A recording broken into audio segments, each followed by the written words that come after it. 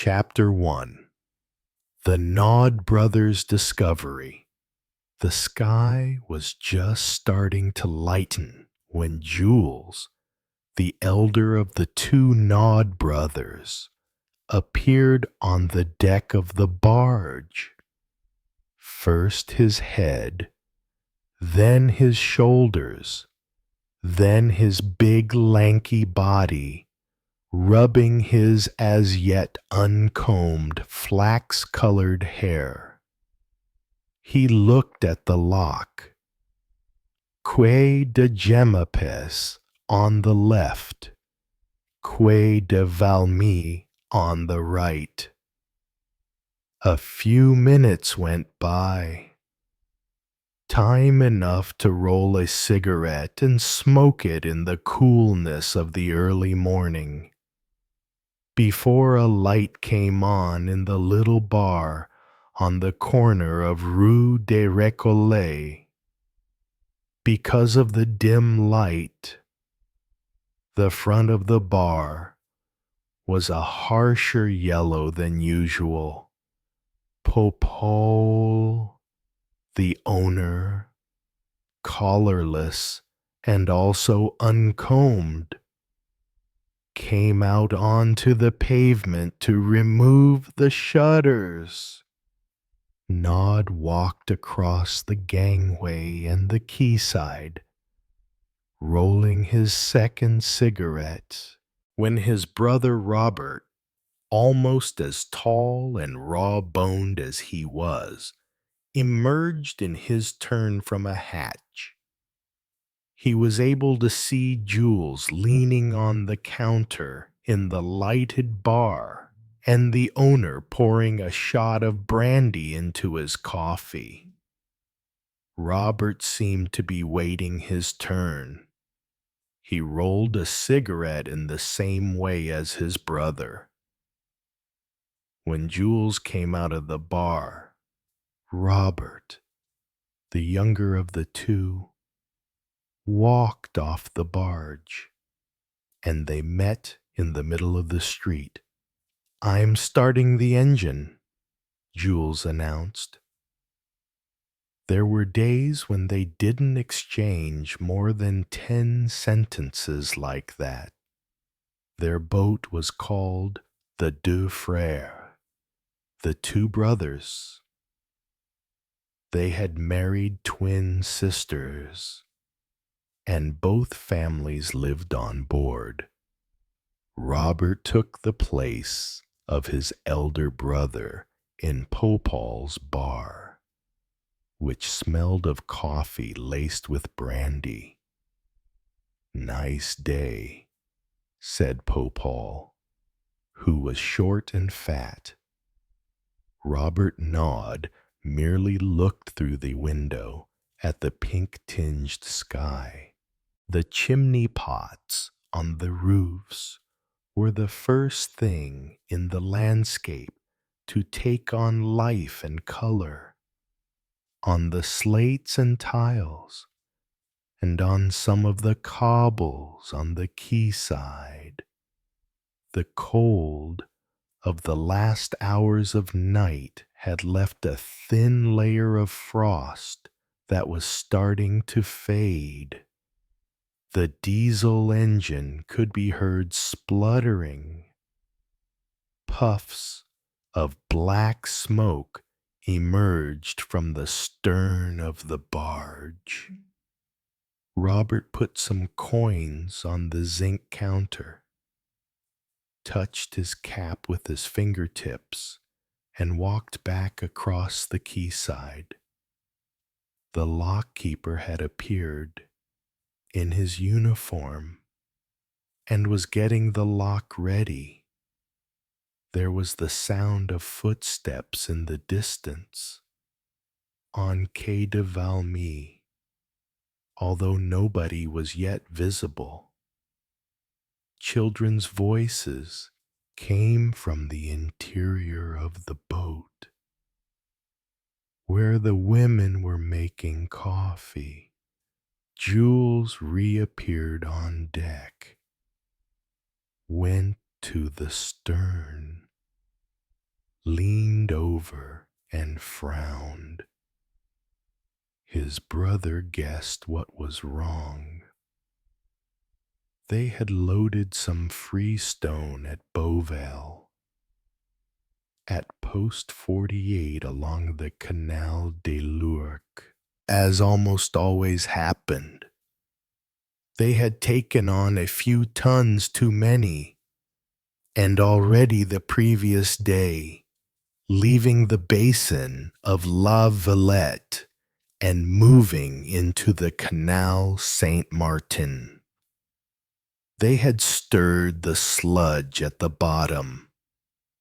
There is usually no lack of water in March, but this year it hadn't rained for 2 months, and they had to be sparing with the canal water.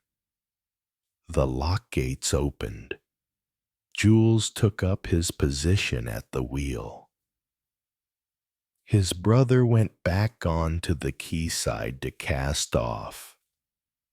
The propeller started turning, and, as both of them had feared, it stirred up thick mud that rose to the surface, making big bubbles. Leaning with his whole weight on the pole, Robert tried hard to move the bow of the boat away from the quayside. The propeller seemed to be turning without any progress being made. Accustomed to such things, the lock-keeper waited patiently, beating his hands together to warm himself. There was a thump, then a worrying noise of clashing gears. Robert Nod turned to his brother, who stalled the engine. Neither of them knew what was happening. The propeller hadn't touched the bottom, protected as it was by part of the rudder. Something must have got stuck in it, perhaps an old cable, such as were often found lying at the bottom of canals. If it was that, they would find it hard to shake off. Still holding his pole, Robert headed for the stern, leaned over, and tried to reach the propeller through the opaque water, while Jules went looking for a smaller pole, and Lawrence, his wife, put her head out through the hatch. "What is it?" "Don't know." In silence, they began to maneuver the 2 poles around the stalled propeller. After a few minutes, the lock-keeper, D'Amboise, whom everybody called Charles, came and stood on the quayside to watch them. He didn't ask any questions, merely puffed silently at his pipe, the stem of which had been mended with wire. A few passers-by could be seen hurrying towards the République, as well as nurses in uniform heading for the Hôpital Saint-Louis. "Have you got it?" "I think so." "Is it a cable?" "I have no idea." Jules Nod had hooked something. After a while, the object yielded, and more bubbles rose to the surface. Slowly, he pulled out the pole, and as the hook broke the surface, a strange package appeared, wrapped in newspaper that had burst open. It was a human arm, intact from the shoulder to the hand, in the water. It had taken on a pallid color and the texture of a dead fish. Depoyle, the sergeant from the 3rd District Police Station at the end of Quai de Jemmapes, was just finishing his night shift when the tall figure of the elder Nod brother appeared in the doorway. I'm just above the Récollet lock with our boat, the Deux Frères. The propeller stalled when we cast off and we dredged up a man's arm. Depoil, who had worked in the 10th arrondissement for 15 years, had the reaction that all the police officers informed of the case would have. A man's, he echoed incredulously. A man's. Yes, the hand is covered in brown hair, and periodically a corpse was fished out of the Canal Saint-Martin, almost always because of the movement of a boat's propeller. Most often, the corpse was intact, and it would usually turn out to be a man, an old tramp, for example, who had drunk too much and slipped into the canal, or a criminal stabbed to death by a rival gang. Dismembered bodies weren't rare, 2 or 3 a year on average, but invariably, as far back as Sergeant Depoil could remember, they were women. You immediately knew where to look. 9 times out of 10, if not more, it was a low-class prostitute, one of those you see prowling at night around patches of waste ground. A sex crime, the report would conclude. The police knew the local crowd and had up-to-date lists of all the criminals and dubious individuals. A few days generally sufficed to arrest the perpetrator of an ordinary offense, whether it was a theft from a market stall or an armed robbery. But it was rare for them to get their hands on one of these killers. "Have you brought it with you?"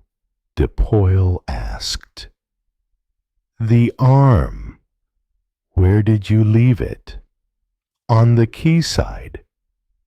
"Is it all right for us to go? We have to get down to Quai de l'Arsenal. They're waiting for us to unload." The sergeant lit a cigarette, began by informing the police emergency switchboard of the incident, then asked for the number of the local detective chief inspector, Monsieur Maigret. "Sorry to wake you. Some barge people have just fished a human arm out of the canal." "No, a man's arm. That's what I thought." "Two? What? He's here?" "Yes." "I'll ask him." He turned to nod, without letting go of the receiver. "Does it look as if it's been in the water for a long time?" The elder Nod scratched his head. "That depends what you call a long time. Is it very decomposed?" "Hard to say. In my opinion, it could have been there about 2 or 3 days. The sergeant repeated this into the telephone. 2 or 3 days.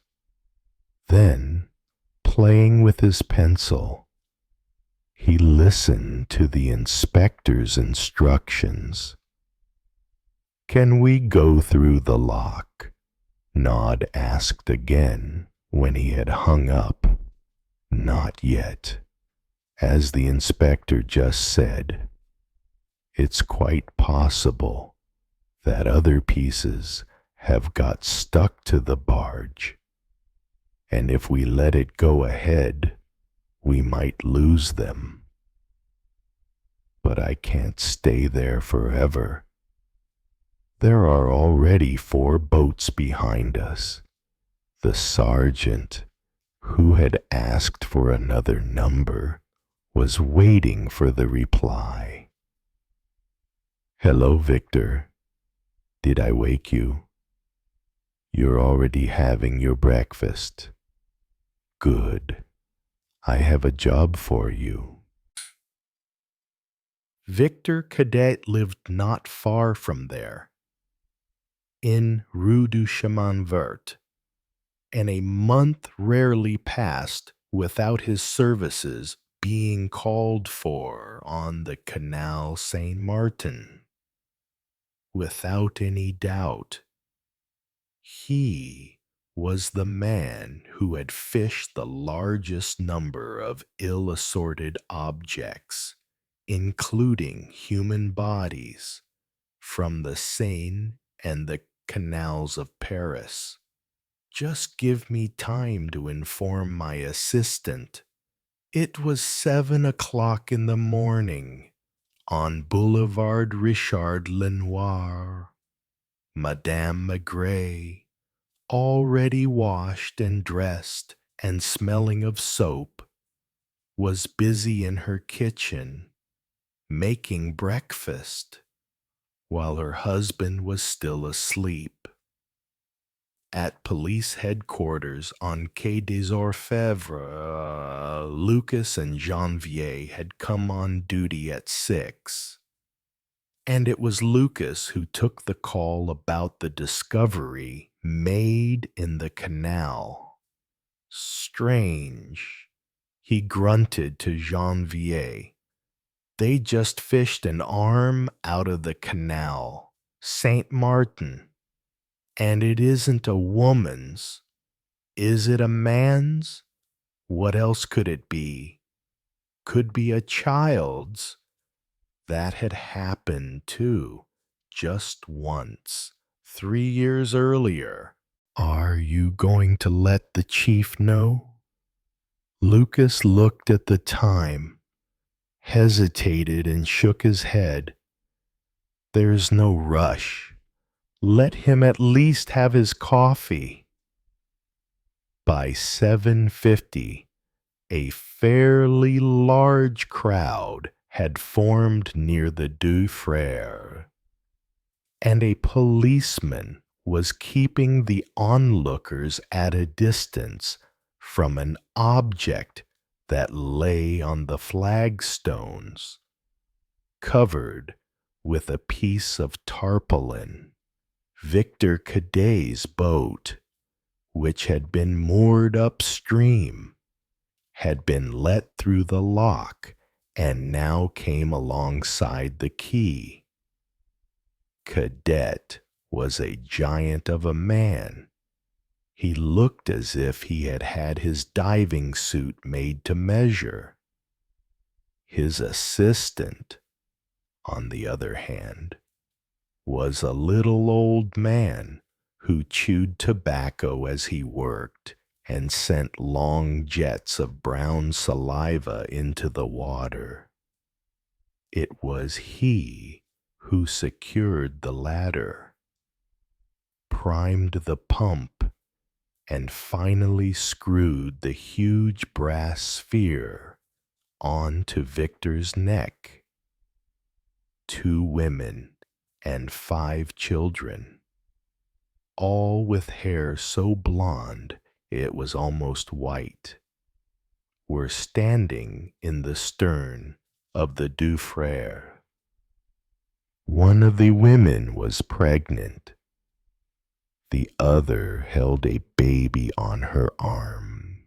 The sunlight was beating down on the buildings along Quai de Valmy, sunlight so bright and gay that it made you wonder why that stretch of the canal had such a sinister reputation. True, the paintwork on the fronts of the buildings was faded, the whites and yellows pale and washed out, but on this March morning, everything seemed as bright and clear as a painting by Utrillo. 4 barges were waiting behind the Deux Frères, with washing drying on lines and children being forced to keep quiet. The smell of tar dominated the less pleasant smell of the canal. At 8:15, Maigret, who was finishing his second cup of coffee and wiping his mouth before smoking his first pipe, took the call from Lucas. A man's arm, you say? He, too, was surprised. Was anything else found? Victor the diver is already at work. We have to clear the lock as soon as possible to avoid a bottleneck. Who's been dealing with this so far? Judel. He was an inspector from the 10th arrondissement, a dull but conscientious young man who could be relied on in the early stages of an investigation. Are you going over there, Chief? It's not a big detour. Do you want one of us to join you there? Who's in the office? Janvier Lemaire. Wait. Lapointe has just come in. Maigret hesitated for a moment. Here, too, it was sunny, and they had been able to half open the window. The case might be trivial and straightforward. If it was, Judel could continue to handle it. It's hard to know at the beginning if the arm had been a woman's. Maigret wouldn't have hesitated to wager that the rest would be routine. But because it was a man's arm, anything was possible. And if the case turned out to be a complicated one, if Maigret decided to take charge of the investigation, what happened in the next few days would depend partly on the choice he was about to make, because he preferred to continue and finish an investigation with the inspector who had begun it with him. Send Lapointe. It was a while since he had last worked closely with Lapointe, whose youth entertained him, as did his enthusiasm and his embarrassment when he thought he had committed a blunder. Shall I inform the commissioner? Yes, I'll probably be late for the briefing. It was 23 March. Spring had officially begun 2 days earlier, and you could already feel it in the air, which couldn't be said every year. It was so warm that Maigret almost went out without a coat. Out on Boulevard Richard Lenoir, he hailed a taxi. There was no direct bus route, and this wasn't the kind of weather for shutting yourself up in the metro. As he expected, he got to the Récollet lock before Lapointe. He found Inspector Judel leaning over the dark water of the canal. Anything else been found? Not yet. Chief, Victor's busy going all around the barge to make sure nothing stuck to it. 10 more minutes went by. Lapointe was just emerging from one of the police judiciaire's little black cars when clear bubbles announced that Victor was about to break surface. His assistant hastened to unscrew the brass helmet.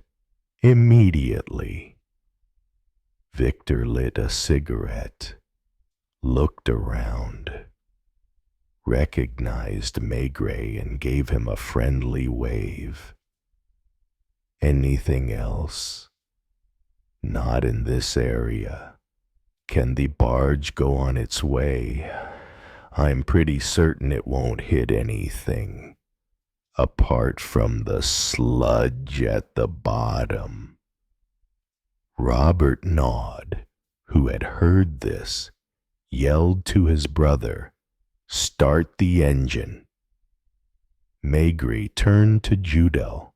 "Do you have their statements?" "Yes, they've both signed.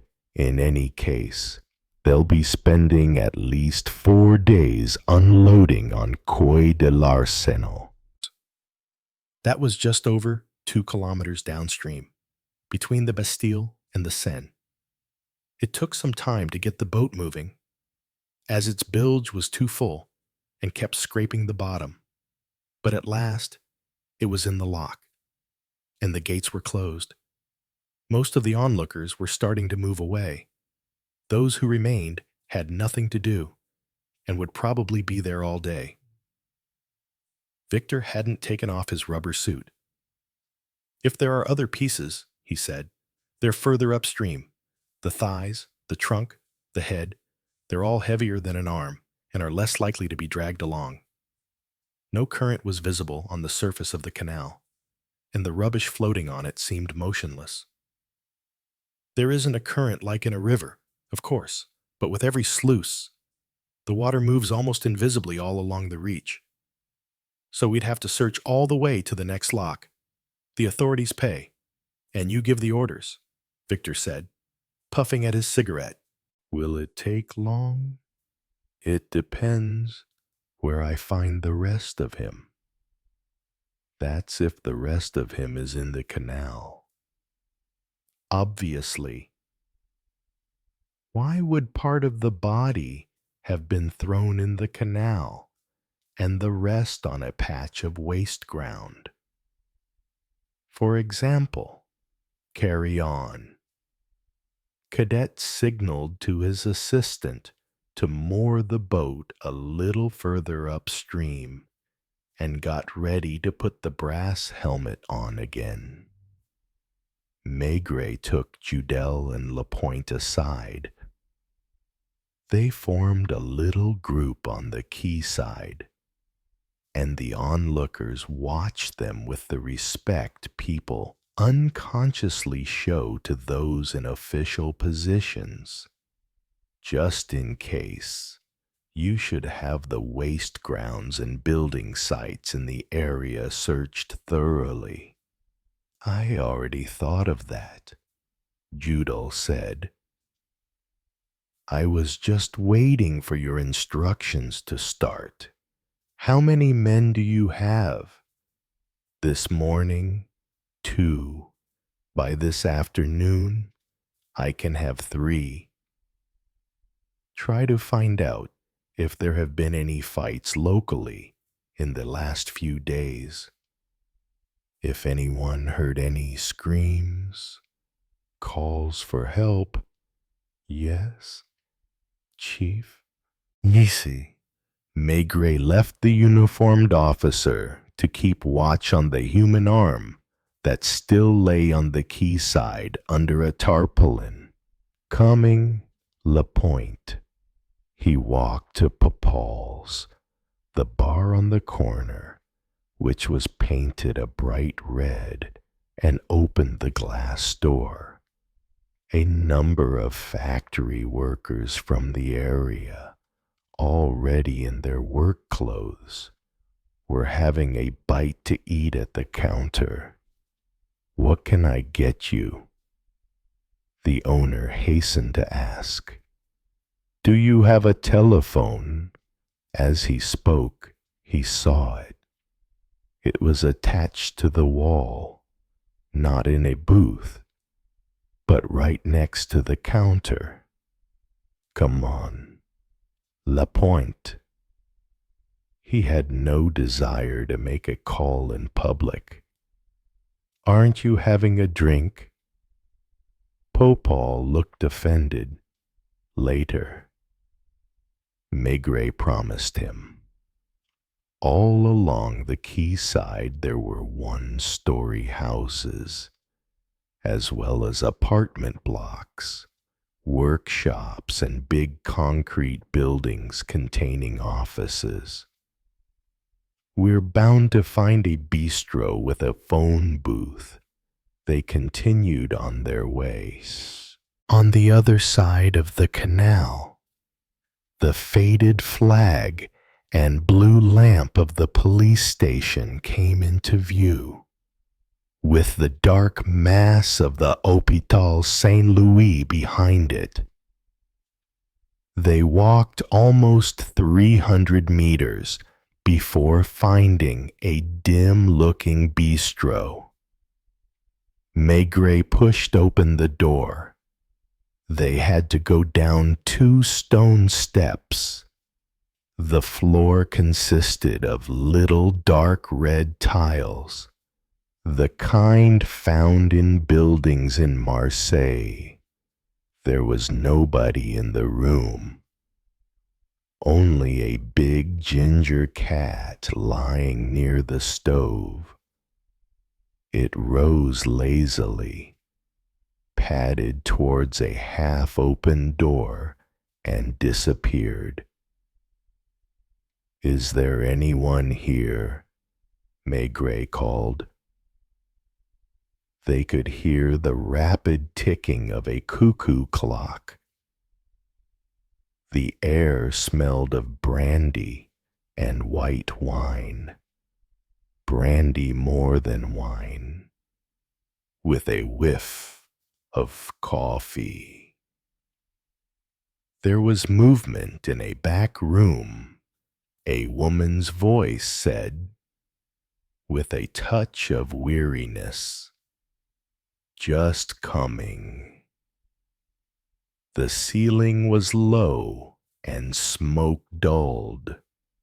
The walls blackened.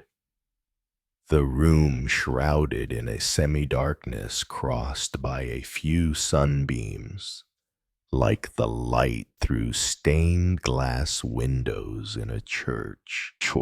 There was a piece of cardboard stuck to the wall, on which were the words, roughly written, "Light meals throughout the day," and on another notice, "Customers may bring their own food." Right now, nobody seemed tempted by this proposition. Maigret and Lapointe were probably the first customers of the day. There was a phone booth in a corner. Maigret wouldn't go to it until the woman appeared. When at last she arrived, she was just finishing sticking pins in her dark brown, almost black hair. She was thin and ageless, 40 or 45 perhaps, and she came towards them with a glum expression on her face, her felt slippers dragging over the tiles. "What do you want?" Maigret looked at Lapointe. "Is the white wine good?" She shrugged. "2 glasses of white wine. Do you have a telephone token?" He went and shut himself in the booth and called the prosecutor's office to make his verbal report. The man at the other end of the line was a deputy, and he expressed the same surprise as everyone else on learning that the arm fished out of the canal was a man's. There's a diver searching at the moment. He thinks the rest of the body, if it's there at all, is somewhere upstream. I'd like personally for Dr. Paul to examine the arm as soon as possible. Can I call you back where you are? I'll try to get hold of him right away and come back to you. The number was on the telephone. He gave it to the deputy and walked back to the counter where 2 glasses had been poured. Cheers, he said, turning to the woman. She didn't appear to have heard him. She was looking at them without any friendliness, waiting for them to go so that she could return to whatever it was she had been doing. Most likely getting dressed. She must have been pretty once. At least, like everyone, she had been young. Now her eyes, her mouth, her whole body exuded weariness. Could it be that she was ill and waiting for her next attack? Some people who know that at a particular hour they are going to start suffering again have that expression, subdued and yet tense, like drug addicts waiting for the hour of their dose. I'm expecting a phone call, Maigret said, as if to apologize. It was a public place, of course, like all bars and cafes, a place that was somehow anonymous, and yet they both had the impression that they were intruding, that they had arrived somewhere they didn't belong. Your wine's good. It was true. Most bistros in Paris advertise a locally produced wine, but more often than not, it's a doctored wine straight from the warehouses at Bercy.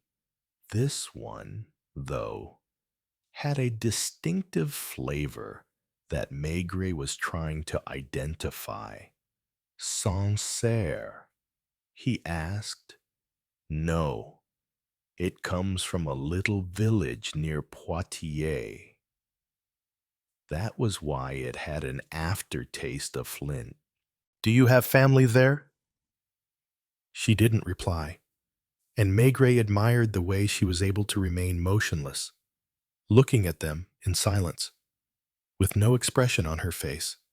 The cat had come to join her and rubbed against her bare legs. Where's your husband? As it happens, he's gone to get some wine, was what she meant. It wasn't easy to maintain the conversation. Just as Maigret was motioning to her to refill the glasses, the telephone came to his rescue. Yes, speaking. Did you get hold of Paul? Is he free? In an hour. Good, I'll be there. What he heard next made him pull a face. The deputy was telling him that the case had been entrusted to Judge Comeliot, almost Maigret's personal enemy, the fussiest, most conformist magistrate in the prosecutor's office. He's expressly asked you to keep him informed. I know. That meant that Maigret would receive 5 or 6 telephone calls from Comeliot every day, and that he would have to go to his office every morning to bring him up to date. All right, he sighed. We'll do our best. It's not my fault. Inspector, he was the only judge available, and the sunbeam had moved slightly and now hit Maigret's glass. Let's go, he said, taking money from his pocket. What do I owe you? And once they were outside, did you bring the car? Yes, it's parked near the lock. The wine had put color in Lapointe's cheeks, and his eyes were a little shiny. From where they were, they could see a group of onlookers on the quayside watching the divers' movements. When Maigret and the inspector came level with them, Victor's assistant pointed to a package lying on the deck of the boat, a bulkier package than the first one. A leg and a foot, he said, spitting in the water. The wrapping was less damaged than with the first discovery, and Maigret didn't feel the need to examine it closely. Do you think it's worth calling for a van? He asked Lapointe. There must be room in the boot. The idea didn't appeal to either of them. But nor did they want to keep Dr. Paul waiting.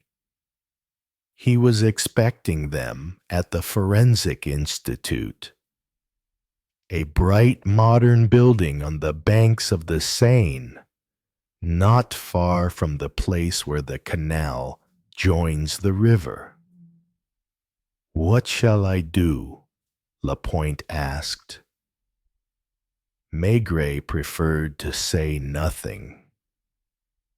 Overcoming his revulsion, Lapointe carried the two packages, one after the other, to the boot of the car. Do they smell? Maigret asked him when he returned to the quayside. And Lapointe, who was holding his hands away from his body, wrinkled his nose and nodded. Dr. Paul was in his white coat and rubber gloves, chain smoking. He liked to say that tobacco is one of the most reliable antiseptics, and in the course of a post-mortem, he sometimes got through 2 whole packets of cigarettes. Bent over the marble table, working with enthusiasm and even good humor. He spoke between puffs on his cigarette. Of course, nothing I can tell you now is final. First of all, I'd like to see the rest of the body, which will tell us more than an arm and a leg. And secondly, before I express a firm opinion, I'd need to run a number of tests. How old? As far as I can judge at first sight, the man must have been between 50 and 60, closer to 50 than 60. Look at this hand. What am I looking for? It's a wide, strong hand which must have done heavy manual work at some time. A factory worker? No, more likely a farm laborer. Wager, though, that it's been many years since this hand last held a heavy tool. The man didn't exactly look after himself, as you can see from the nails, especially the toenails. A tramp? I don't think so. I repeat, I'd need to see the rest, if it's found, before I could state a firm opinion. How long ago did he die? Again, this is just a hypothesis. Don't get carried away. I might tell you the opposite tonight or tomorrow. For the moment, I'd say 3 days, no more than that. And I'd be tempted to say less. Not last night, no, but the night before last. Maybe. Maigret and Lapointe were also smoking, looking down at the marble slab as far as possible. Dr. Paul, though, seemed to enjoy his work, handling his tools with the skill of a conjurer. He was about to get back into his everyday clothes when Maigret was called to the telephone. It was Judiel from Quai de Valmy. "They've found the torso," he announced, sounding quite excited. "Not the head. Not yet. Victor says that may be more difficult. The weight will have sunk it deeper in the sludge." He also found an empty wallet and a woman's handbag. Near the trunk? No, quite far. There doesn't seem to be any connection. Like he says, every time he dives in the canal, he could bring enough things up to the surface to start a stall at the flea market. Just before finding the trunk, he brought up a metal bedstead and 2 wash basins. Paul was waiting before taking his gloves off, holding his hands apart. "Something new?" he asked. Maigret nodded. Then, to Judel, "Can you get it to me at the Forensic Institute?" "Possibly. I'll wait here. Make it quick." Because Dr. Paul, they waited in the main doorway, where the air was cooler and more pleasant, and from where they could watch the constant bustle on Pont d'Austerlitz. On the other side of the Seine, some barges and a little sea-going boat were unloading goods outside the bonded warehouses.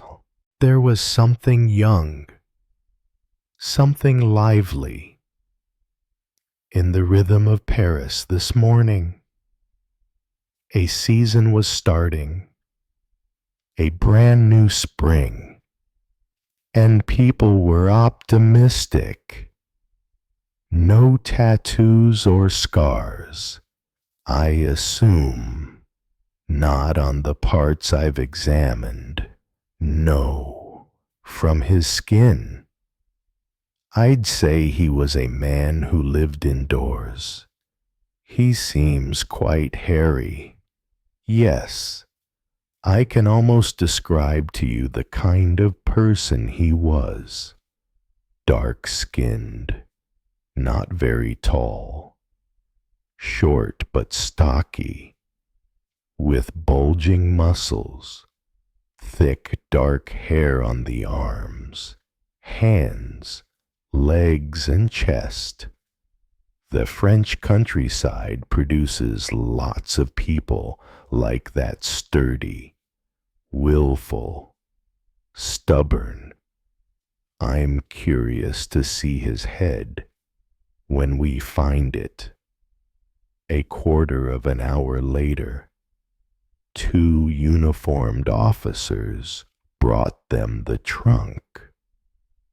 Dr. Paul was almost rubbing his hands as he walked to the marble slab like a cabinet maker to his workbench. "This confirms we aren't dealing with a professional job," he muttered. "I mean, the man wasn't cut up by a butcher or by a specialist from La Villette, let alone a surgeon. For the bones, an ordinary metal saw was used. For the rest, they seem to have used a big carving knife, the kind that's found in restaurants and in most kitchens. It must have taken a while. They had to start again several times." He paused. "Look at this hairy chest." Maigret and Lapointe merely glanced at it. No obvious wounds. "I can't see any. What's certain, of course, is that the man didn't die from drowning." It was almost funny.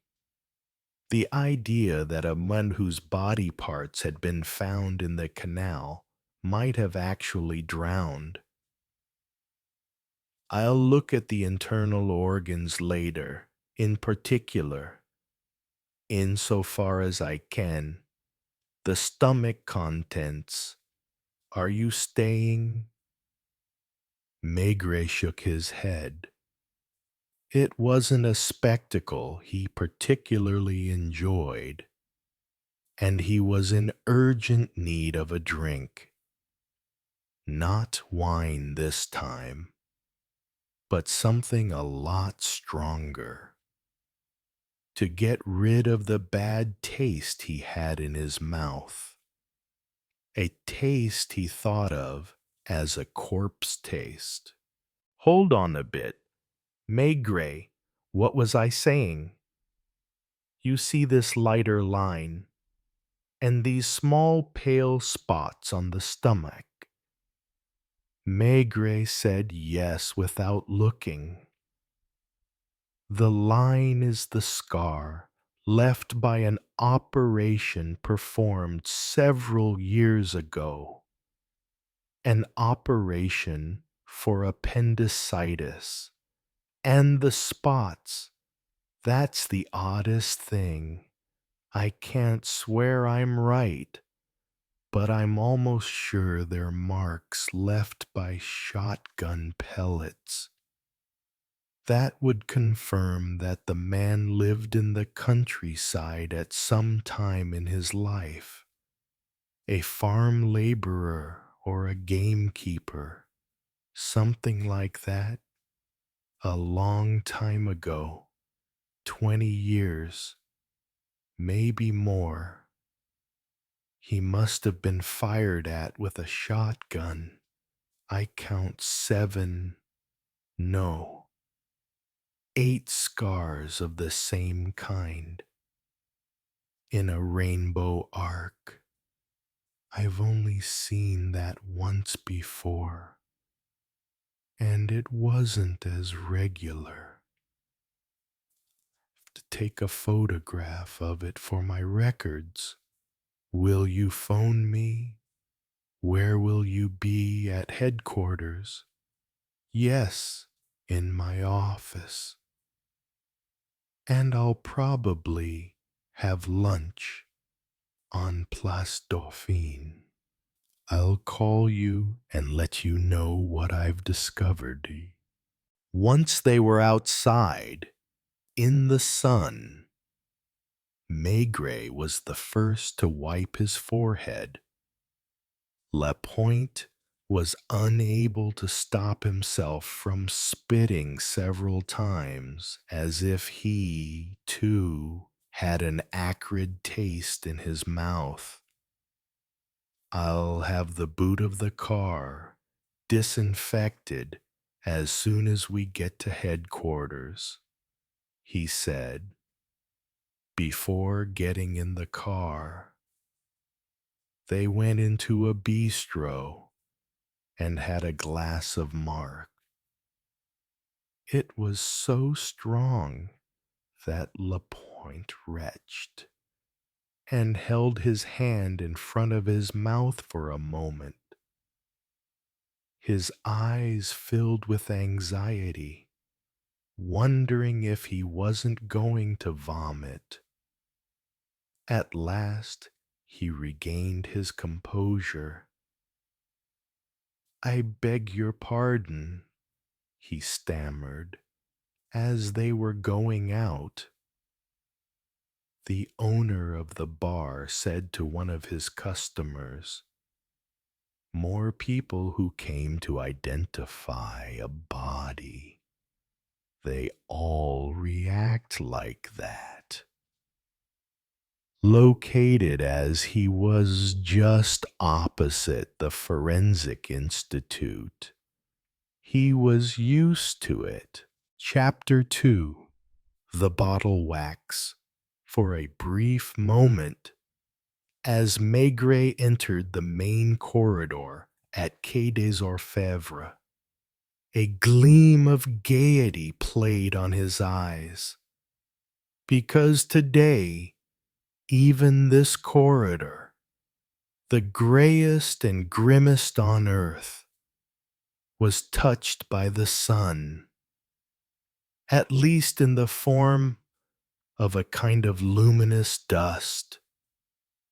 Between the doors of the offices, people were waiting on backless benches, some with their wrists handcuffed. He was about to head for the commissioner's office to bring him up to date with the discoveries at Quai de Valmy when a man stood up and touched the brim of his hat by way of greeting.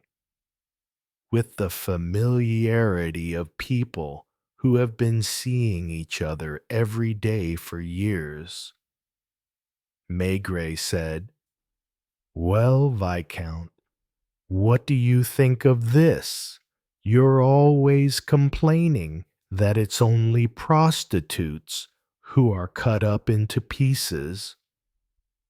The man everybody called the Viscount did not blush, even though he had probably understood the allusion.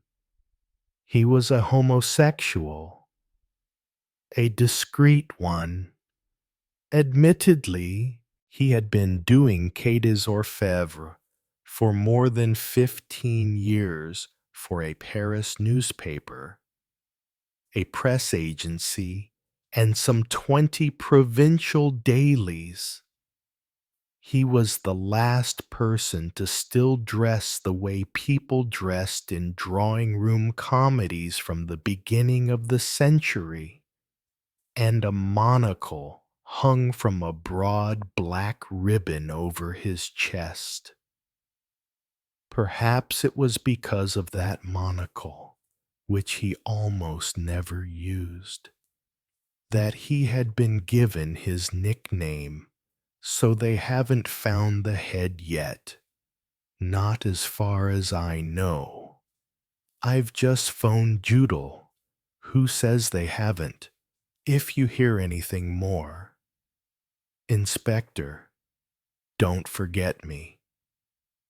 He went and sat down again on his bench, while Maigret continued on his way to the commissioner's office. The window of the office was open, and from here, too, barges could be seen moving along the Seine. The two men spoke for about 10 minutes. When Maigret opened the door to his own office, a note was waiting for him on the blotting pad, and he knew immediately who it was from.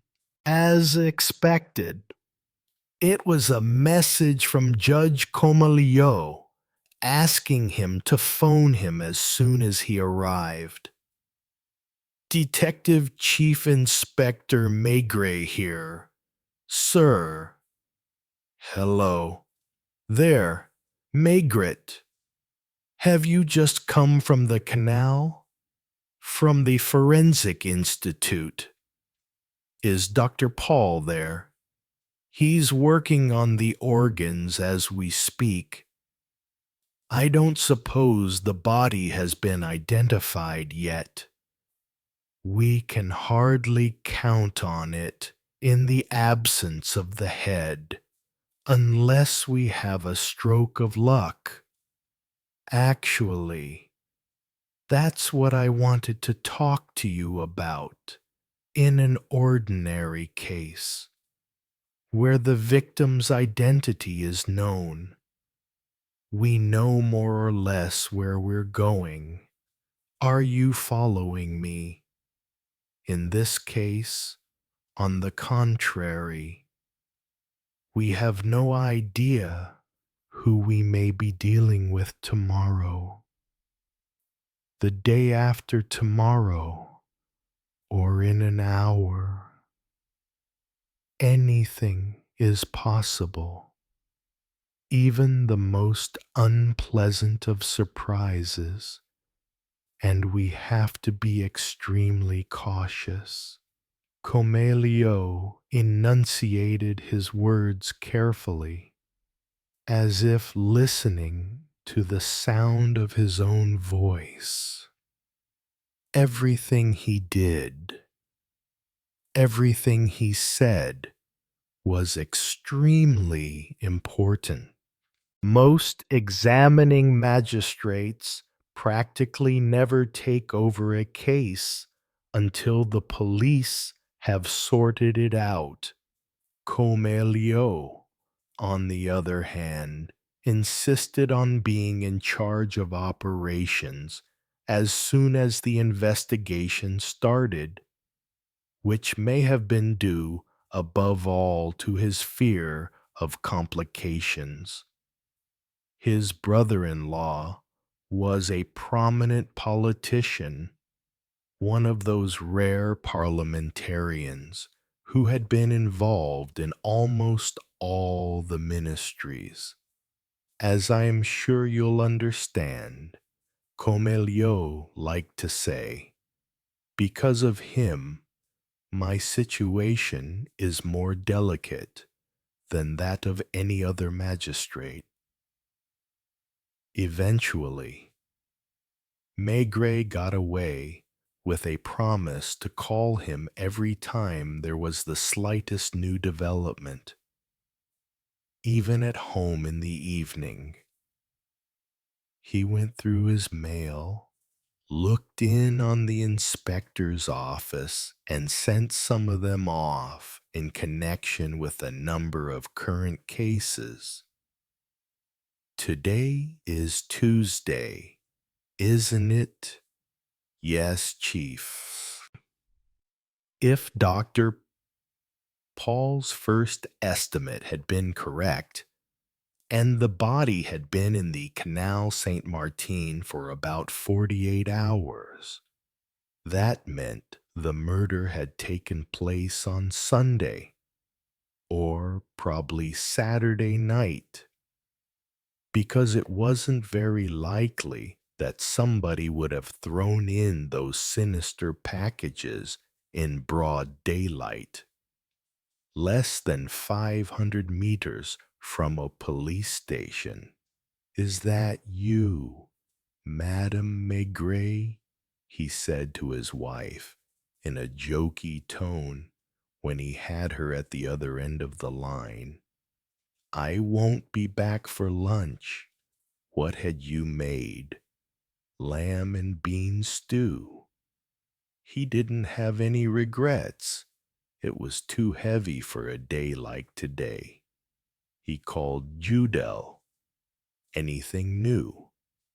Right now, Victor is having a bite to eat on board his boat. We now have the whole body apart from the head. He's asking if he should continue his search. Of course, my men are at work, but don't yet have anything specific. There was a fight on Sunday evening in a bar in Rue des Récollets, not at Popal's, further away, near Faubourg Saint-Martin. There's a concierge complaining that her husband is missing, but he hasn't been home for a month, and the description doesn't match. I'll probably be over there this afternoon. On his way out to lunch at the Brasserie Dauphine, he opened the door to the inspector's office. Coming, La Pointe, it struck him, as they were walking beside the river in silence, that he didn't really need the young inspector in order to eat at his usual table in the little restaurant on Place Dauphine. A smile hovered over his lips at the memory of a question he had been asked about this. It was his friend Pardon, the doctor in Rue Popincourt. He had got into the habit of having dinner with once a month with his wife, who had asked him in a perfectly serious tone one evening, "Could you tell me, Maigret, why plainclothes policemen always go around in twos, just like plumbers?" It had never struck him before, and he had to admit that it was true. He himself rarely handled an investigation without being accompanied by one of his inspectors. He had scratched his head. I suppose the first reason goes back to the time when the streets of Paris weren't safe, and it was better to be with someone rather than alone when you ventured into certain neighborhoods, especially at night. That remained valid in some cases. In that of an arrest, for example, or a raid on some seedy premises or other. All the same, Maigret had continued to give it some thought. There is a second reason, which also holds true for interrogations at Quai des Orfèvres. If only one police officer takes a testimony, the suspect, who might have talked reluctantly, can always deny his confession subsequently. Two statements have more weight than one in front of a jury. That made sense, but he still hadn't been satisfied. From a practical point of view, it's almost a necessity. During a stakeout, for example, you may need to make a phone call without taking your eyes off the person you're watching. Or the person may have gone into a building with several exits. Pardon, who was also smiling, had objected whenever I'm given several reasons. I tend to think that none of them is sufficient by itself. To which Maigret had replied, "In that case, I'll speak for myself. The reason I almost always make sure I'm accompanied by an inspector is because if I was on my own, I'd be afraid of getting bored." He didn't tell this story to La Pointe. because you should never display skepticism in front of the young. And Lapointe still burned with zeal. The lunch was pleasant and quiet, with other inspectors and detective chief inspectors standing at the bar, 4 or 5 eating in the restaurant. Do you think the head was thrown in the canal? Will we find it?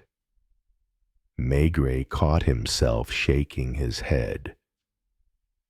Actually, he hadn't yet thought about it. His response was instinctive. He would have been incapable of saying why he had the impression that Victor the diver would search in vain through the sludge of the Canal Saint Martin. What could they have done with it? He had no idea. Maybe deposit it inside a suitcase in the left luggage office at Gare de l'Est, which was quite close, for example, or Gare du Nord, which wasn't much further away, or else send it to some address in the provinces in one of those huge express lorries he had seen parked in one of the streets leading to Quai de Valmy. He had often seen those red and green lorries crossing the city in the direction of the main roads, and he had never known where they had their home base. It was right there, near the canal, in Rue Terrage. At a certain point during the morning, he had counted more than 20 of them parked at the curb, all bearing the words Zenith Transport Rulers and Langlois. This indicated that he wasn't thinking about anything in particular. The case interested him without fascinating him. His interest came above all from the fact that he hadn't worked in the area of the canal for a long time. There was a period early in his career when every one of the streets in the neighborhood had been familiar to him, as well as a good many of the figures creeping past the houses at night. They were still at the table, having coffee, when Maigret was called to the telephone. It was Judy. I don't know if I did the right thing disturbing you, Chief. It's not exactly a lead yet. About an hour ago, one of my men, Blancpain, who I put on guard duty near the diver's boat, noticed a boy on a delivery tricycle. He thought he'd already seen him in the morning, then half an hour later, and so on, several times throughout the morning. Other onlookers stayed on the quayside for a while, but this one, according to Blancpain, kept his distance and seemed more interested than the others. Usually, a delivery boy has his rounds to do and no time to waste. Did Blancpain question him? He intended to. He walked up to him as calmly as possible in order not to scare him. He'd only gone a few meters when the young man, giving every indication that he was scared, jumped on his tricycle and sped off in the direction of Rue de Récollet. Blancpain didn't have a car or any means of transport at his disposal. He tried in vain to catch up with the fugitive, while passers-by turned to look at him and the tricycle vanished in the traffic on Faubourg Saint-Martin. The two men fell silent. Obviously, it was flimsy. It might mean nothing, but equally it might constitute a point of departure. Does Blancpain have his description? Yes, the young man was between 18 and 20 and looked like he's from the country, to judge by his ruddy face.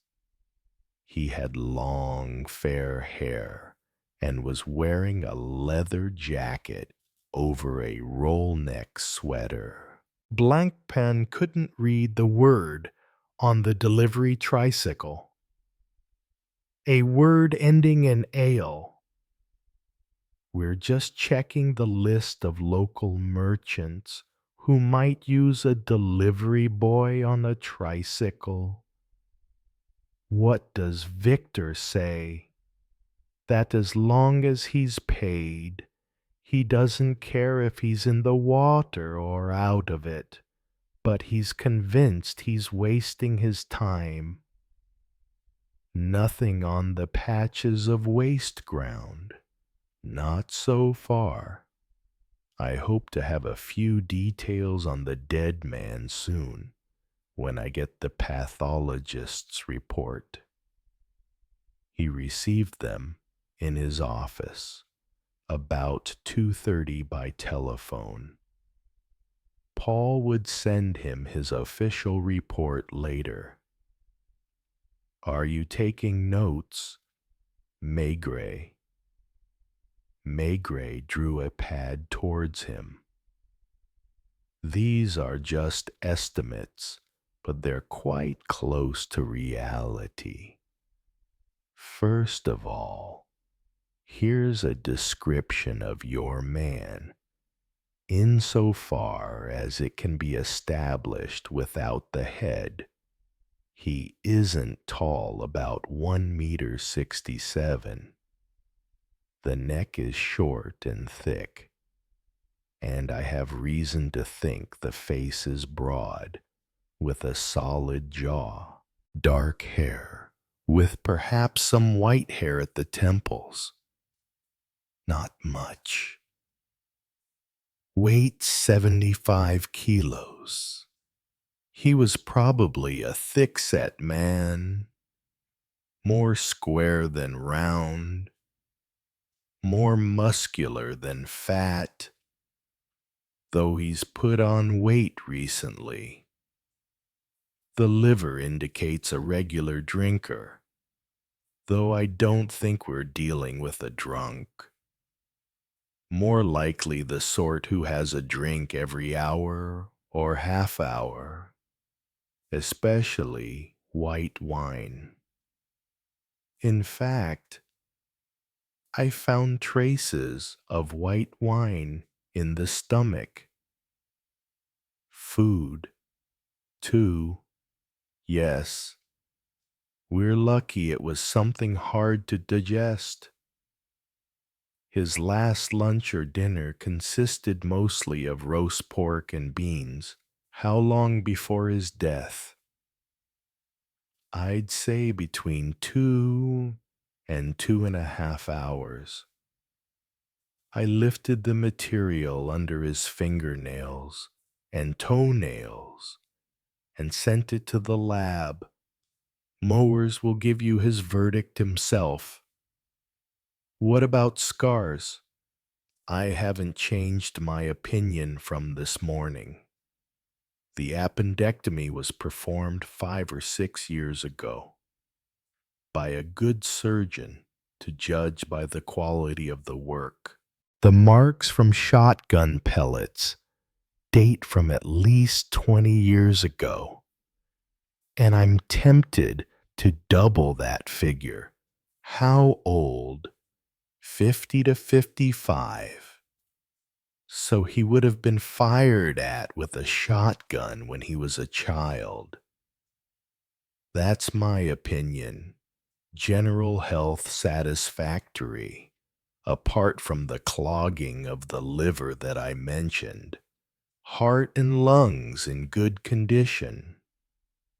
The left lung bears the scar of a very old and mild bout of tuberculosis.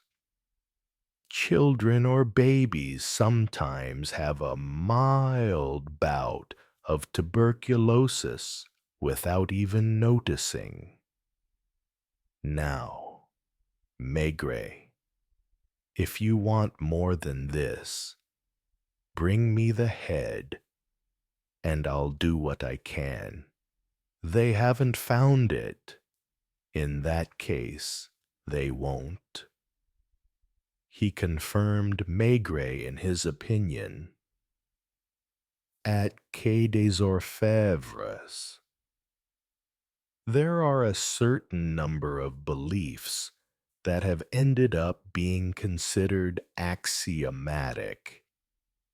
One is that it's almost invariably low-class prostitutes who are cut into pieces. Another is that a certain number of pieces might be found, but more rarely the head. No one can back it up, but everyone believes it. He went into the inspector's office. "If anyone calls me," he said, "I'm upstairs in the lab." He slowly climbed to the upper floors of the Palais de Justice, where he found mowers bent over test tubes. "Are you working on my corpse?" he asked. "I'm studying the specimens Paul sent us. Any results?" Other specialists were working in the huge room where, in a corner, stood the tailor's dummy that was used for reconstructions. For example, to check that a blow with a knife could only have been delivered from such and such an angle. "I have the impression," murmured Mowers, who always spoke in a low voice, as if in a church, "that your man didn't get out much. Why? I've examined the material extracted from the toenails, which means I can tell you that the last socks he wore were navy blue wool. I've also found traces of the kind of felt they make carpet slippers from which I conclude that the man must have spent a lot of his time in his slippers. If that's correct, Paul should be able to confirm it, because living in slippers for years ends up deforming the foot, at least if I'm to believe my wife, who's always telling me." He didn't finish his sentence. He tried the Forensic Institute, was told that Paul had left, and managed to get hold of him at home. This is Maigret. One question, Doctor. Based on something Mowers just told me, do you have the impression that our man spent more time in slippers than in shoes? congratulate Moors for me. I almost mentioned it earlier, but I thought it was a bit flimsy and might have ended up as a false lead. It occurred to me when I examined the feet that we might be dealing with a waiter. In waiters, especially head waiters, and in policemen, traffic cops in particular, the soles of the feet tend to collapse, not because of walking a lot, but because of standing a lot. You told me the fingernails weren't well looked after. That's right. Most likely, a head waiter wouldn't leave his nails in such a bad state, or a waiter in a respectable cafe or restaurant. Has Moores discovered anything else? Not so far. Thank you, Doctor. Maigret spent almost another half an hour prowling the lab, peering over everyone's shoulders. It may interest you to know that he also had a mixture of earth and saltpeter under his nails. Moers knew, as well as Maigret, where such a mixture was most often found in cellars, especially damp cellars. Is there a little, a lot? That's what strikes me.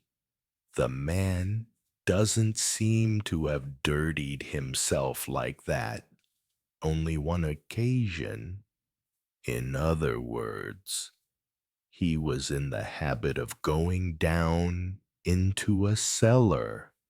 It's only a hypothesis. And the hands. I've found similar material under the fingernails, but mixed with something else. Small fragments of red wax, like the kind used to seal bottles of wine. Yes, Maigret was almost disappointed this was becoming too easy. In other words, a bistro, he muttered at that moment. He wondered if the case might not be wrapped up by this evening. The image of the thin, brown-haired woman who had served them their drinks this morning came back into his mind. He had been very struck by her and had thought 2 or 3 times about her during the day, not necessarily in connection with the dismembered man, but because she was no ordinary character. There was no lack of colorful individuals in a neighborhood like Quai de Valmy, but he had seldom encountered the kind of inertia he had seen in that woman. It was hard to explain. When most people look at you, there is some sort of exchange, however small. A contact is established, even if that contact is a kind of defiance. With her, on the contrary, there was nothing. She had shown no surprise, no fear as she served them. Her face was unreadable, displaying nothing but a weariness that probably never left her, unless it was indifference 2 or 3 times while drinking his wine.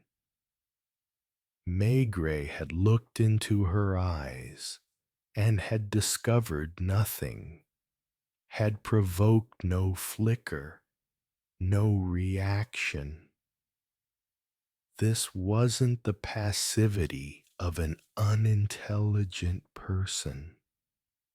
She wasn't drunk either, or on drugs, at least at the time. Already that morning, he had vowed to go back and see her, if only to get an idea of the kind of customers who frequented the establishment. Any ideas, Chief? Maybe. You say that as if it bothered you. Maigret preferred not to insist. At 4 o'clock, he summoned Lapointe, who was busy with paperwork. Do you mind driving me to the canal? Yes. I hope they've had time to disinfect the car. The women were already wearing light-colored hats, and this season it was red that dominated. A bright poppy red. The striped or orange awnings had been lowered on the cafe terraces, where almost all the tables were occupied, and people had more of a spring in their step than a week earlier. When they reached Quai de Valmy, they got out of the car close to where the crowd stood, indicating the place where Victor was still searching the bottom of the canal. Judel was there. Anything. No clothes either. We looked at the string. If you think it's useful, I'll send some to the lab. At first sight, it's ordinary thick string, the kind used by most shopkeepers. It took quite a bit of it to make the different packages. I sent someone to question the local ironmongers. So far, no results. As for the newspaper, I put out the scraps to dry. Most are from last week. When's the last one from? Saturday morning. Do you know the bistro that's just past Rue Terrail, next to a pharmaceuticals laboratory? Kala. I didn't look at the name above the door. A dark little room below street level, with a big coal stove in the middle and a black pipe crossing almost the whole room. Yes, that's Omer Kalas's place. The local inspectors knew these places better than the people from headquarters. What kind of place is it? Maigret asked, watching the bubbles that indicated Victor's comings and goings at the bottom of the canal. Quiet. I don't remember them ever being in trouble with us. Is Omer Cullis from the country? Quite likely. I could check in the registers. Most bistro owners arrive in Paris as manservants or chauffeurs, marry the cook, and eventually set up in business for themselves. Have they been there for a long time? They were there before I was assigned to the neighborhood. I've always known the place as you've seen it. It's almost opposite the police station, and I sometimes cross the footbridge and have a glass of white wine there. Their white wine's good. Is the owner usually behind the counter? Most of the time, except for part of the afternoon, when he goes and plays billiards in a brasserie in Rue Lafayette. He's crazy about billiards. Does his wife serve when he's away? Yes. They don't have a maid or a waiter.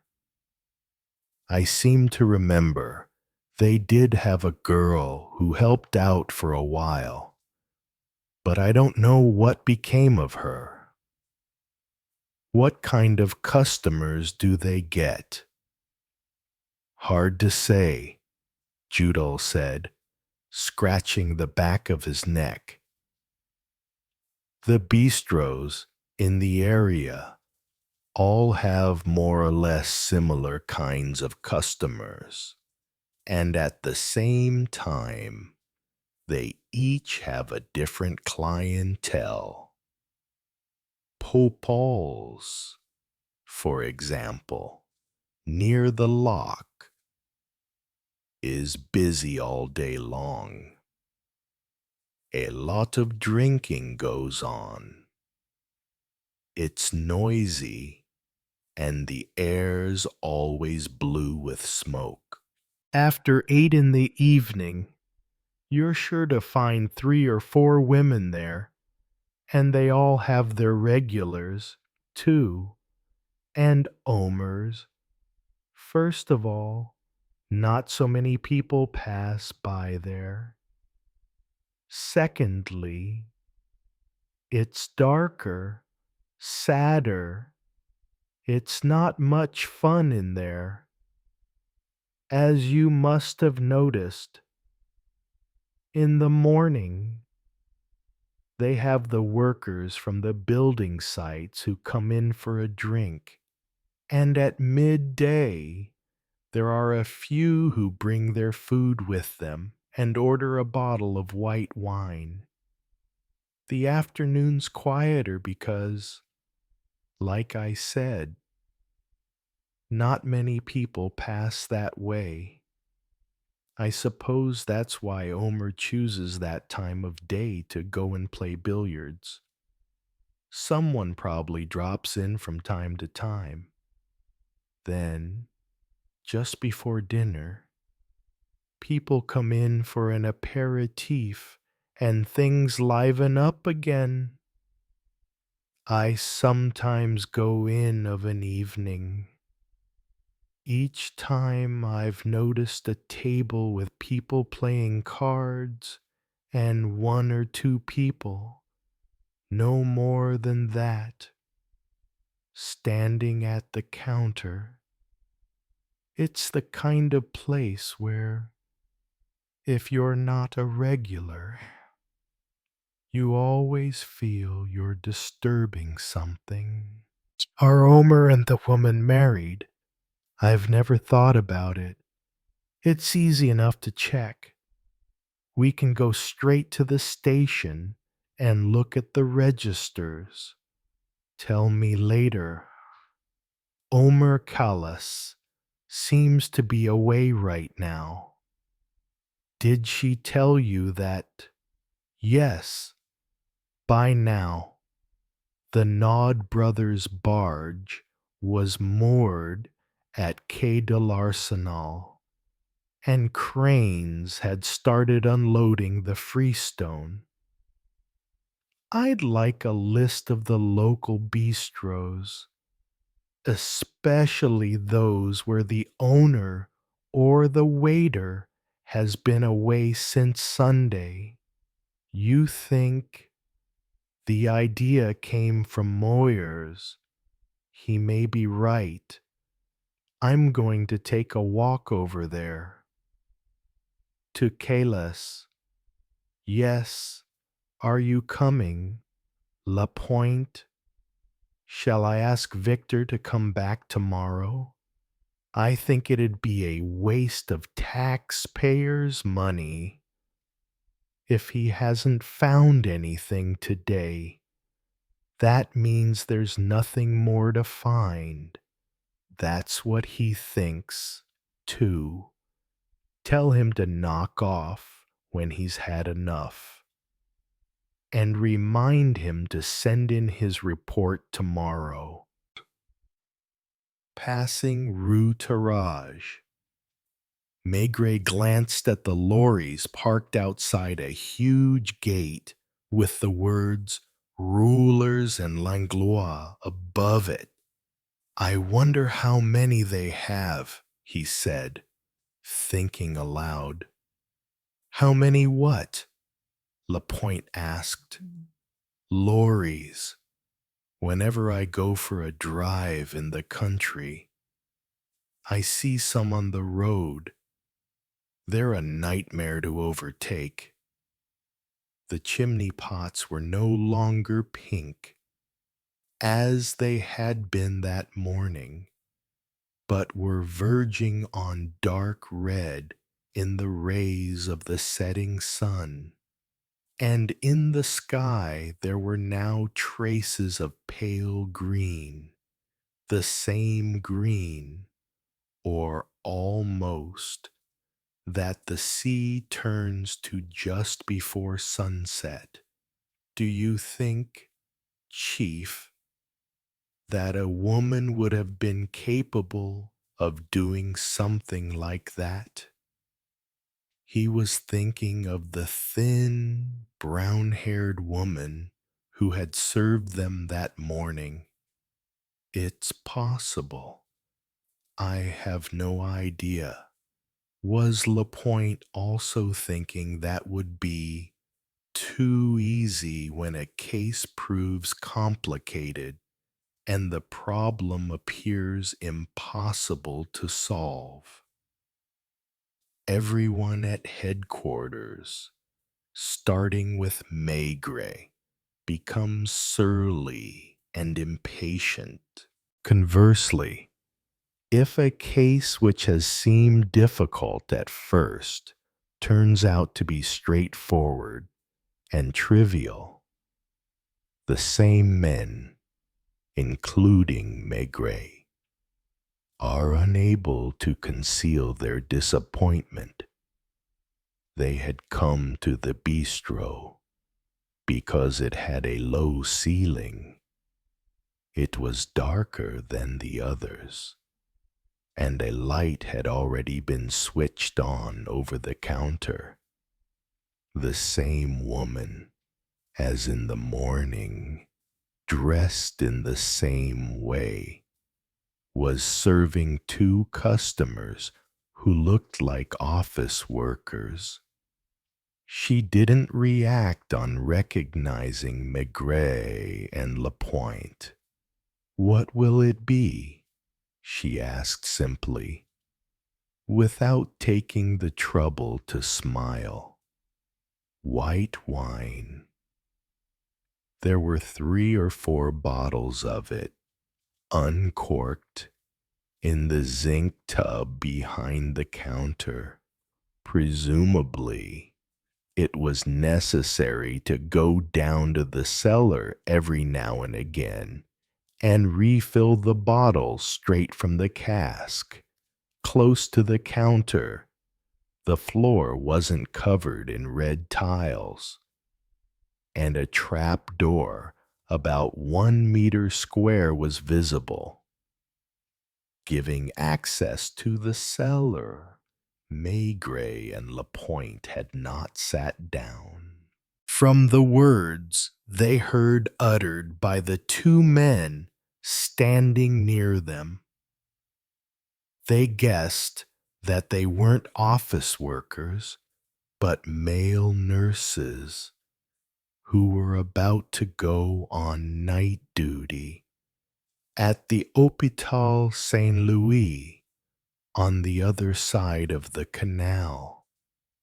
After a while, One of them turned to the woman and asked in the familiar tone of a regular, "When's Omer coming back?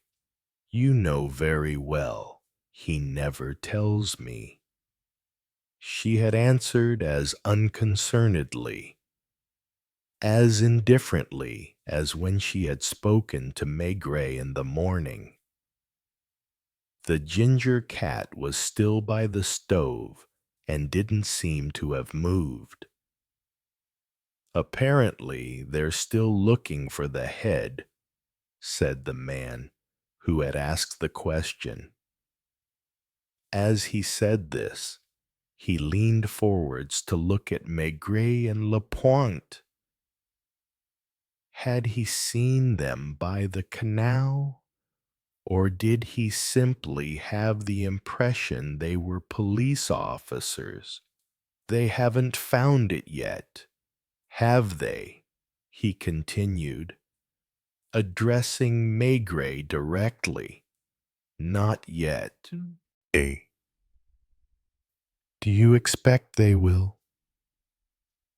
The other man was looking at Maigret's face and eventually asked, "You're Detective Chief Inspector Maigret, aren't you?" "Yes, I thought as much. I've often seen your picture in the newspapers." The woman still hadn't reacted, didn't even seem to have heard. It's funny that for once it should be a man who was cut into pieces. "Are you coming? Julian, what do I owe you, Madame Calaf?" They left, waving a perfunctory goodbye to Maigret and Lapointe. "Do you have a lot of customers from among the staff of the hospital?" "A few," she simply replied. "Did your husband leave on Sunday evening?" She looked at him with expressionless eyes and said in the same indifferent voice, "Why Sunday? I don't know. I thought I heard someone say he left on Friday afternoon." "Were there a lot of people in the bar when he left?" She appeared to think this over.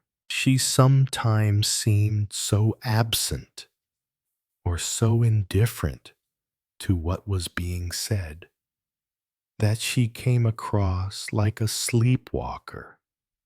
"There are never many people in the afternoon. Can you recall anybody?"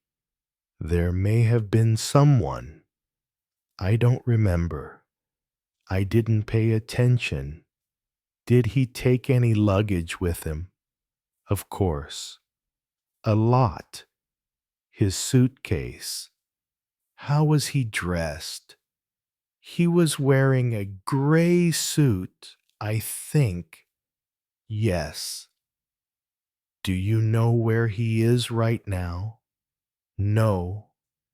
"Do you have any idea where he went?" "I know he must have taken the train to Poitiers, and from there, the bus for Saint-Aubin or another village round about." "Does he stay at the village inn?" "Usually, yes." "Does he ever stay with friends or relatives, or with the vineyard owners who supply him with wine?" "I've never asked him."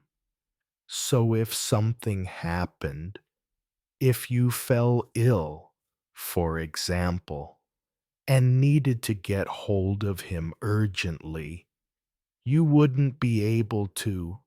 The thought neither surprised nor frightened her.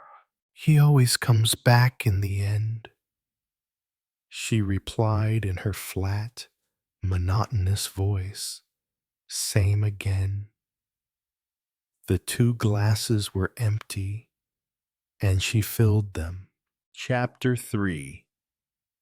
The Young Man on the Delivery Tricycle. When all was said and done, it was one of Maigret's most disappointing interrogations.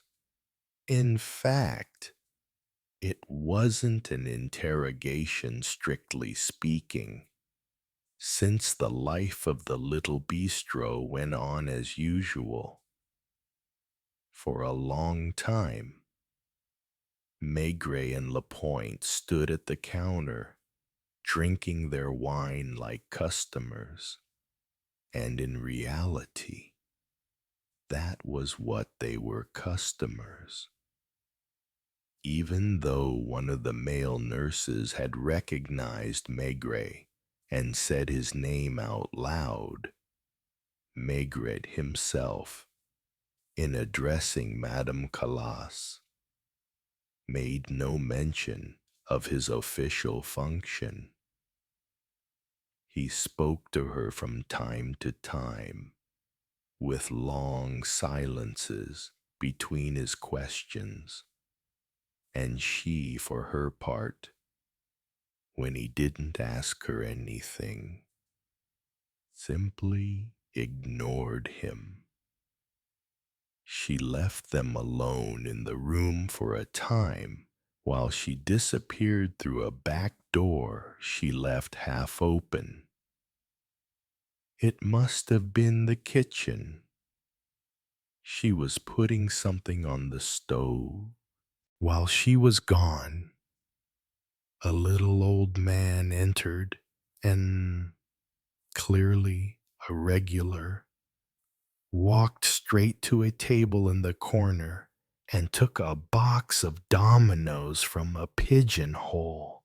From the back, she could hear the dominoes he was putting on the table, as if he was preparing to play by himself. When she came back in, she didn't say hello to him, simply poured a pink-colored aperitif into a glass and went and put it down in front of him. He was waiting. Only a few minutes went by before another little old man, so similar to him in type that they might have been brothers, came in and sat down opposite him. Am I late? No, I was early. Madame Calas filled a glass with another kind of aperitif. All this happened in silence, like a mime, in passing. She flicked a switch which turned on a second light at the far end of the room. Doesn't she make you nervous? Lapointe whispered in Maigret's ear. It wasn't nervousness that Maigret felt, but interest. It had been a long time since he had last had the opportunity to show such interest in a human being. When he was young and dreaming of the future, hadn't he imagined an ideal profession which unfortunately doesn't exist in real life? He hadn't told anyone and never uttered these words aloud, even to himself.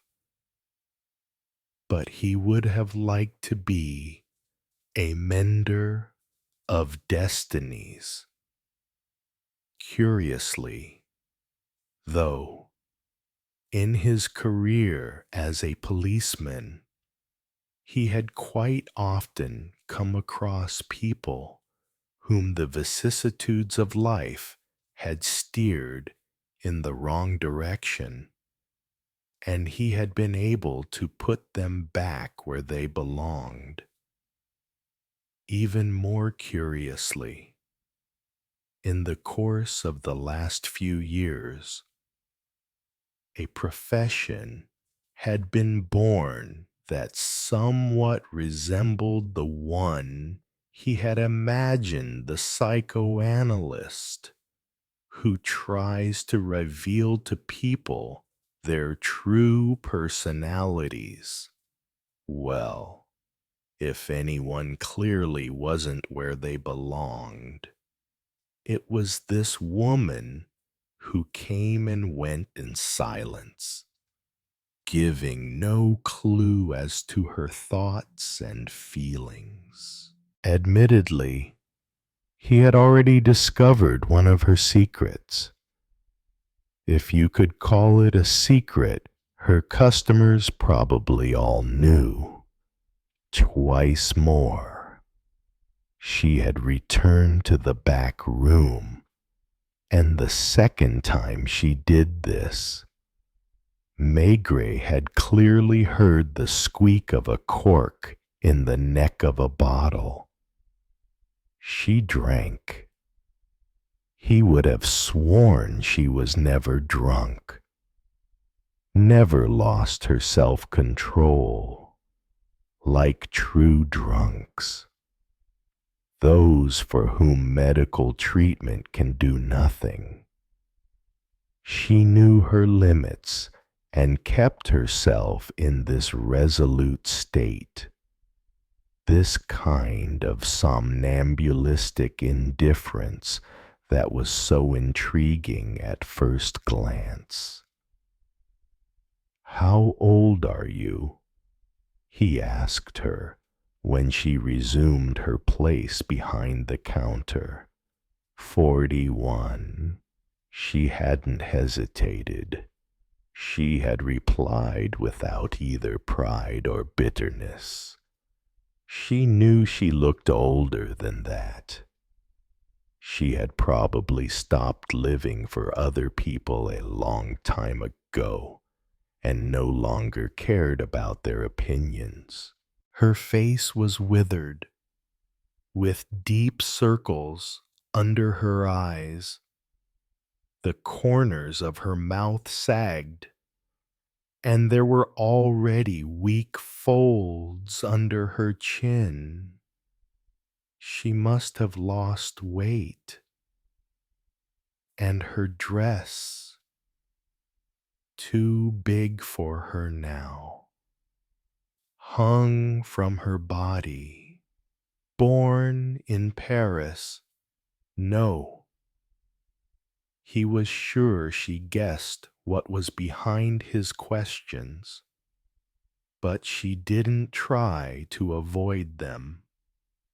On the other hand, she didn't use a single word more than was necessary behind Maigret.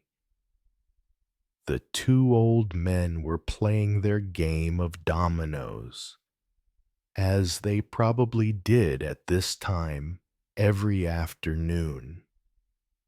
What bothered Maigret was that she should hide in order to drink. If she didn't care what people thought, what was the point of going into the back room to get a swig of brandy or wine straight from the bottle? Was it because she still retained a degree of self-respect? It seemed unlikely.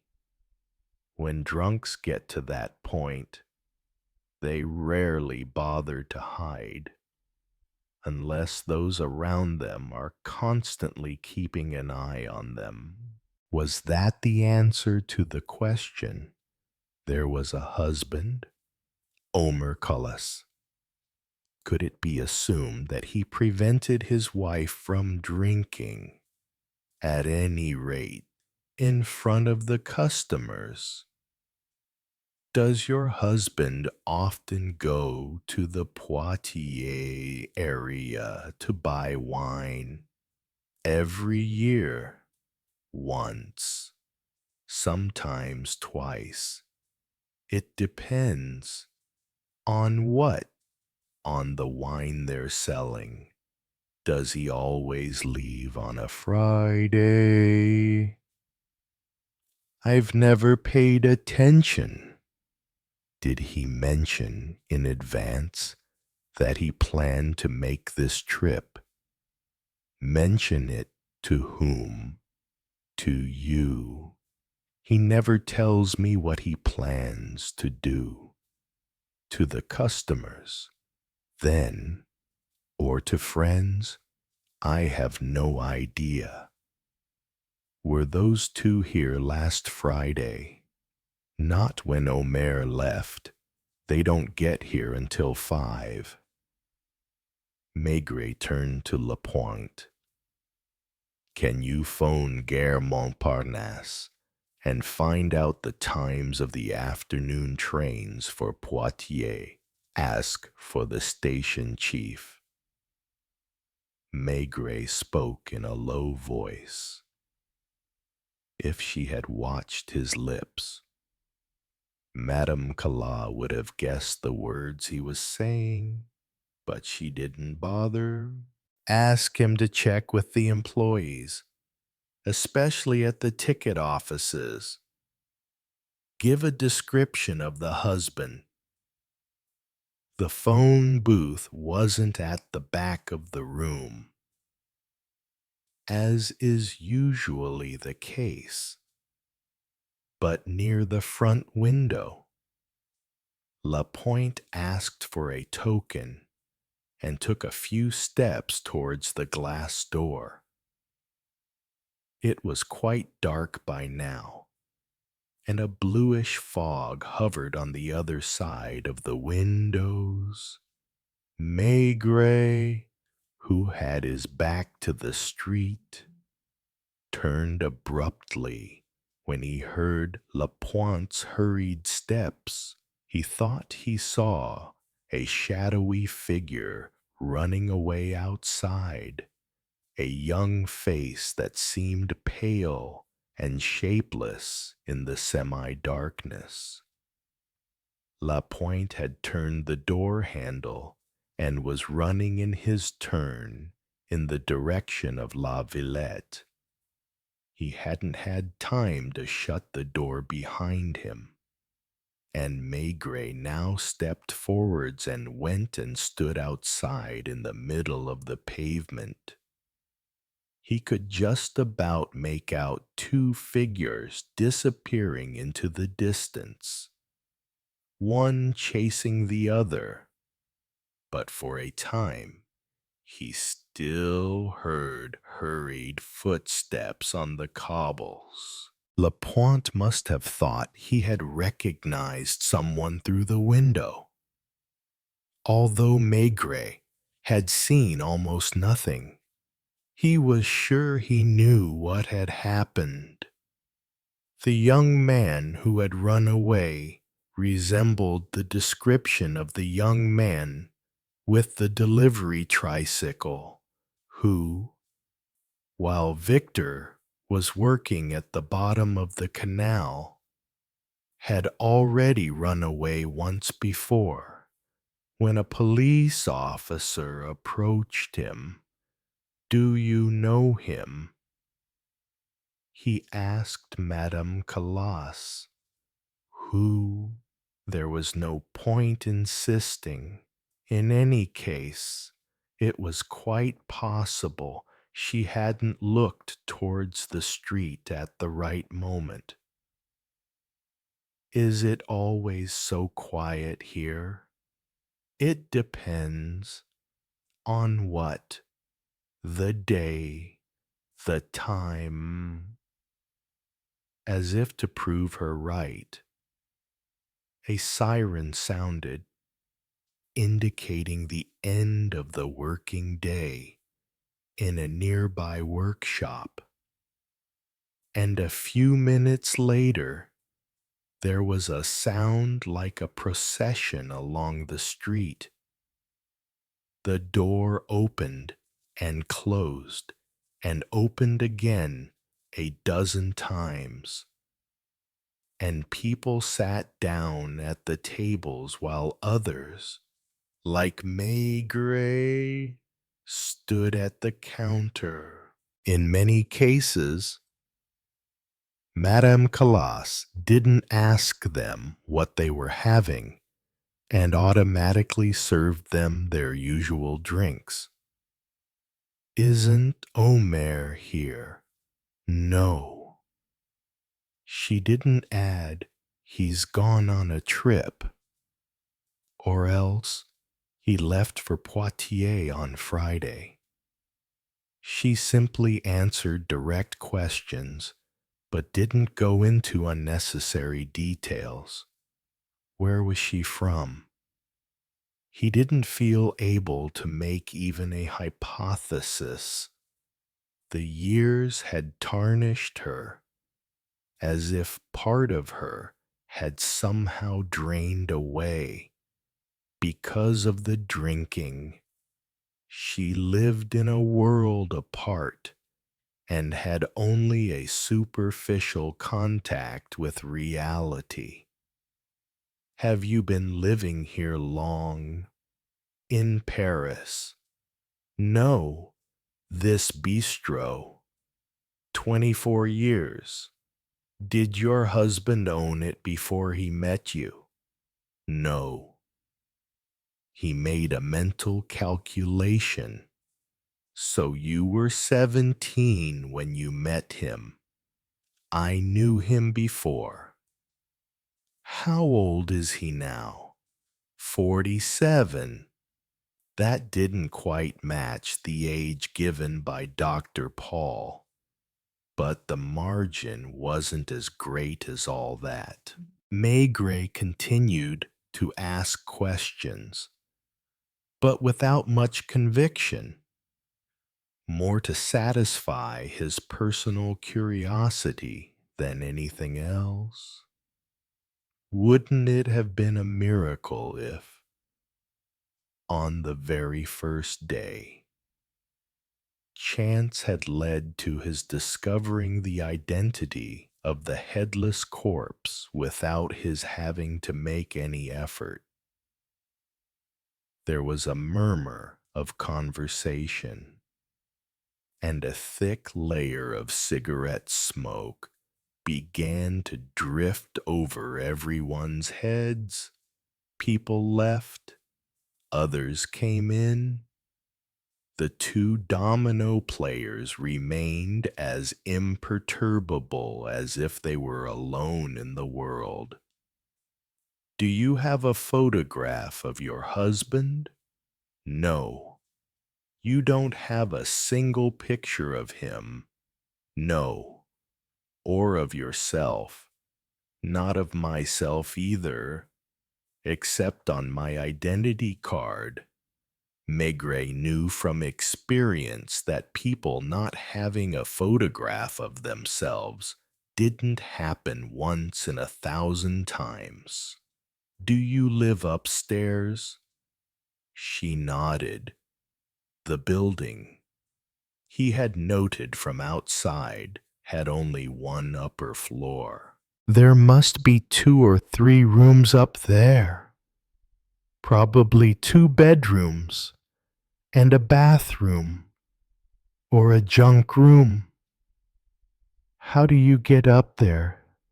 There's a staircase from the kitchen.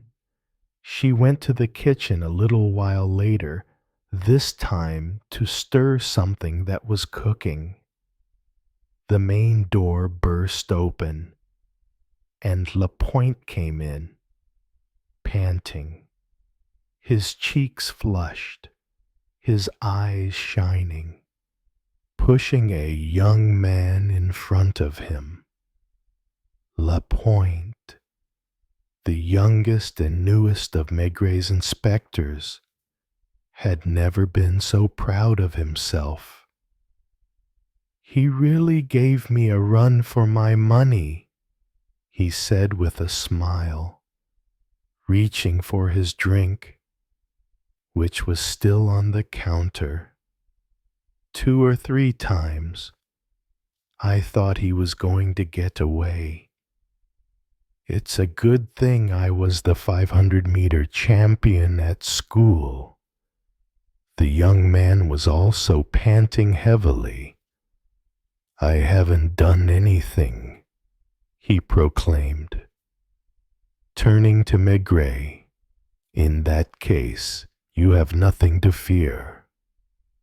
Maigret looked at Lapointe. "Did you get his identity card?" "To be on the safe side, I've kept it in my pocket." "He's definitely the one who rides a delivery tricycle for a firm called Pincemail. He's also the one who was on the quayside this morning and hurried away when he was approached." "Why?" Maigret asked the young man. The latter had a stubborn air about him. He was the kind of youth who likes to make out that he's tough. "Why don't you answer? I have nothing to say." "Did you get anything from him on the way back?" Maigret asked Lapointe. "We were too breathless to talk much. His name's Antoine Christin. He's 18 and lives with his mother in an apartment in Rue du Faubourg Saint-Martin." A few of the customers were looking at them, but not with any unusual degree of curiosity. It wasn't rare in this neighborhood for the police to put in an appearance. "What were you doing outside?" "Nothing." "He was looking in through the window," Lapointe said. "As soon as I saw him, I remembered what Judel told us, and I rushed outside." "Why did you run away if you weren't doing anything wrong?" The young man hesitated, made sure that at least two of their neighbors were listening, and said, lips quivering, "Because I don't like coppers." "But you watch them through the window. There's no law against it. How did you know we were here?" "I didn't." "Then why did you come?" He blushed and bit his lip, which was thick. "Answer me." "I was passing." "Do you know Omer?" "I don't know anyone." "How about Omer's wife?" Madame Calas was back behind the counter and watching them. Once again, it was impossible to read the slightest fear, the slightest apprehension on her face. If she had something to hide, she was stronger than any culprit or any witness Maigret had ever encountered. "Do you know her? By sight? Have you ever been in here for a drink? Maybe.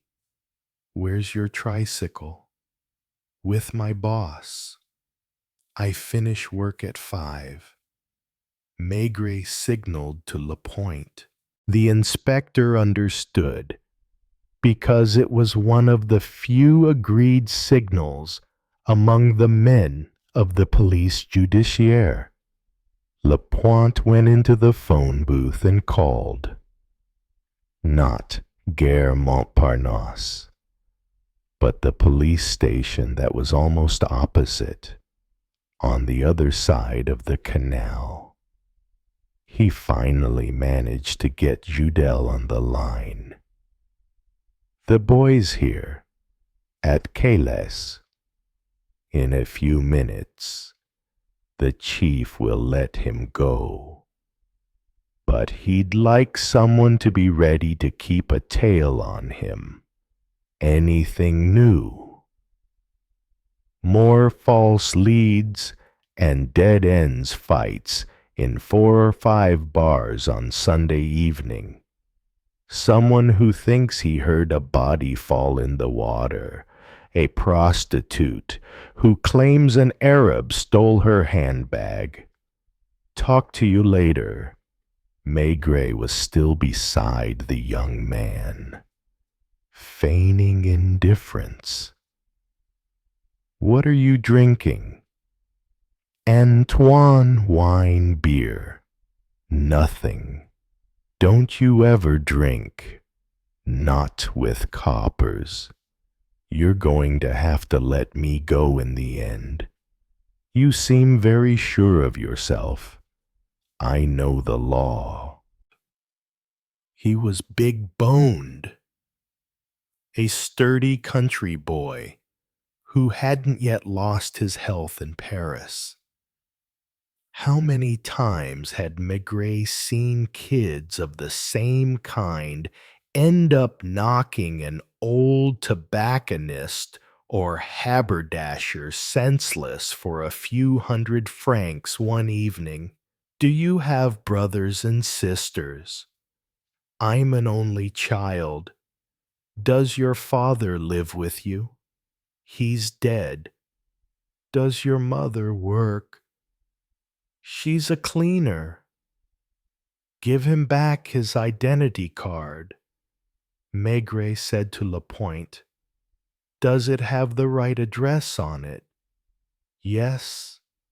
The boy wasn't yet sure this wasn't a trap. Can I go? Whenever you want.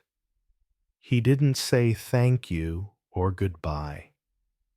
But Maigret surprised a furtive wink he gave Madame Calas. Now, phone the station.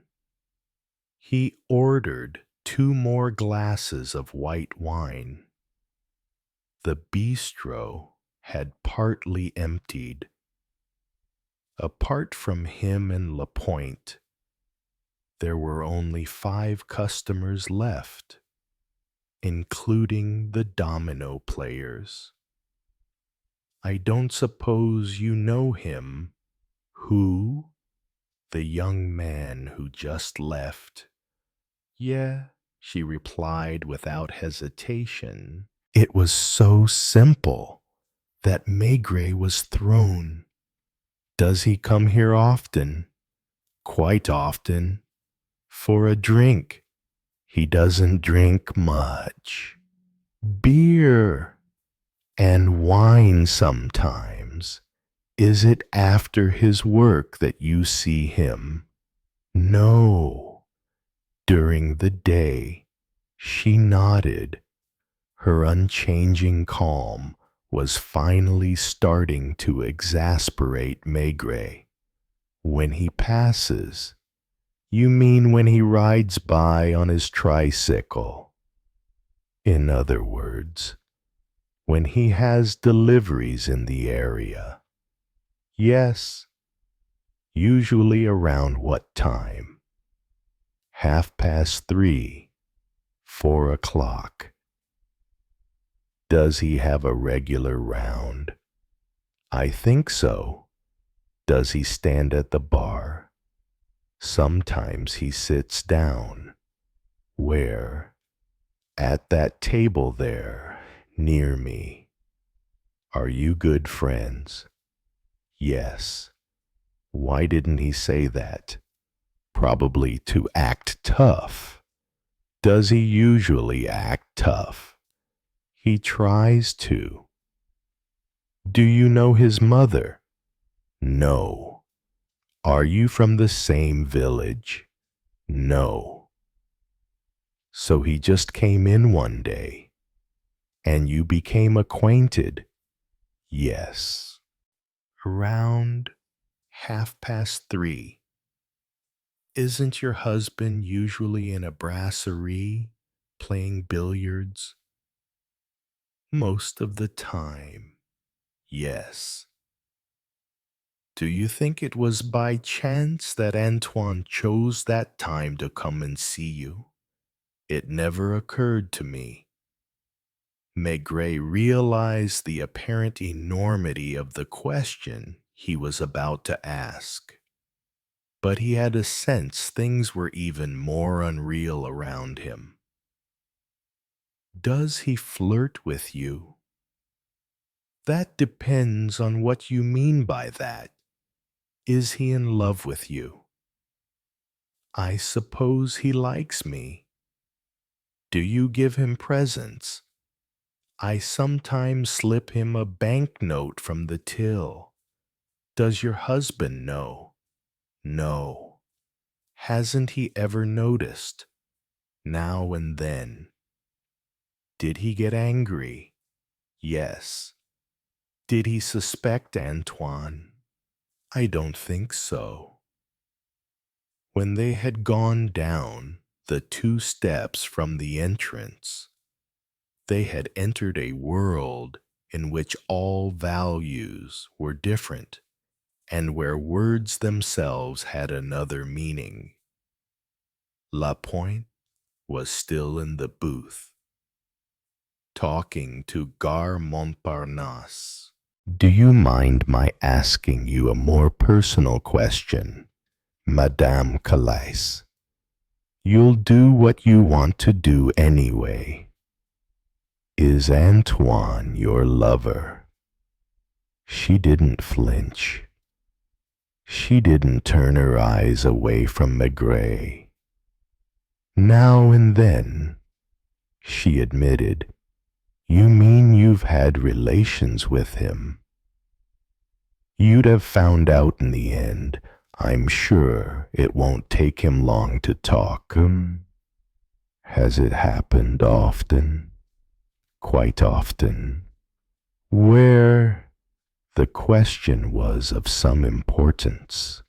When Omer Kalis was absent, his wife had to be ready to serve those customers who came in.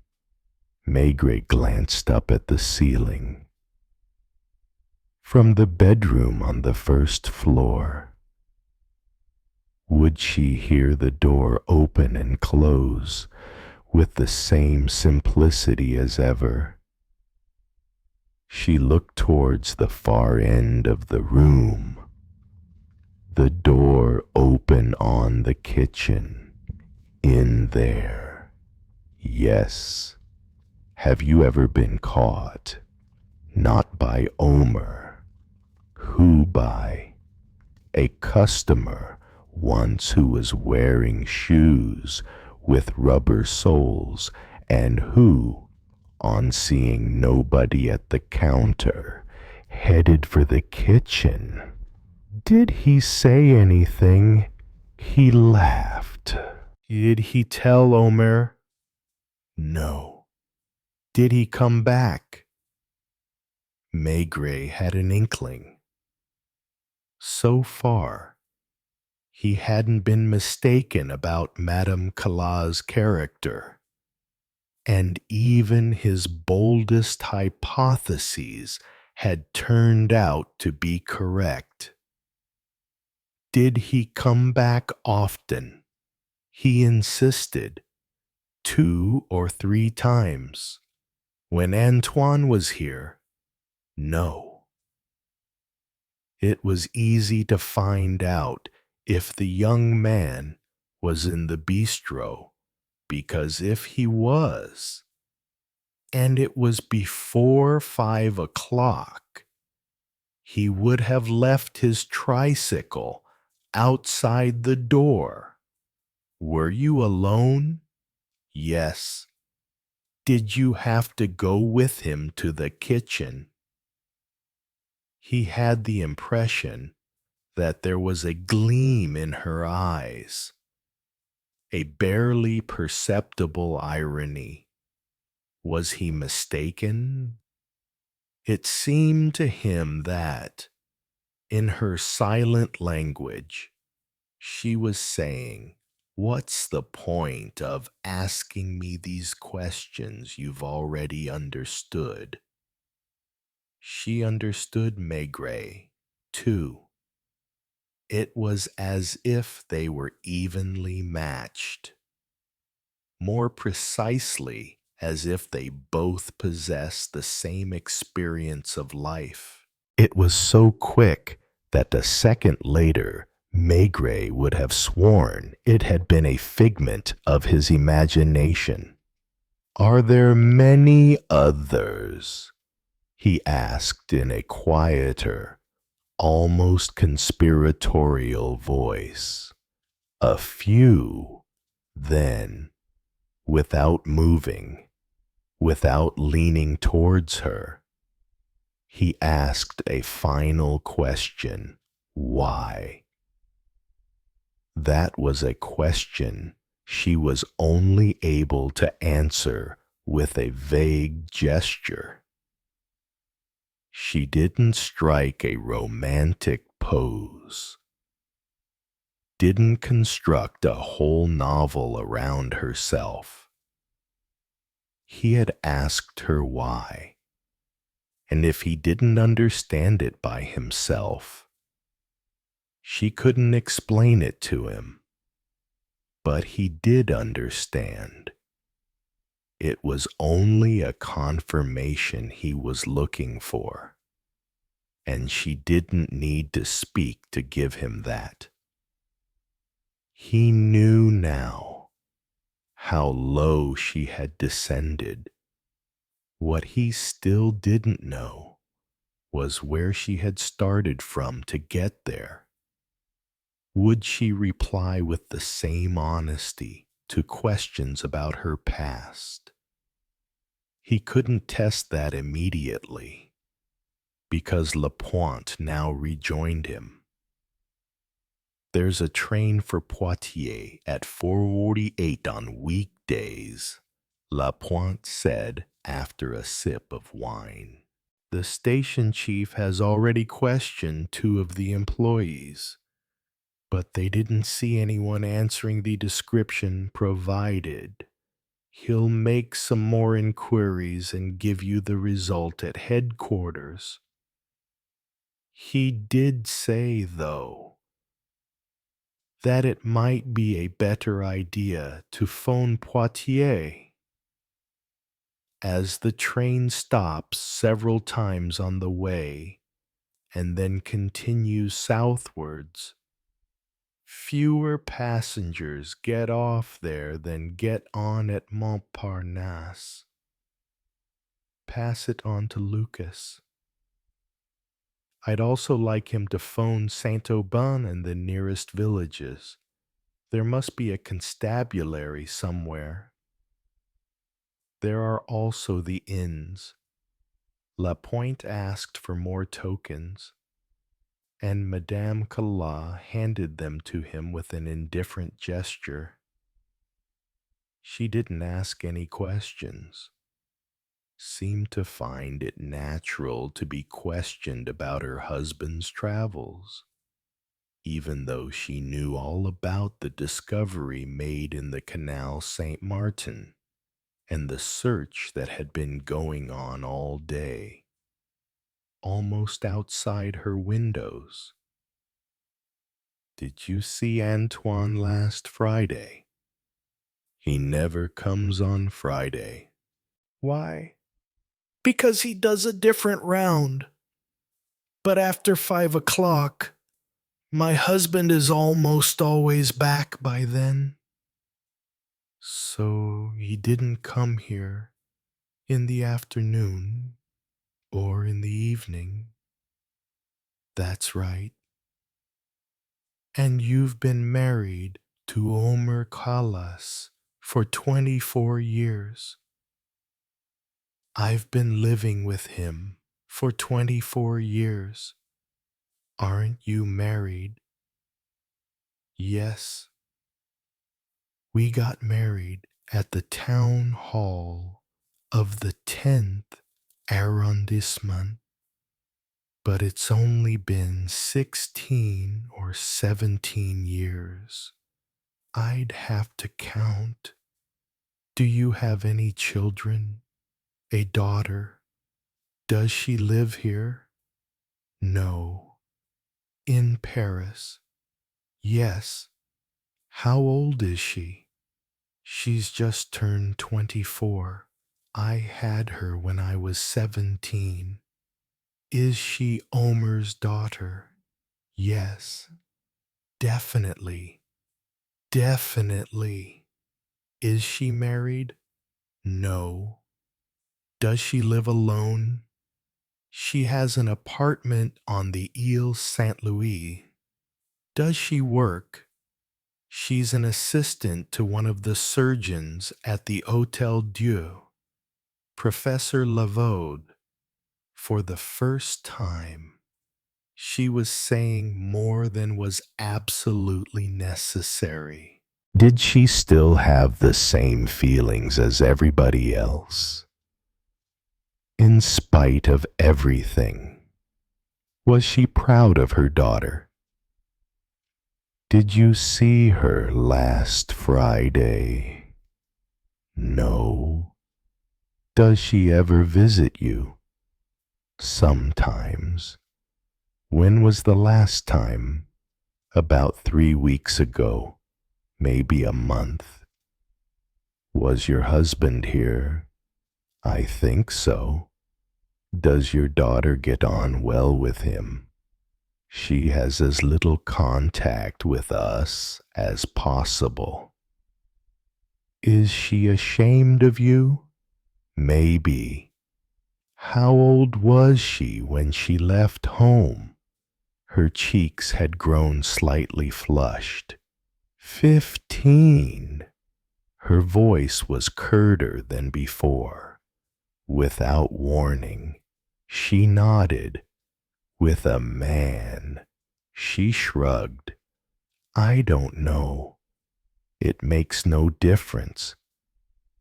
Only the domino players were still left in the room. They put the dominoes back in the box and tapped the table with coins. Madame Calas knew what they wanted. She went and refilled their glasses. Isn't that Maigret? One of them asked in a low voice. Yes. What does he want? He hasn't said. She hadn't asked him either. She went to the kitchen, came back to the bar, and murmured, "If you've finished, it's time I had something to eat. Where do you have your meals?" "There," she said, pointing to one of the tables at the back. "We won't be much longer. Did your husband have appendicitis a few years ago?" 5 or 6 years ago. He had an operation. Who performed it? The name will come back to me. Wait, Dr. Granvalet. That's the one. He used to live on Boulevard Voltaire. Doesn't he live there anymore? He's dead. At least that's what a customer who was also operated on by him told us. If Granvalet had been alive, they could have found out from him if Omer Calas bore scars in a rainbow pattern on his stomach. The next day, they would have to try his assistants and the nurses, unless, of course, Omer had been found alive and well in a village near Poitiers. Was your husband fired at with a shotgun some time ago? Not since I've known him. Has he ever gone hunting? Maybe he used to hunt when he lived in the country. You've never noticed some quite faded scars in a rainbow arc on his stomach.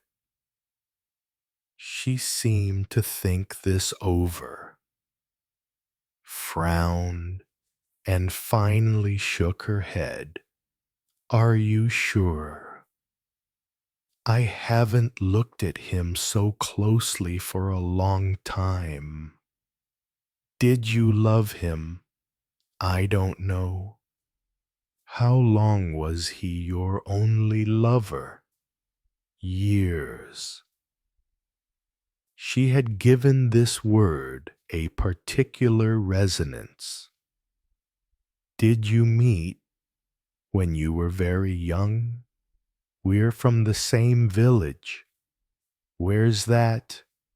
A hamlet called Boissancourt, about halfway between Montargis and Gien. Do you ever go back there? No, never. Have you ever been back? No. Is that since you've been with Omer? I was 17 when I left. Were you pregnant? 6 months. Did people know? Yes, including your parents.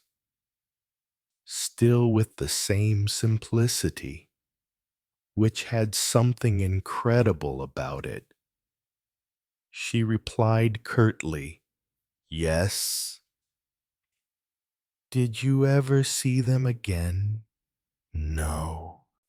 Lapointe, who had finished giving instructions to Lucas, came out of the booth mopping his brow. What do I owe you? Maigret asked. She asked her first question. Are you going? It was his turn to answer with a monosyllable. Yes. Chapter 4. The Young Man on the Roof. Maigret had been hesitant to take his pipe from his pocket, something that happened in very few places, and when he had done so, he had assumed the innocent air of someone who automatically keeps his hands busy as he speaks.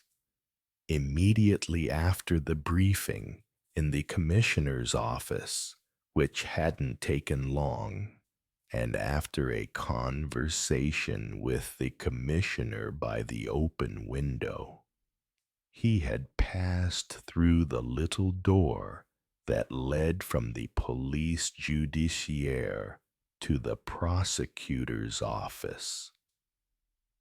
It was the time of day when almost all the benches were occupied in the corridor where the examining magistrates had their offices, because 2 Black Marias had just arrived in the courtyard. Among the prisoners waiting, handcuffed, between 2 guards, more than 3/4 were known to Maigret, and a few greeted him as he passed, without any apparent rancor.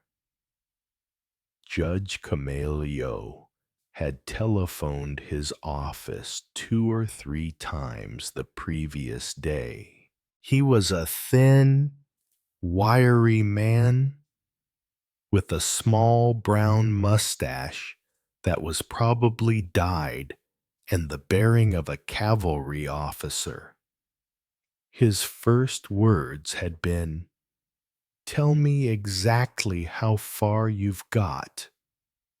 Meekly, Maigret had granted his wish, telling him about Victor's successive discoveries at the bottom of the Canal Saint Martin, and about the head they hadn't yet found. At this point, he had been interrupted. I assume the diver is continuing his search today. I didn't think it was necessary. But surely, if the trunk and the limbs have been found in the canal, the head can't be far away. That was what made relations with him so difficult. He wasn't the only examining magistrate like that. but he was unquestionably the most aggressive. In a sense, he wasn't stupid. A lawyer who had once studied with him claimed that Komeyo had been one of the brightest of his generation. It had to be assumed that his mind was incapable of grasping certain realities. He came from a very particular upper middle class background with rigid principles and even more sacrosanct taboos. And he couldn't help judging everything according to these principles and these taboos. Patiently, Maigret explained, "First of all, sir, Victor knows the canal as well as you know your office, and I know mine. He went over the bottom meter by meter more than 200 times. He's a conscientious young man. If he says the head isn't there, my plumber also knows his job and is also thought of as conscientious. Nevertheless, whenever I send for him, he always starts by telling me it's impossible that anything could be defective in the pipes. In the case of a dismembered corpse, it's unusual for the head to be found in the same place as the body." Comme le Joe was making an effort to understand, looking at Maigret with his sharp little eyes.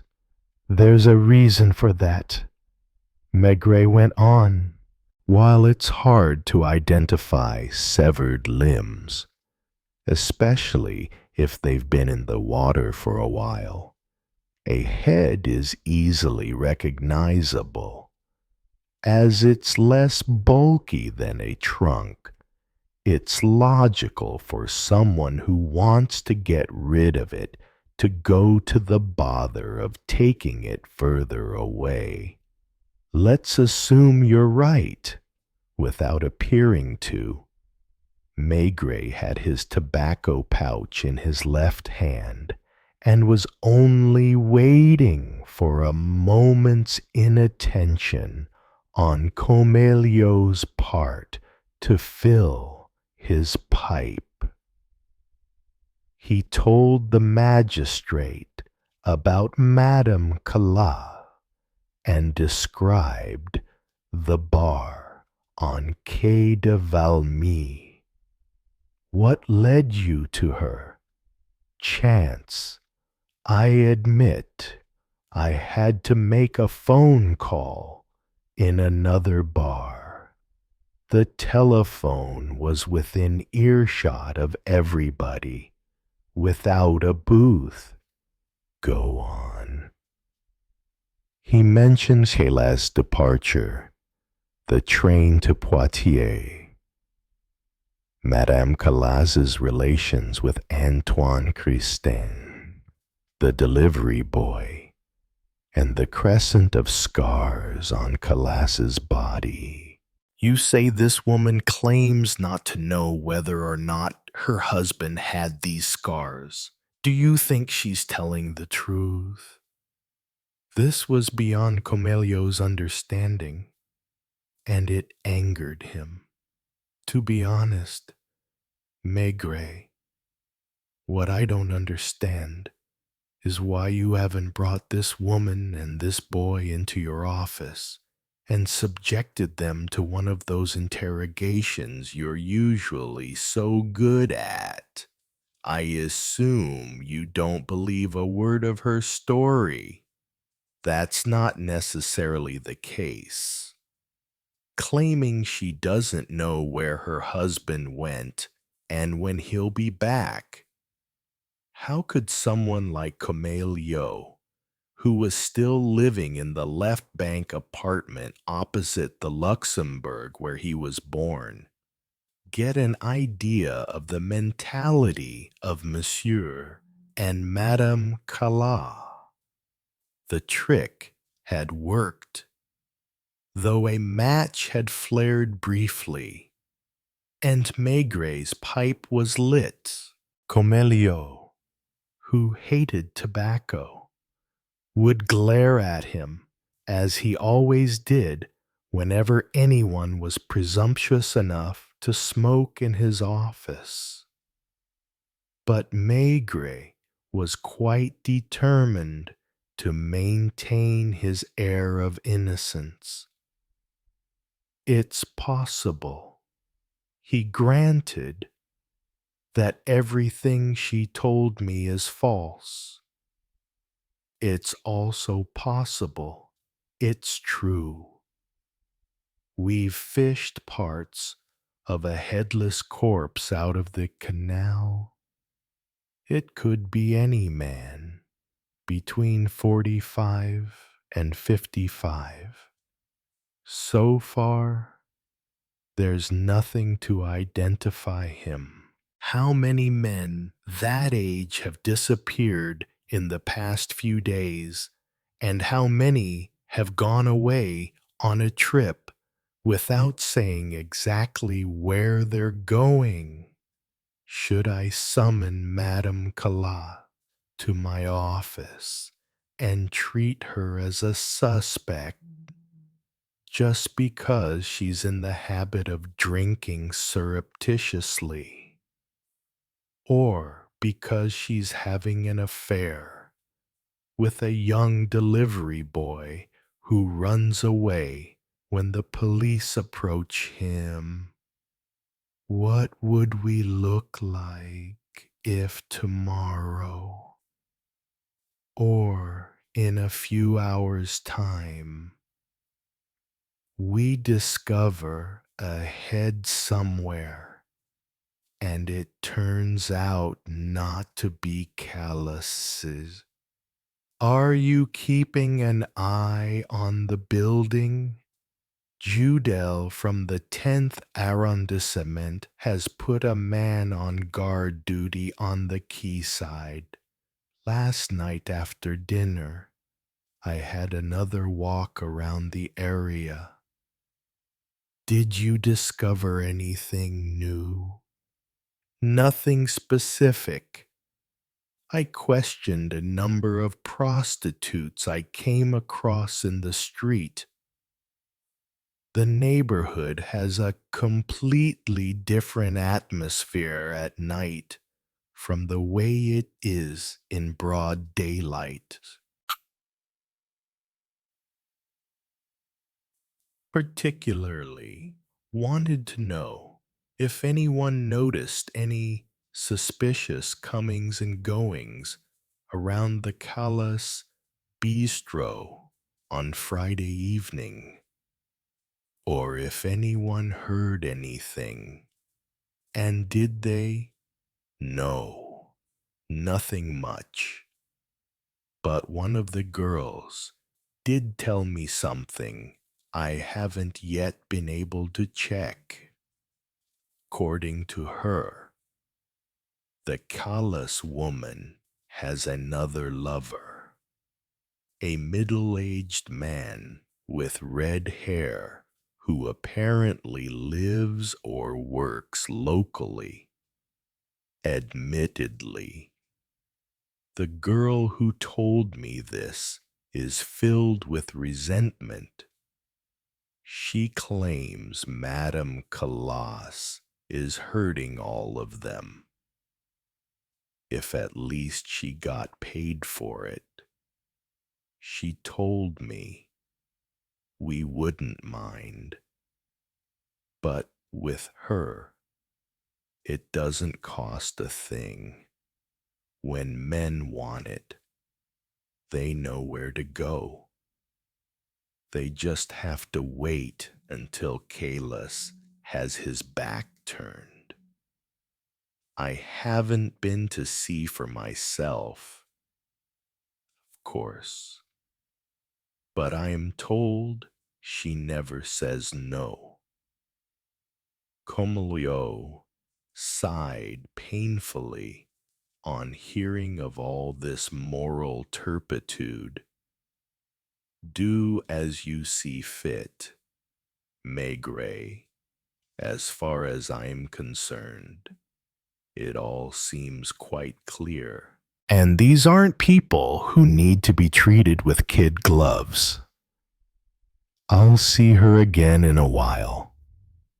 I'll also see her daughter, last but not least. I hope to get some information about the identity of the body from the nurses who were present 5 years ago at Kalis's operation.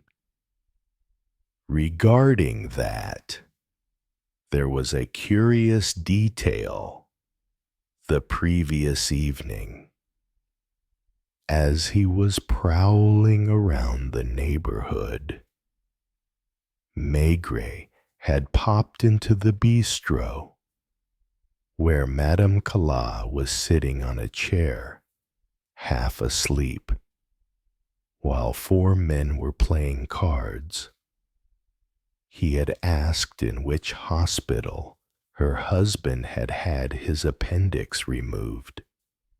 As far as they knew, Headless was a tough character, a man you wouldn't imagine to be afraid of pain, anxious about his health, obsessed with a fear of dying. He'd only had to undergo a routine operation that was neither serious nor risky, but instead of going into hospital, he had spent a fairly large sum of money in order to be operated on in a private clinic in Villejuif. Not only was it a private clinic, but it was run by nuns who served as the nurses. Lapointe was probably there right now and would soon be phoning in his report.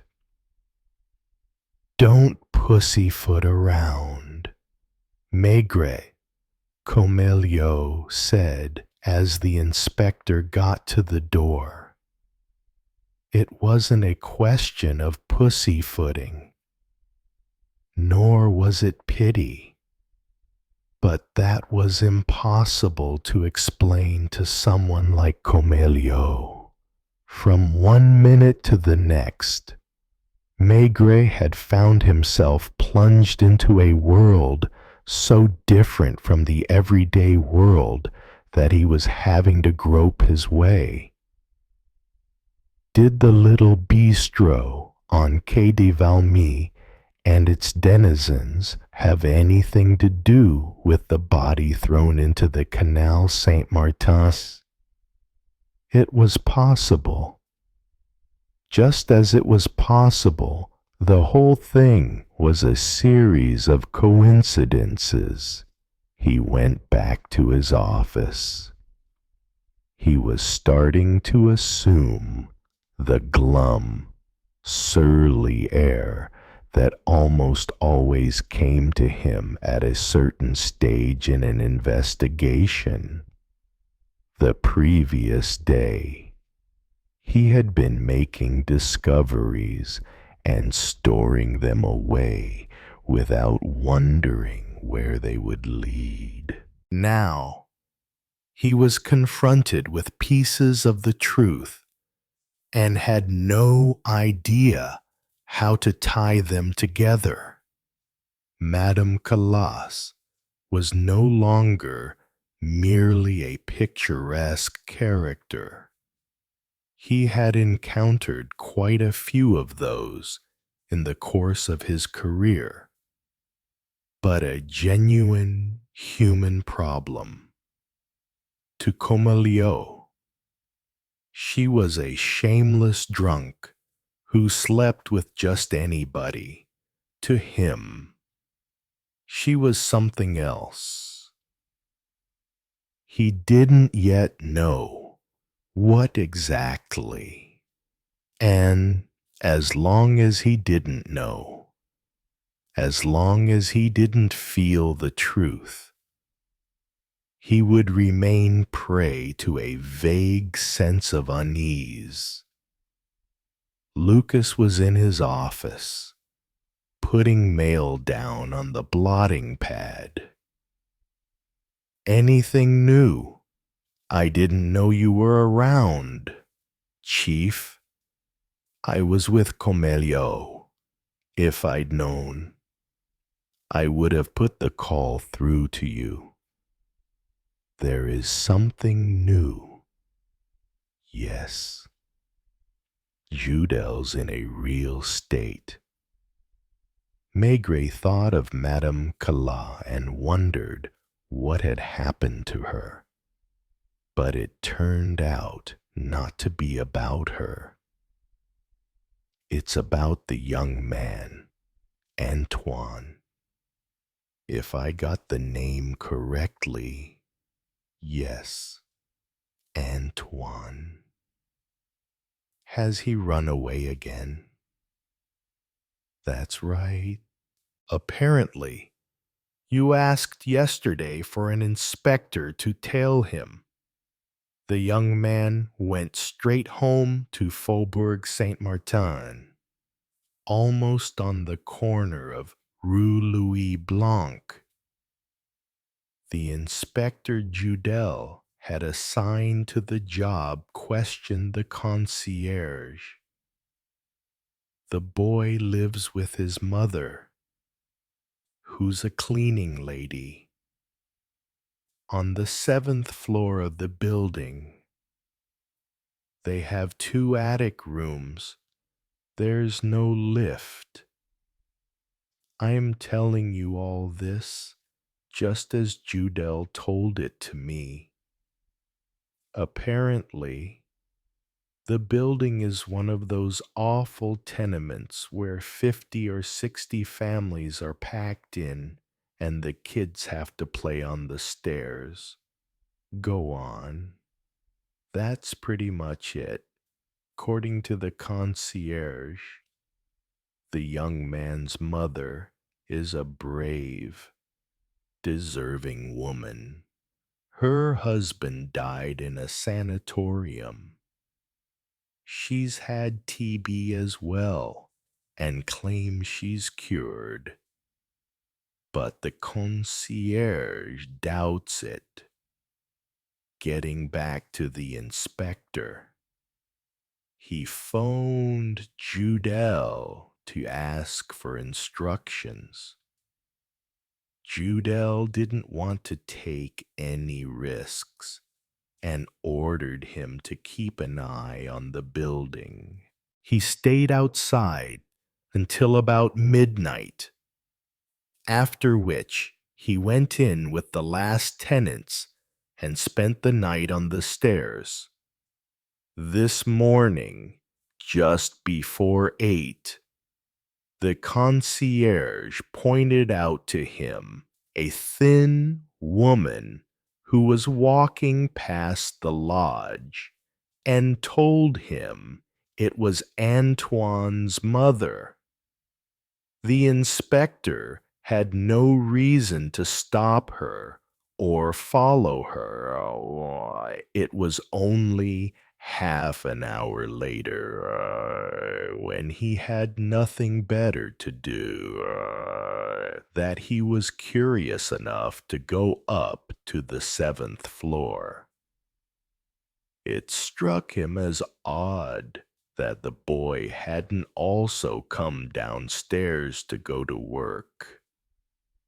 He stuck his ear to the door, didn't hear anything, and knocked. Eventually, noticing that the lock was a very simple one, he tried his skeleton key. He saw a bed in the first room, which is also the kitchen. the mother's bed, and in the next room, another bed, unmade. But there was nobody there, and the skylight was open. Joodle's annoyed that he didn't think of that and didn't give orders accordingly. It's obvious that in the course of the night, the boy got out through the skylight and walked over the roofs looking for another open skylight. He probably got out through a building in Rue Louis Blanc. Are they sure he isn't still in the building? They're questioning the tenants right now.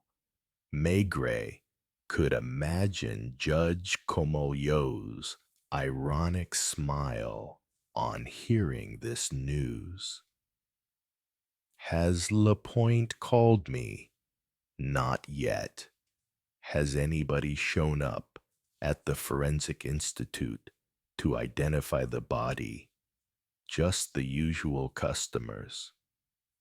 There were about a dozen of them, especially women of a certain age, who rush to identify every unidentified body that is found. Has Dr. Paul phoned? I've just put his report on your desk.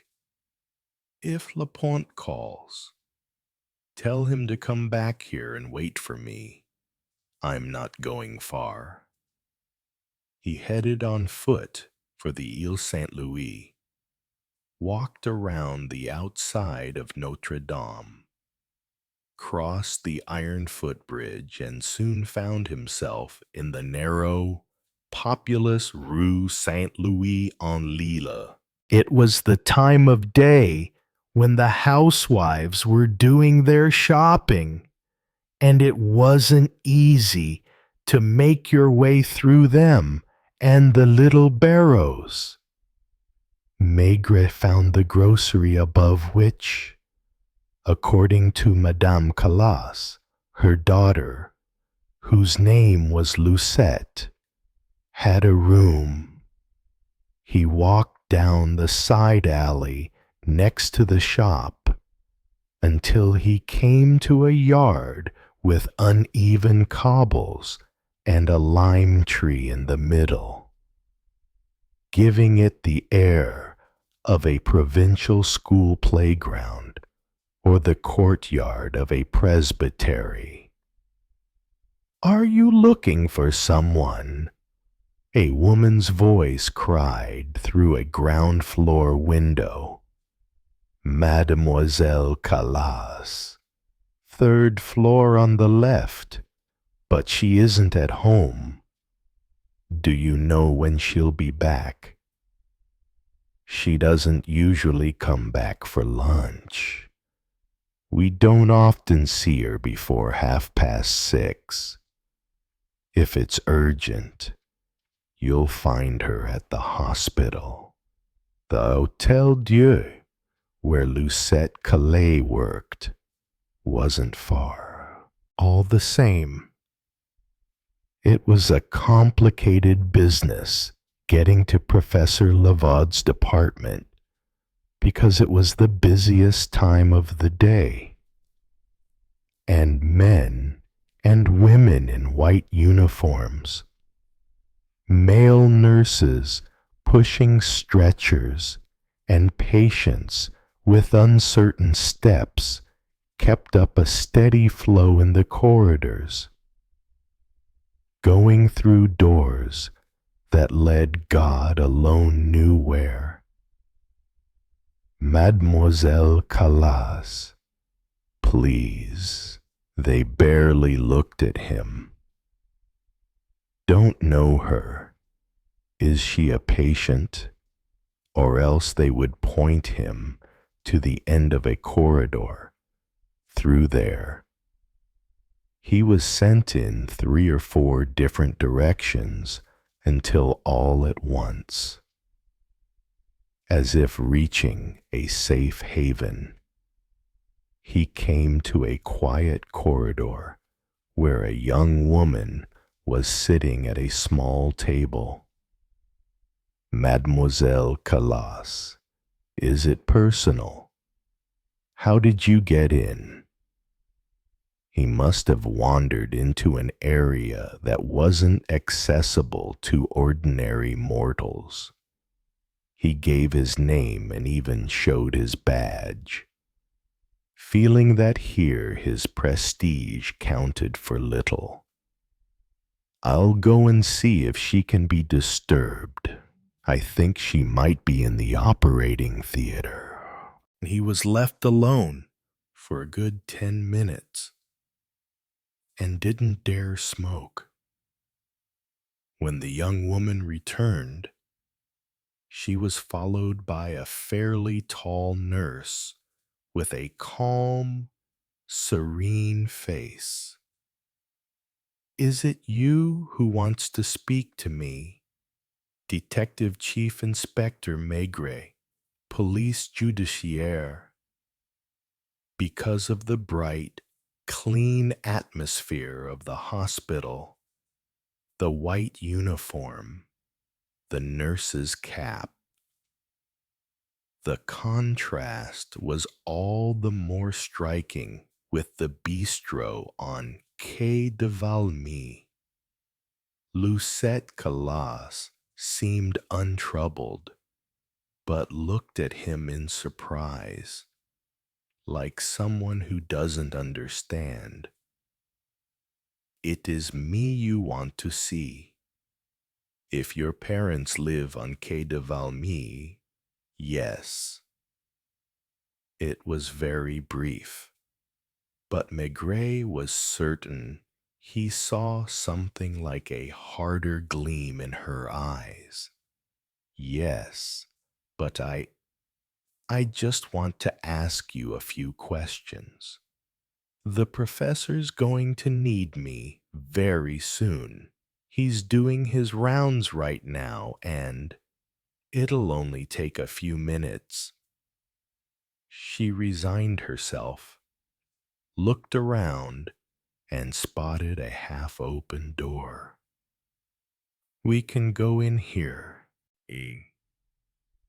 There were 2 chairs, an adjustable bed, and instruments that must have been surgical, but which Maigret didn't know.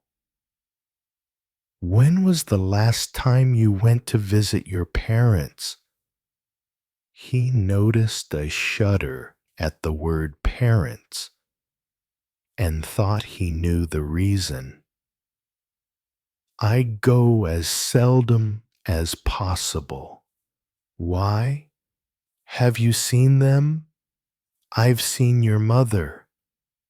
She said nothing, as if it was self-explanatory. Do you resent them?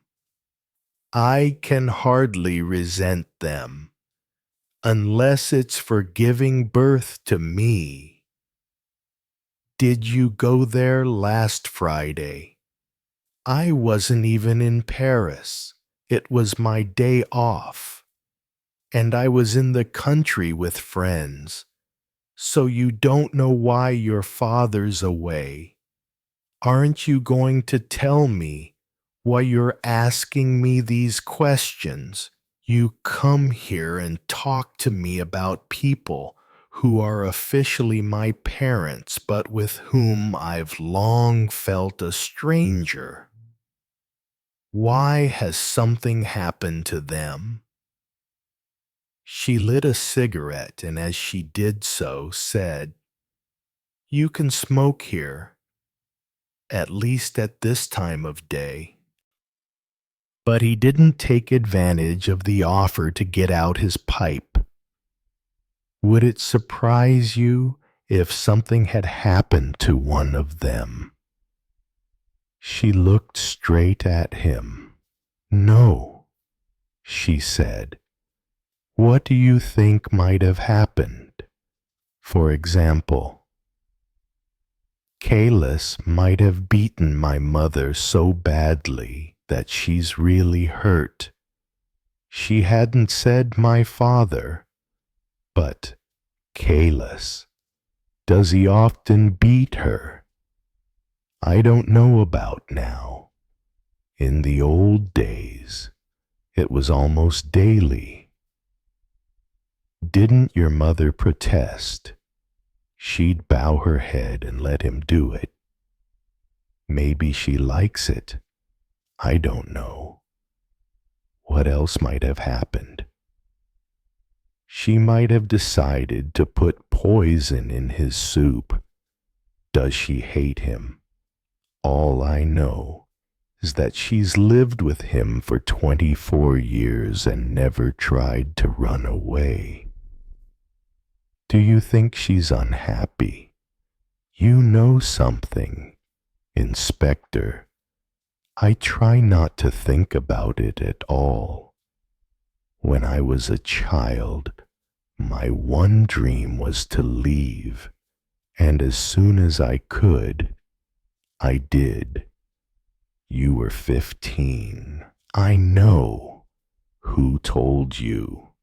Your mother. So, he hasn't killed her.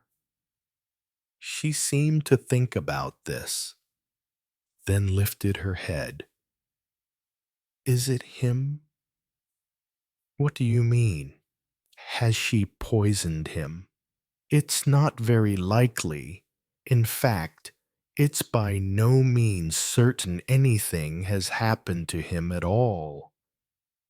Your mother claims he left on Friday afternoon for the Poitiers area, which is where he apparently buys his white wine. That's right. He was already making those trips when I was around. At the same time, a body that might be his has been fished out of the Canal Saint Martin. Has it been identified? Not yet. What makes identification particularly difficult is that we haven't found the head, perhaps because she worked in a hospital. This didn't even make her rich. What do you think happened to him? She asked. I don't know. I'm trying to find out. There seem to be quite a few men in your mother's life. I'm sorry to talk to you about that. So what else is new? Did your father once, when he was a child or an adolescent, get shot in the stomach with a shotgun? She looked surprised.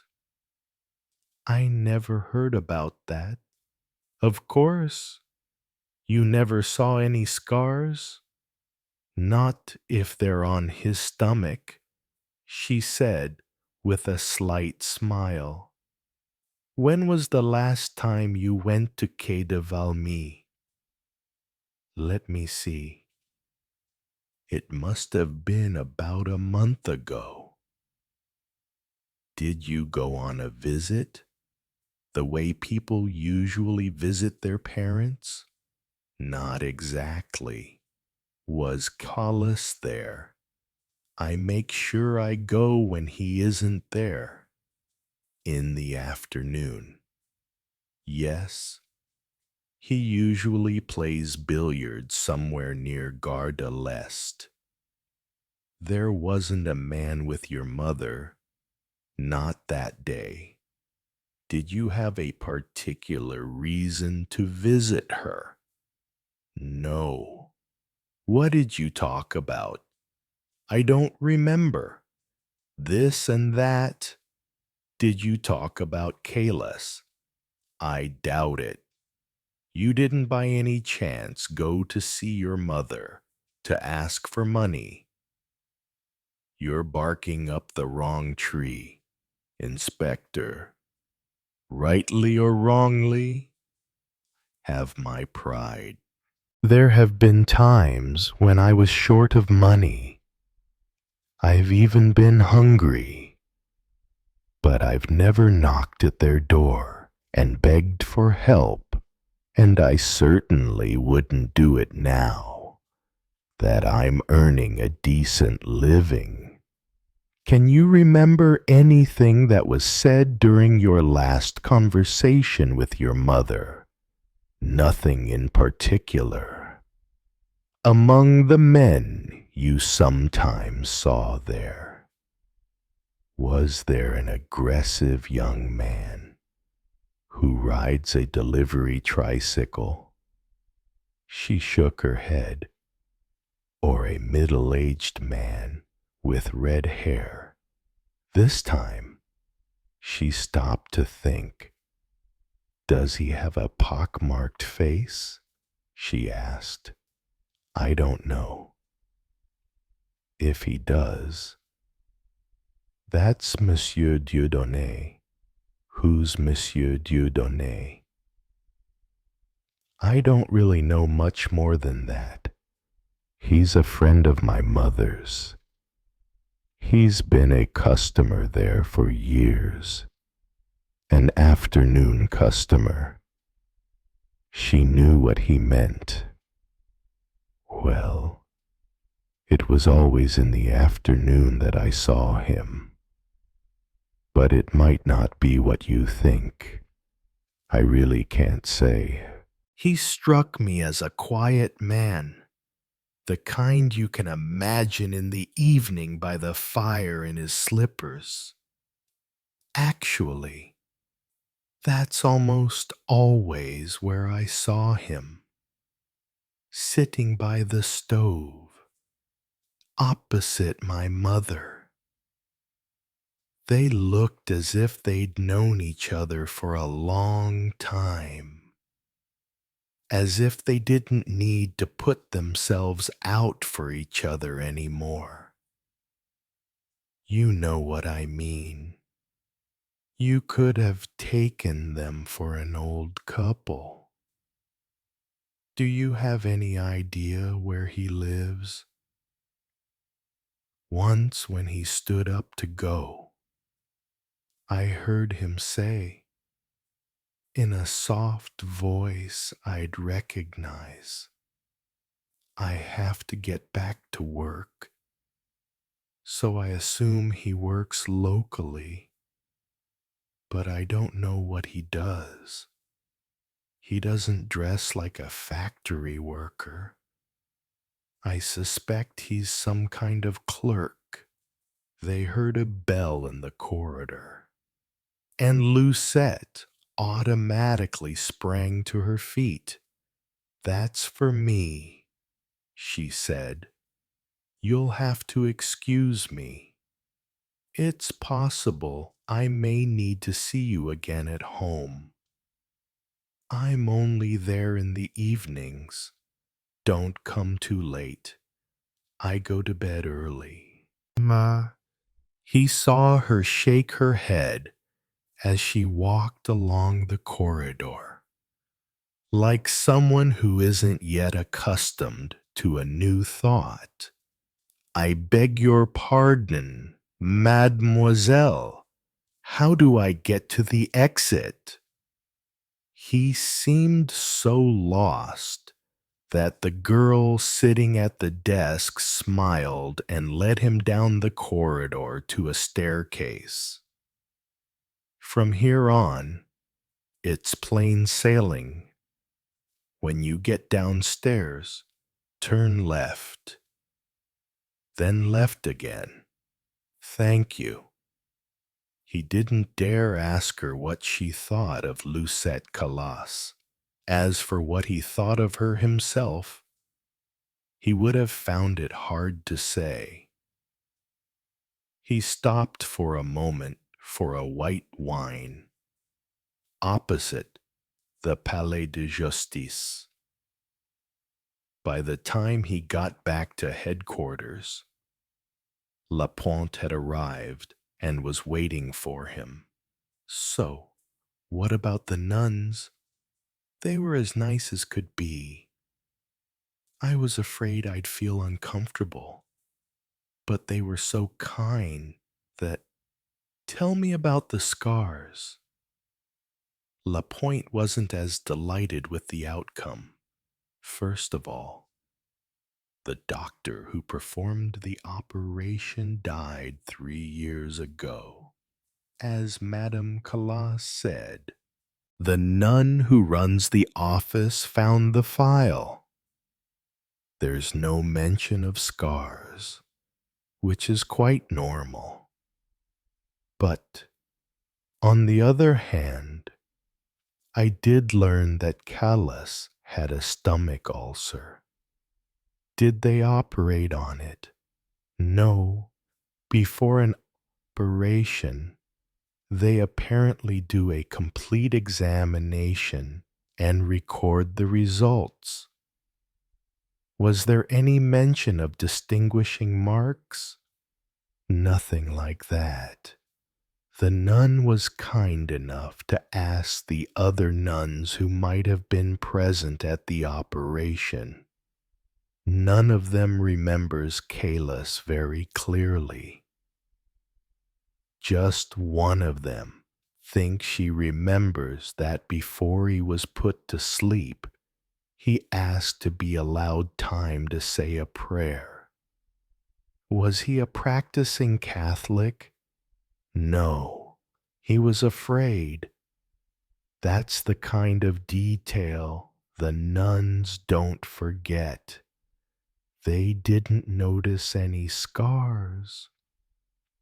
So no progress had been made, and they were still dealing with a headless body it was impossible to identify with any degree of certainty. What do we do?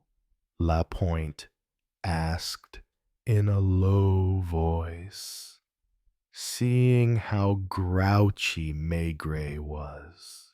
Wasn't Judge Comelio right? If the dead man in the Canal Saint-Martin was Omer Calas, then there was a good chance that if they subjected his wife to a tough interrogation, they would get some valuable information out of her. A sit-down with Antoine, the delivery boy, when they could get their hands on him, would almost certainly pay dividends, too. Come. Shall I take the car? Yes. Where are we going? To the canal. In the meantime, he would ask the inspectors of the 10th arrondissement to look locally for a red-headed man with a pockmarked face who answered to the name Dieudonné.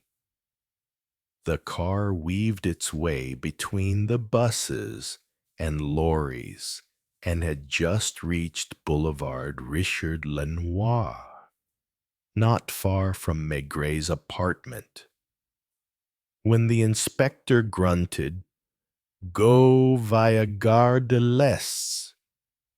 Lapointe looked at him as if he didn't understand. It may not lead to anything, but I prefer to check. We are told that Calas left on Friday afternoon, taking his suitcase with him. Let's say he came back on Saturday. If it was him they killed and cut into pieces, they would have had to get rid of that suitcase. I'm convinced it's not in the house anymore, and nor are the clothes he's supposed to have taken with him on his trip. Lapointe was nodding as he followed Maigret's argument. We haven't found any suitcase in the canal, or any clothes. Even though the corpse was undressed before being dismembered, and we haven't found the head, Lapointe added. There was nothing original about Maigret's hypothesis. It was just a matter of routine.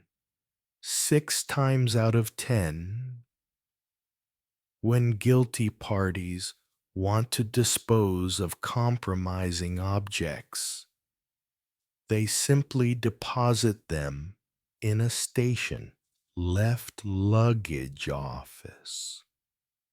Gare de l'Est, as it happened, was not far from Quai de Valmy. Lapointe finally managed to park the car and followed Maigret into the concourse. "Were you on duty on Friday afternoon?" he asked the employee at the left luggage office. "Only until 6. Was a lot of luggage deposited? No more than any other day. Among the items deposited on Friday, are there any that haven't yet been collected?"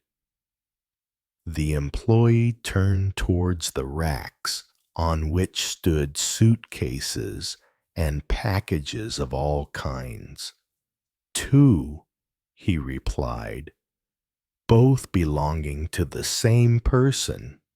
No, the numbers aren't consecutive. And the crate covered in canvas was left by a fat woman who I remember, because I noticed that she smelled of cheese. Is there cheese in it? I have no idea.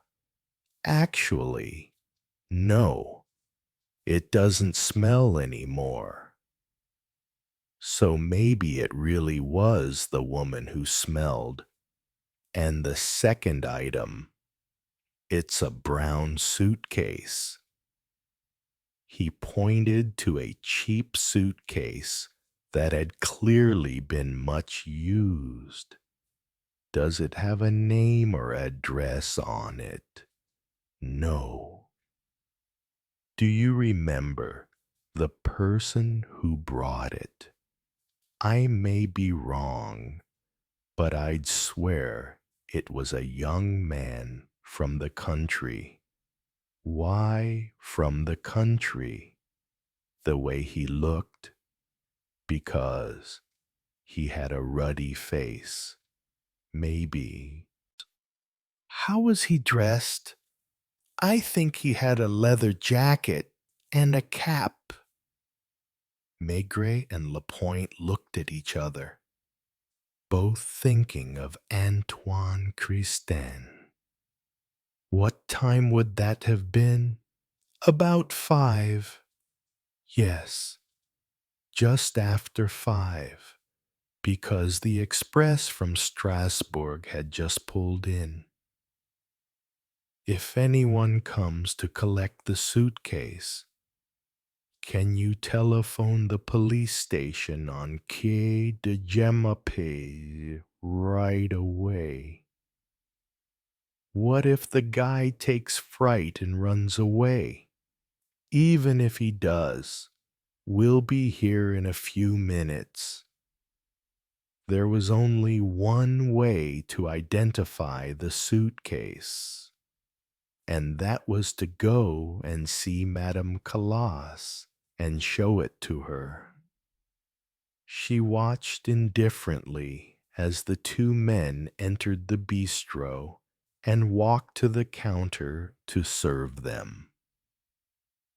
"We won't be drinking anything right now," Maigret said. "We've come to see you because we want you to identify an object that's not far from here. My inspector will go with you." "Do I have to shut up shop?" "There's no need. You'll be back in a few minutes. Stay here." She didn't put on a hat, merely swapped her slippers for shoes. "Are you going to serve the customers?" I probably won't need to.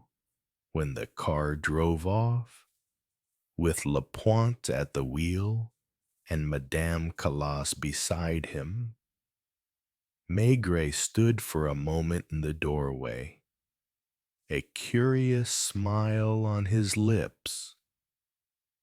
It was the first time in his career that he had been alone in a bistro, as if he were the owner. And the idea amused him so much that he slipped behind the counter. Chapter 5. The Bottle of Ink. The sunbeams formed patterns in the same places as on the morning of the previous day, including an animal-shaped one on the rounded corner of the tin counter, and another on a chromo depicting a woman in a red dress holding out a glass of foamy beer. As Maigret had already felt the day before, this little bistro, like many such places in Paris, had something of the atmosphere of one of those country inns that are empty for most of the week, but suddenly fill up on market days. He might have been tempted to pour himself a drink, but it was a childish desire that embarrassed him. Hands in his pockets, pipe between his teeth, he walked to the door at the back. He hadn't yet seen what was behind that door, through which Madame Calas often disappeared. As he had expected, he found a kitchen which was somewhat untidy, but less dirty than he had imagined. On a brown-painted wooden sideboard, immediately to the left of the door, stood an already started bottle of cognac. So it wasn't wine that Madame Calas drank throughout the day, but brandy. There was no glass beside it, which meant she was probably in the habit of drinking it straight from the bottle. A window looked out on the yard, as well as a glass door which wasn't locked, and which he now opened. There were a line of empty casks in a corner, a heap of straw cases that been used to wrap bottles, buckets with holes in them, rusty iron hoops. The illusion of being a long way from Paris was so strong that he wouldn't have been surprised to see a pile of manure and some chickens.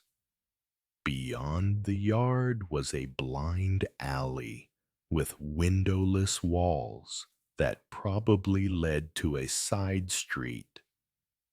Mechanically, he looked up at the windows on the first floor of the bistro. They clearly hadn't been washed for a long time, and the curtains hanging at them were faded. He might have been wrong, but he had the feeling that something had moved behind those windows. He was sure he had just seen the cat lying by the stove. Unhurriedly, he went back into the kitchen and began climbing the spiral staircase that led upstairs. The steps creaked. Even the vague smell of mildew reminded him of little village inns where he had sometimes spent the night. Two doors led off the landing. He opened one and found himself in what must be the Callis couple's bedroom. It looked out on the quayside. The walnut double bed hadn't been made that morning, and the sheets were quite clean. The furniture was the kind he would have found in any apartment of this kind. Old furniture passed down from father to son, heavy and polished smooth by time. In the wardrobe, a man's clothes were hanging. Between the windows was an armchair covered in dark red rep, and beside it an old-fashioned radio. In the middle of the room, finally, was a round table covered in a cloth of an indefinable color, flanked by two mahogany chairs. He wondered what it was that had struck him as soon as he came in, and had to look around the room several times before his gaze came to rest again on the tablecloth. A new-looking bottle of ink stood on it, along with a pen holder and one of those promotional blotting pads placed at the disposal of customers in bistros. He opened it without expecting to make a discovery, and indeed he didn't make one, finding in it only 3 sheets of white paper. At the same time, he pricked up his ears, thinking he heard a creaking. It hadn't come from the toilet, which led directly off the bedroom. Going back to the landing, he opened the second door and discovered another room, as big as the previous one, which served as a storeroom and was cluttered with furniture in poor condition. Old magazines, glassware, and all manner of miscellaneous objects. "Is there anybody here?" he asked in a loud voice, almost certain he wasn't alone in the room. He stood there for a moment, motionless, then silently reached out his arm to a closet and abruptly opened it. "Don't do anything stupid this time," he said. He wasn't too surprised to recognize Antoine, who sat huddled at the back of the closet like a hunted animal. "I thought we'd find you soon enough. Get out of there. Are you arresting me?" The young man was looking in terror at the handcuffs that Maigret had taken from his pocket. "I don't know yet what I'm going to do with you, but I have no intention of letting you vanish into thin air again.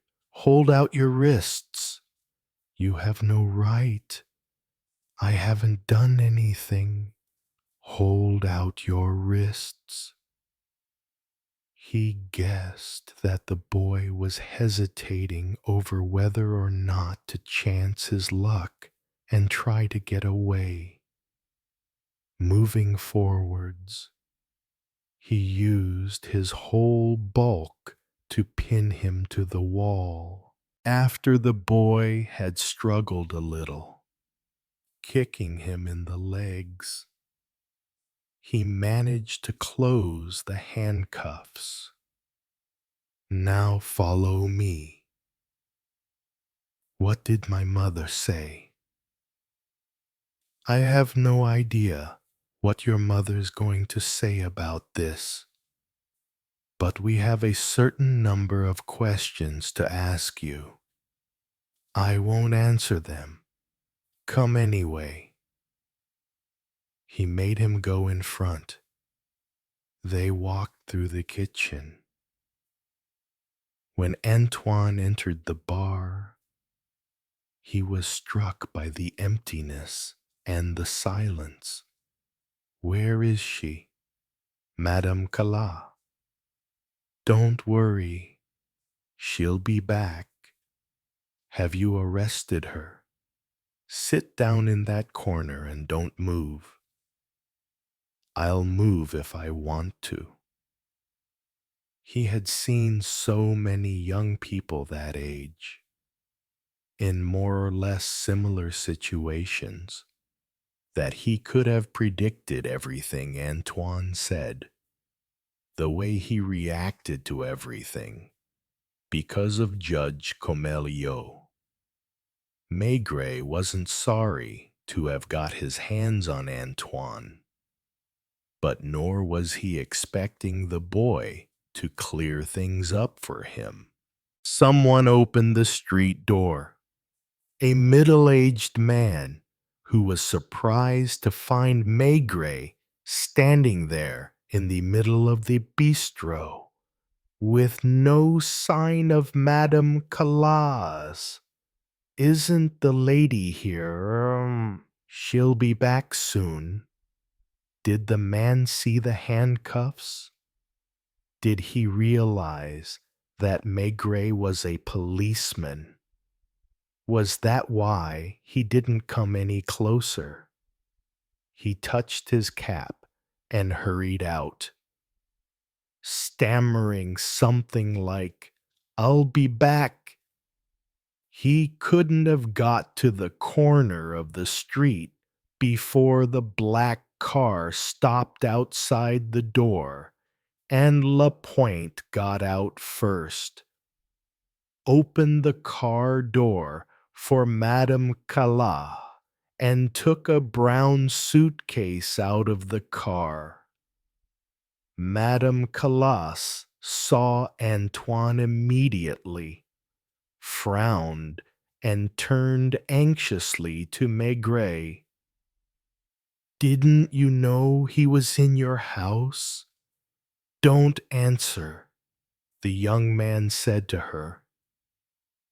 "He has no right to arrest me. I haven't done anything. I challenge him to prove I've done anything wrong." Without further delay, Maigret turned to Lapointe. "Is this the suitcase?" She wasn't too sure at first. Then she said yes. Then she said she couldn't be certain without opening it. "Have you opened it? I wanted you to be present. I gave the man at the station a temporary receipt. He insists we send him an official requisition application as soon as possible. Ask Comeliot for one." "Is the man still there?" "I suppose so. He didn't look as if he was about to go off duty. Phone him. Ask him if someone can replace him for a quarter of an hour. It shouldn't be impossible. Tell him to get in a taxi and come here." "Got it," Lapointe said, looking at Antoine. Was the man from the left luggage office going to recognize him? If he did, everything would get even easier. Phone Moores, I'd like him to come too and carry out a proper search along with photographers. Right, Chief?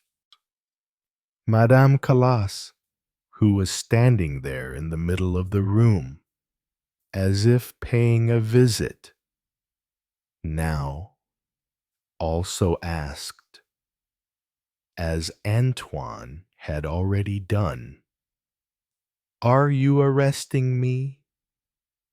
She seemed disconcerted when Maigret simply replied, "Why?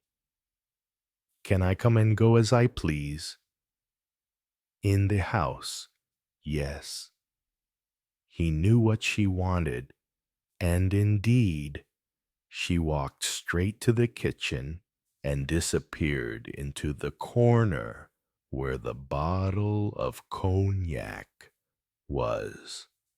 To cover her tracks, she moved some dishes and swapped her shoes, which she wasn't used to and probably hurt her feet, for her felt slippers. When she returned, she had regained her composure. She went behind the counter. "Can I get you a drink?" "A white wine, yes, and one for the inspector. Maybe Antoine would like a glass of beer." He was behaving like a man who has plenty of time. It might even have been supposed that he had no idea what he was going to do from one moment to the next. Having sipped at his wine, he walked to the door and locked it. "Do you have the key to the suitcase?" "No." "Do you know where it is?" "Probably in his pocket." In Careless's pocket? Since he was supposed to have left the house with his suitcase. "I need some kind of tool. Do you have any pliers?" It took her a while to lay her hands on a pair of pliers. Maigret placed the suitcase on one of the tables and waited for Lapointe to finish making his telephone calls before starting to force the not very strong lock. "I ordered a white wine for you." "Thank you." "Chief." The metal twisted and finally snapped, and Maigret lifted the lid. Madame Calas had remained on the other side of the counter. Although she was looking in their direction, she didn't appear especially interested. The suitcase contained a gray suit of rather thin fabric, a pair of almost new shoes, some shirts, some socks, a razor, a comb, and a toothbrush, as well as a bar of soap wrapped in paper. "Is this your husband's?" "I suppose so." "Aren't you sure? He does own a suit like that. Isn't it upstairs anymore? I haven't looked." She wasn't helping them, nor was she trying to allay suspicion. Since the day before, she had been answering questions in as few words and with as few details as possible, although without ever becoming as aggressive as Antoine. For instance, Antoine was so scared. He kept getting on his high horse, whereas Madame Calas didn't seem to have anything to fear. The comings and goings of the police officers, the discoveries they might make, were a matter of indifference to her. "Do you notice anything?" Maigret said to Lapointe as he looked through the suitcase. "That everything has been stuffed in, just anyhow." "Yes, that's how men pack most of the time. There's something odder than that. Callas was supposedly going on a journey. He took a spare suit with him, as well as shoes and underwear. In theory, he would have packed upstairs in the bedroom." Two men in plasterers' overalls shook the door, stuck their faces to the window, seemed to be yelling something that couldn't be heard, and walked off. "Can you tell me why, in that situation, he would have taken dirty linen with him? One of the two shirts, indeed, had been worn, as had a pair of pants and a pair of socks. You think he wasn't the one who put these things in the case? It might have been him. It probably was, but not when he was leaving for his trip. When he packed his bag, he was on the point of coming home." "I see. Did you hear that, Madame Callas?" She nodded. "Do you still claim that your husband left on Friday afternoon and took this case with him?" "I have nothing to change in what I said." "Are you sure he wasn't here on Thursday, and that it wasn't Friday that he came home?" She merely shook her head. "Whatever I say, you'll believe what you want to believe." A taxi stopped outside. Maigret went to open the door. The employee from the left luggage office got out of the cab. "Keep the taxi. I'll only need you for a moment." Maigret let him in for a moment or two. The man stood there wondering what they wanted of him, looking around to get his bearings. His gaze came to rest on Antoine, who was still sitting in the corner of the banquette. He turned to Maigret and opened his mouth. Then he examined the boy again. During all this time, which seemed long, Antoine looked him in the eyes with a defiant air. "I think," the man began, scratching the back of his neck. He was honest and was struggling with his conscience. "I have to say, seeing him like this, I'd say it's him." "You're lying," the boy cried angrily. "It might be easier if he was standing." "Stand up?" "No. Stand up." Madame Callas' voice, behind Maigret's back, said, "Stand up, Antoine." "Like this," the man murmured after a moment's thought. "I'm a bit sure." "Doesn't he have a leather jacket?" "Have a look upstairs, in the room at the back," Maigret said to Lapointe. They waited in silence. The man glanced towards the counter. and Maigret understood that he was thirsty. "A glass of white wine?" he asked. "I wouldn't say no." Lapointe returned with the jacket that Antoine had been wearing the day before. "Put it on." The young man looked at Madame Calas to ask her advice. Reluctantly, he resigned himself. Once the handcuffs had been removed, "Don't you see how he's trying to get in with the coppers? They're all the same.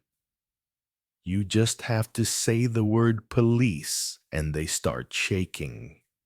Well, now, are you still going to claim you've seen me before?" "I think so." "You're lying." The man turned again to Maigret and said in a calm voice that nevertheless quivered with emotion, "I assume my statement's important. I wouldn't like to harm anyone for nothing." "This young man looks like the one who came to the station on Sunday and deposited the suitcase." Since I had no idea anybody was going to ask me about him, I didn't look at him all that closely. Maybe if I saw him in the same place, in the same lighting. We'll bring him to the station today or tomorrow, Maigret decided. "I'm very grateful to you. Cheers." He walked him to the door and closed it behind him. There was a kind of indefinable slackness in Maigret's attitude that rather intrigued Lapointe, who couldn't have said when it had started.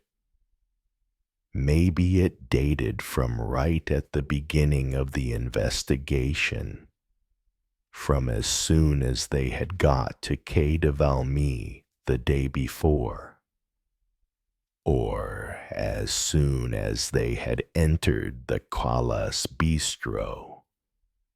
Maigret was acting as he usually did, was doing what he had to do, but wasn't he doing it with a lack of conviction that his inspectors had seldom seen in him? It was hard to define. He seemed to be acting rather reluctantly. The material clues barely interested him, and he appeared to be pondering thoughts that he wasn't conveying to anyone. It was especially noticeable here, in this bistro, and even more so whenever he addressed Madame Calas or watched her out of the corner of his eye. It was as if the victim didn't count, as if the dismembered body meant nothing to him. He had barely bothered with Antoine, and he had to make an effort to think of certain professional duties. "Call Comelio. I'd prefer it to be you. Tell him in a few words what's happened. It's probably best if he signs a committal order for the boy. He'll do it anyway." "What about her?" Lapointe asked, indicating Madame Calas. "I'd rather not."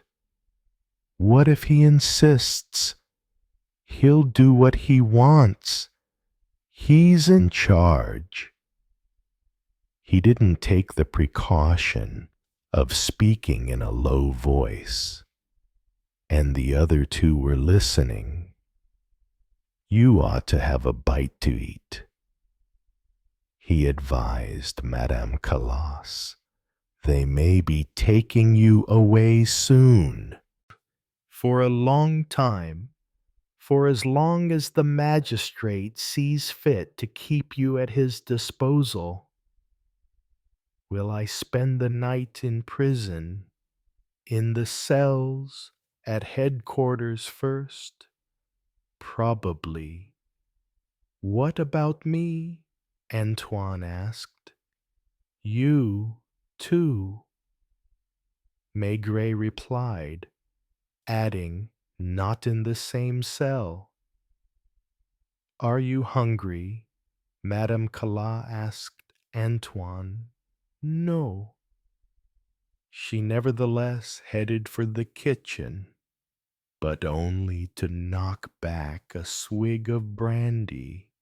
When she returned, she asked, Who'll mind the store while I'm away? Nobody. Don't worry. We'll keep an eye on it. He couldn't stop looking at her, still in the same way, as if for the first time he was dealing with somebody he didn't understand. He had met some clever women in his career, and some had stood up to him for a long time, but he'd always known from the start that he would eventually gain the upper hand. It was a matter of time, patience, and determination with Madame Calas. It wasn't the same.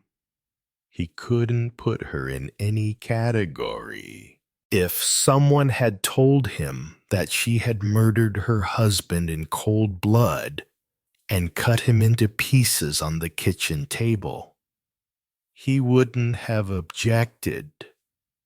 But nor would he have objected if someone had asserted that she had no idea what had happened to her husband. There she was, in front of him, in the flesh, thin and faded in her dark dress, which hung on her body like an old curtain hanging at a window. She was quite real, with the gleam of an intense inner life in her dark eyes, and yet there was something immaterial, something elusive about her. Did she know she produced that impression? You might have thought so from the calm, perhaps ironic way in which she, too, looked at Maigret. That was the source of the unease Lapointe had felt earlier. This was less a police investigation to discover a culprit than a personal matter between Maigret and this woman. Whatever didn't relate directly to her was of lesser interest to Maigret. Lapointe was to have a proof of that a moment later. When he came out of the phone booth, what did he say? Maigret asked, referring to Camillo. He'll sign an order and have it brought to your office. Does he want to see him? He assumes you'll want to question him first. What about her? He'll sign a second order. You can do what you want with it, but in my opinion, I understand. Camillo was expecting Maigret to go back to his office. Summon Antoine and Madame Calas in turn and question them for hours until they spilled the beans. The head still hadn't been found. There was no positive proof that the man whose remains had been fished out of the Canal Saint Martin was Omer Callas.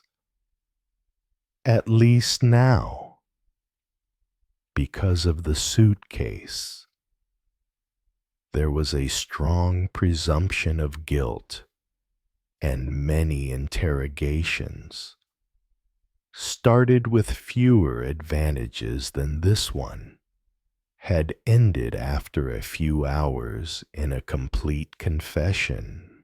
Not only was that Judge Comelio's thought, it was also Lapointe's, and he could barely conceal his surprise when Maigret said, "Take him to headquarters. Go with him to my office and question him. Don't forget to bring him up something to eat and drink. Are you staying here? I'll wait for Moores and the photographers." Embarrassed, Lapointe motioned to the young man to stand up. Before leaving, Antoine yelled at Maigret, "I warn you, you'll pay for this." At almost the same moment, the Viscount, who had been prowling the various offices of the police judiciaire as he did every morning, was continuing his rounds in the examining magistrate's corridor. "Nothing new, Monsieur Comelio. Haven't they found the head yet?" "Not yet. But we have an almost positive identification." "Who is he?" "For 10 minutes." Comelio gladly answered questions. Not sorry that for once it was he and not Maigret who had the attention of the press. "Is the inspector over there?" "I imagine so." And so, the search of the Calais residence and the arrest of a young man, known so far only by his initials, were announced 2 hours later in the afternoon newspapers. Then, on the 5 o'clock bulletin on the radio, alone now with Madame Callas. Maigret had gone to fetch a drink from the counter and had carried it over to a table and sat down. For her part, she hadn't moved, remaining behind the bar in the classic pose of the bistro owner's wife. They heard the factory sirens announcing midday. In less than 10 minutes, more than 30 people came and stuck their noses against the closed door.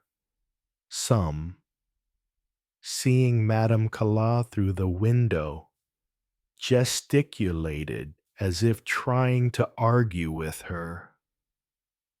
"I saw your daughter," Maigret said suddenly, breaking the silence. She looked at him without saying a word. "She confirmed that she came to visit you about a month ago. I wonder what the two of you talked about." It wasn't a question, and she didn't see fit to answer. "I got the impression she's a well-balanced person who's been clever enough to do well for herself. I don't know why, but it crossed my mind that she's in love with her boss and may even be his mistress." She still didn't react. Did any of this interest her? Did she have any feelings for her daughter? It can't have been easy for her at first.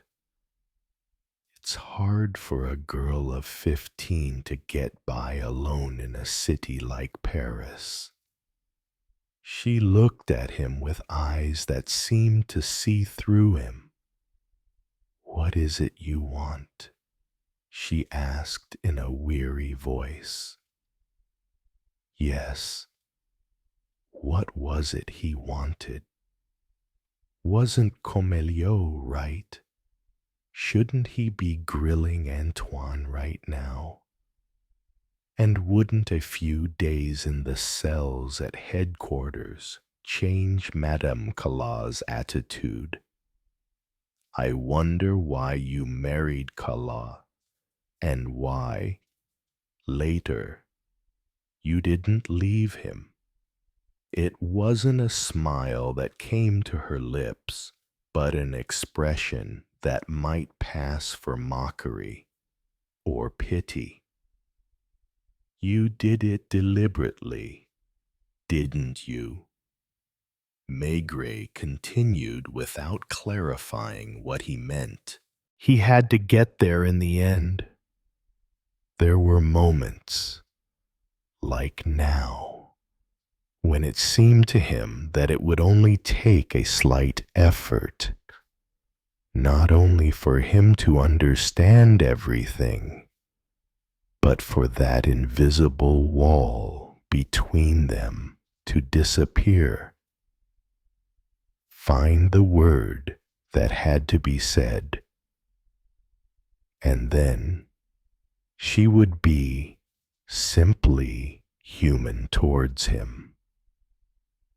Was the other man here on Friday afternoon?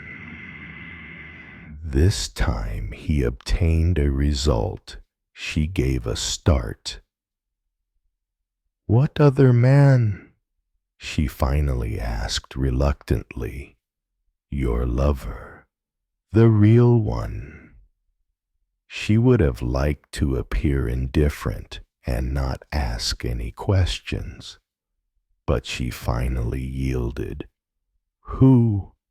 A middle-aged man with red hair and a pockmarked face, whose first name is Dieudonné.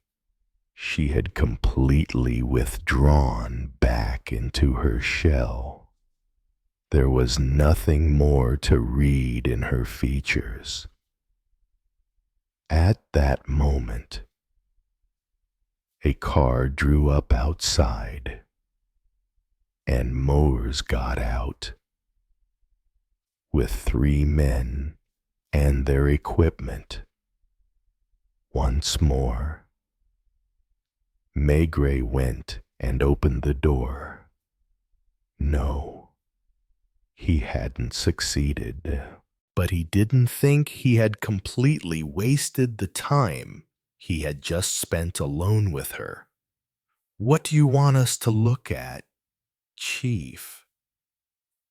Everything, the kitchen first, then the 2 rooms and the toilet on the first floor.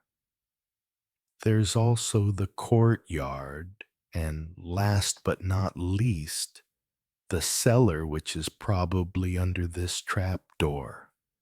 Do you think this is where the man was killed and dismembered? It's possible. What about this suitcase?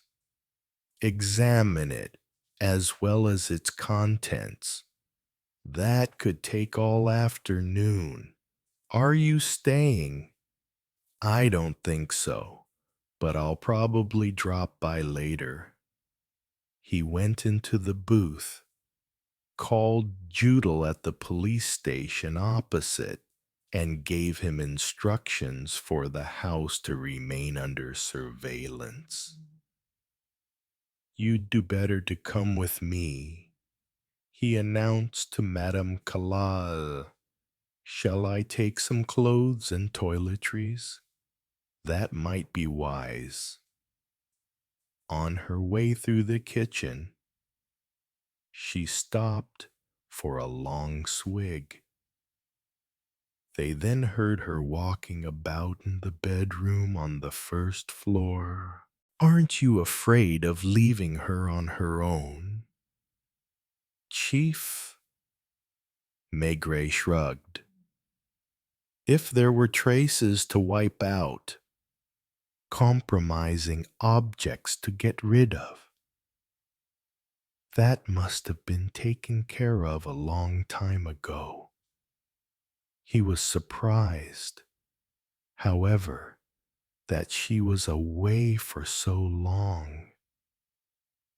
They could still hear her moving about, and there were sounds of water running and drawers being opened and closed. In the kitchen, she stopped again. She was probably telling herself that this was the last brandy she would have a chance to drink in a while. When she finally appeared, the three men looked at her with the same surprise, a surprise that, in Maigret, was mixed with a touch of admiration. In less than 20 minutes, she had undergone an almost complete transformation. She was now wearing a black dress and coat that made her look very elegant, with her hair done and a nice hat on. It was as if the features of her face themselves had become firmer, her gait more distinct, her bearing resolute, almost proud. Had she been expecting the effect she produced? Was there an element of flirtatiousness? She didn't smile, didn't seem amused at their surprise, merely made sure she had what she needed in her bag, put on her gloves, and said, "I'm ready." She gave off an unexpected smell of eau de cologne and cognac. She had powdered her face and painted her lips. "Aren't you taking a case?" She said no, as if defiantly.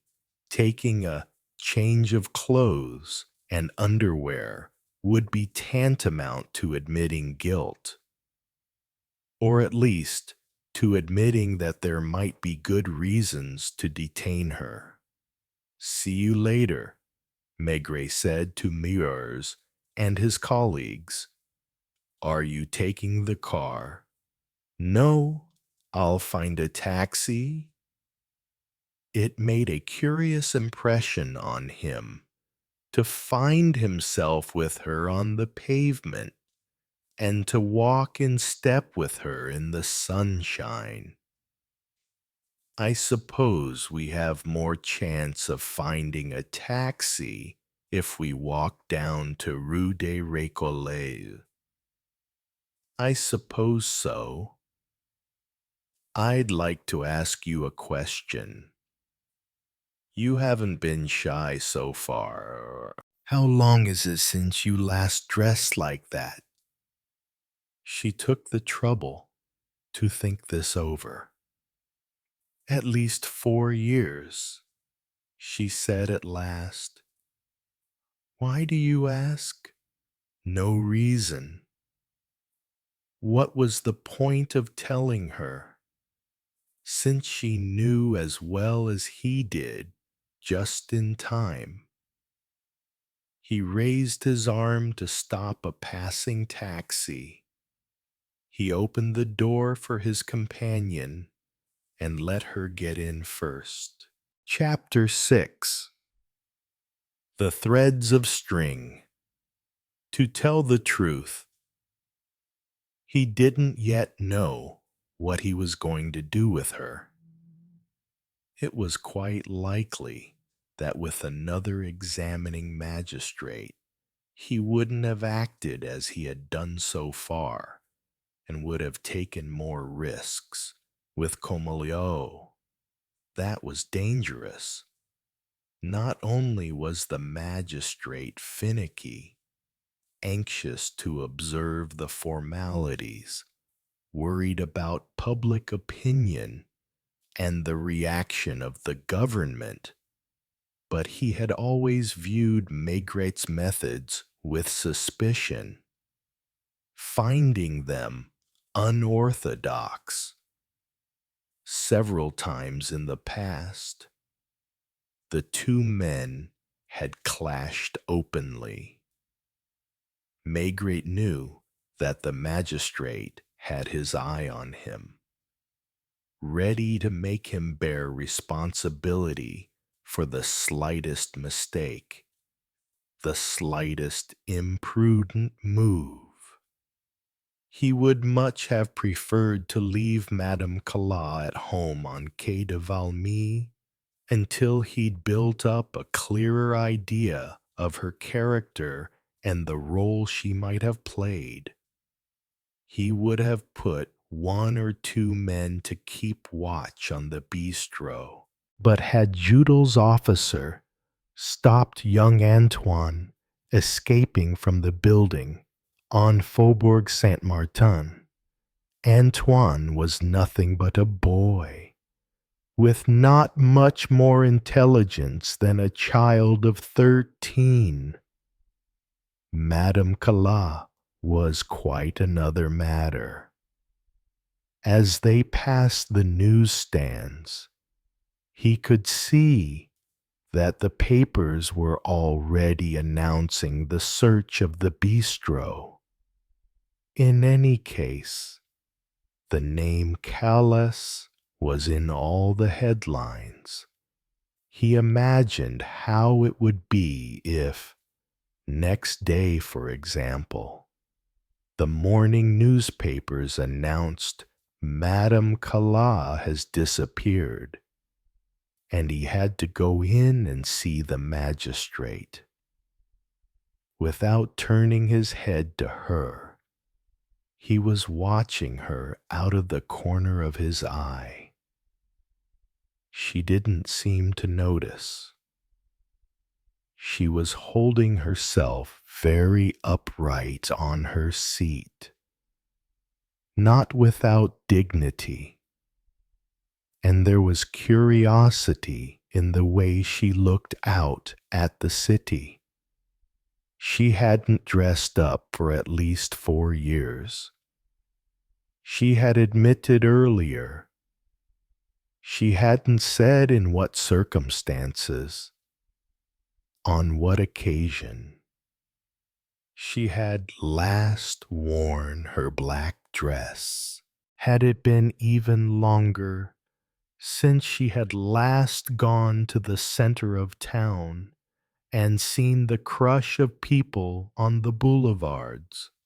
Since he couldn't do exactly what he wanted because of Comolio, he was forced to go about it differently. As they neared Quai des Orfèvres, he opened his mouth for the first time. "I don't suppose you have anything to say." She looked at him with a hint of surprise. "What about your husband?" She shrugged imperceptibly. "I didn't kill Calas," she said. She called him by his surname, the way the wives of some peasants and shopkeepers are in the habit of calling their husbands. That struck Maigret, as if coming from her. It didn't sound natural. "Shall I drive into the courtyard?" the driver asked, opening his window. "If you like." The Viscount was there, at the foot of the grand staircase with 2 other journalists and some photographers. They'd had wind of what was happening, and it was pointless trying to hide the prisoner from them. One moment, Detective Chief Inspector. Did she think it was Maigret who had asked for them to come? She walked past them, very stiffly, while they took photographs and followed her up the stairs. They must have photographed young Antoine, too, even upstairs, in the corridor. Maigret still hesitated. He opened the door to the inspector's office. Lucas wasn't there. He spoke to Janvier instead. Can you take her into an empty office for a few minutes and stay with her? She had heard. There was still a silent reproach in the gaze she brought to bear on Maigret. Or was it more disappointment than reproach? He walked out without adding anything and went into his own office, where Lapointe, who had taken off his jacket, was sitting in his place, opposite the window. Antoine was sitting upright on his chair. He looked very red, as if he was too hot. Between them, on a tray that had been brought up from the Brasserie Dauphine, could be seen the remains of sandwiches and 2 glasses with dregs of beer at the bottom, as Maigret's eyes came to rest on the tray, then on him. Antoine seemed upset at having yielded to his appetite, presumably having previously vowed to punish them by refusing all food. They were used to that kind of attitude here, and Maigret couldn't help smiling. "How's it going?" he asked Lapointe, with his eyes. Lapointe made it clear that he had obtained nothing so far. "Carry on, boys." He walked upstairs to see Comeliot and found him in his office, ready to go to lunch. "Have you arrested both of them?" "The young man's in my office." Lapointe is questioning him. Has he talked? Even if he knows something, he won't say anything until we wave the evidence right under his nose. Is he bright? That's just it. He isn't. You usually end up by getting the better of someone intelligent, if only by demonstrating that his answers don't stand up.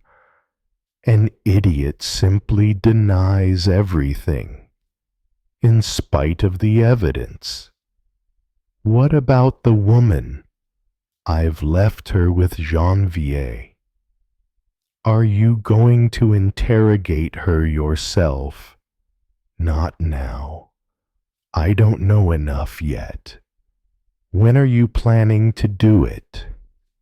Tonight, perhaps, or tomorrow, or the day after tomorrow. And in the meantime, Maigret appeared so meek, so good-natured, that Comeliot wondered what he was up to. "I've come to ask you what you've decided." You can't keep her in an office indefinitely.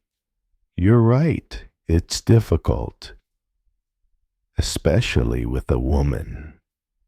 Don't you think it's wise to put her in the cells? That's for you to say.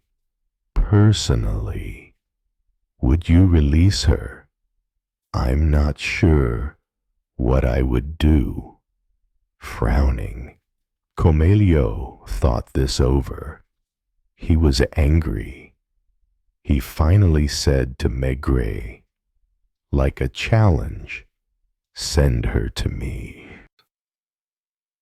Why was Maigret smiling as he walked along the corridor? Was he imagining the conversation between Madame Calas and the exasperated magistrate?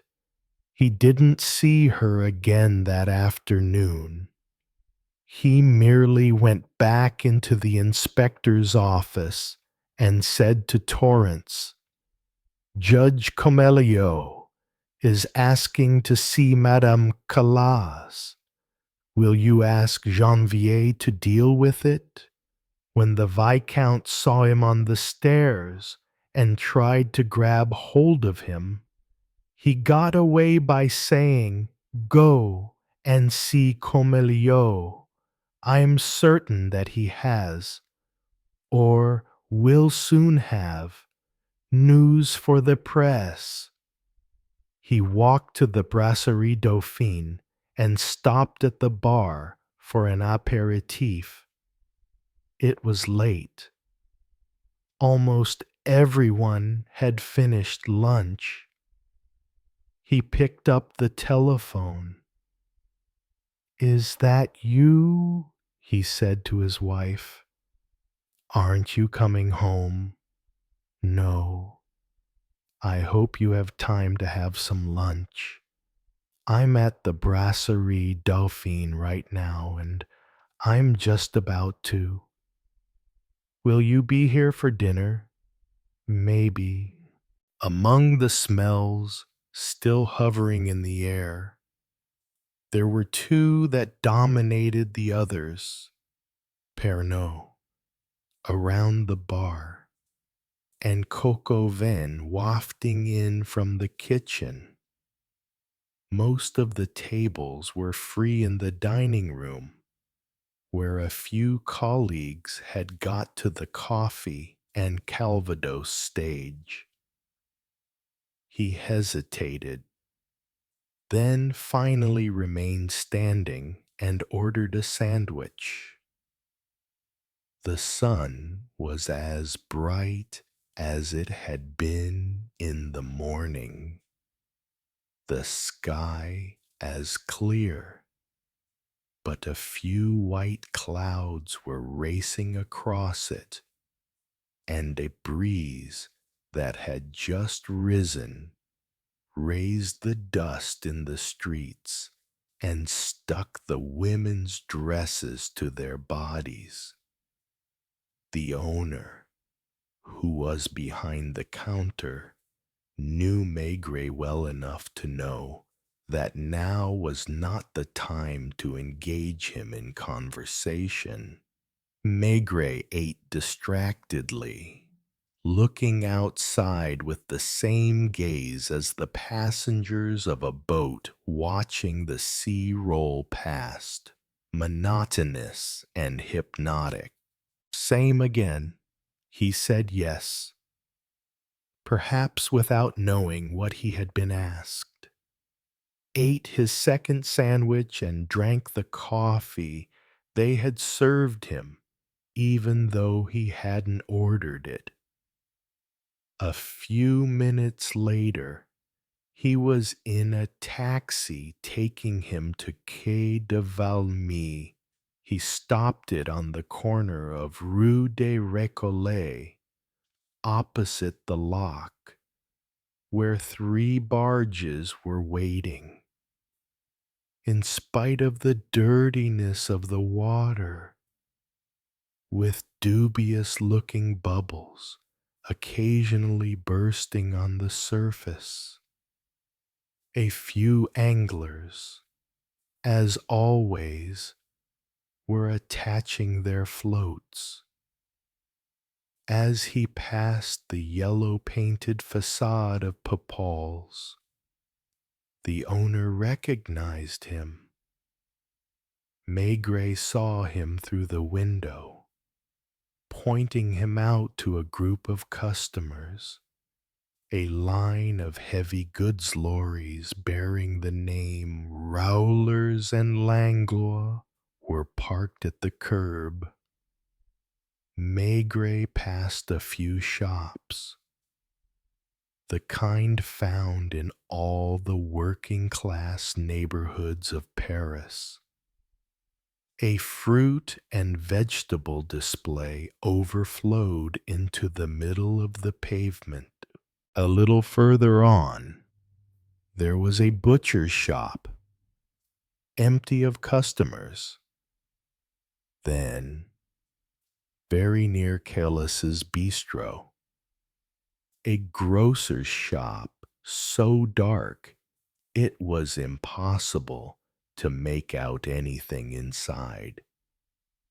Madame Calas had to leave home sometimes, even if only to do her shopping, and it was likely that she frequented these shops in her slippers, with that thick black woolen shawl around her shoulders that he had noticed in the bistro. Judel must have dealt with these people. The local police knew them and were trusted by them more than anyone from Quai des Orfèvres could ever be.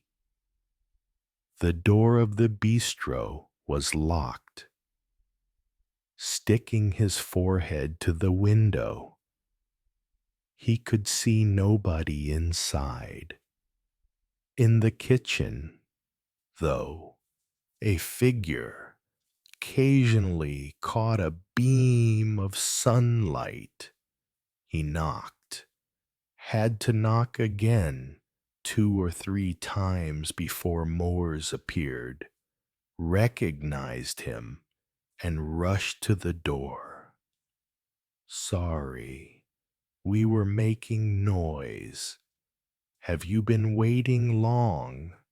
"It doesn't matter," Maigret said, turning the key in the lock. "Have you been disturbed a lot?" "Some customers try to open and then go away. Others knock at the door and wave their arms insistently, demanding that we open up." Maigret looked around him, then went behind the counter to search for the kind of blotting pad he had seen on the table in the bedroom. Most bistros kept several of these, and he was surprised not to find a single one, whereas there were 3 boxes of dominoes, 4 or 5 baize covers, and half a dozen packs of cards. "Carry on," he said to Moores. "I'll speak to you later." He wormed his way between the equipment the technicians had set up in the kitchen and climbed to the first floor, from which he returned with the ink and the blotting paper. Sitting at a table in the bistro, he wrote in capital letters, "Closed temporarily." He had hesitated before writing the second word, thinking perhaps of Comelio, who right now was alone with Madame Calas. Have you seen any drawing pins anywhere? On the left-hand shelf under the counter. Mowers replied from the kitchen. He found them and went and stuck his notice to the crossbar of the door. When he turned, he felt something alive brushing against his leg and recognized the ginger cat, which turned its head towards him, looked at him, and meowed. It hadn't occurred to him, if the house was to stay empty for a while, the cat couldn't be left alone in it. He went to the kitchen, found some milk in an earthenware jug, and a cracked soup plate. I wonder who I can get to look after the cat. Don't you think a neighbor would do it? I noticed a butcher's shop not far from here. I'll ask them later. What have you found so far? They were combing the house, leaving no corner, no drawer unexplored.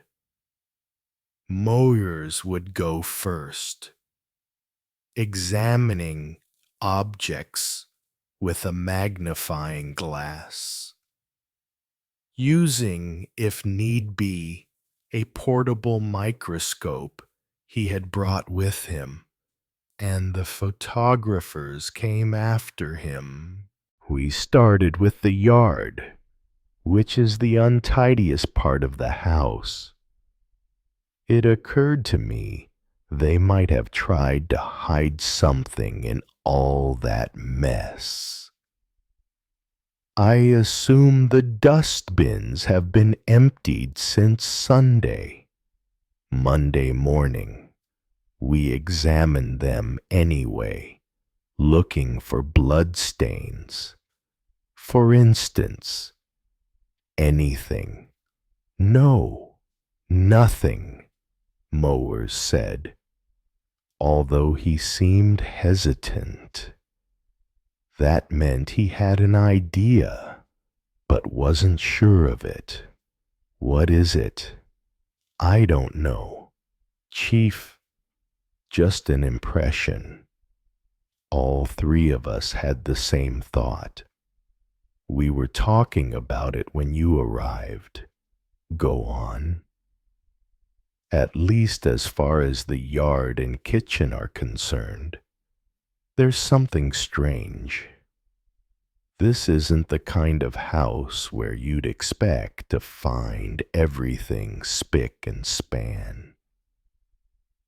You just have to look in the drawers to see how untidy the place was. All sorts of things were stuffed in there, and most of them are covered in dust. Maigret, who was looking around him, thought he knew what Mowers was getting at. Carry on, he said with growing interest. Next to the sink, we found dishes from 3 days ago and saucepans that haven't been cleaned since Sunday. It's reasonable to assume this was normal, unless the wife had been neglecting the housework while the husband was away.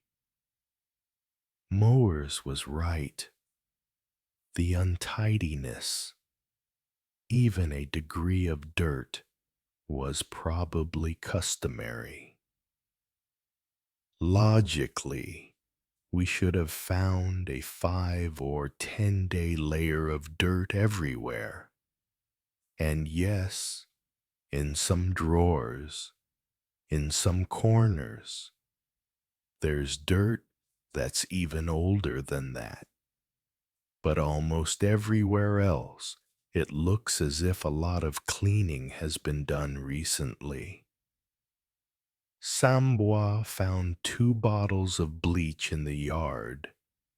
One of them's empty, and to judge by the state of the label, it was bought recently. When do you think this cleaning might have been done? 3 or 4 days ago. I'll be more specific in my report.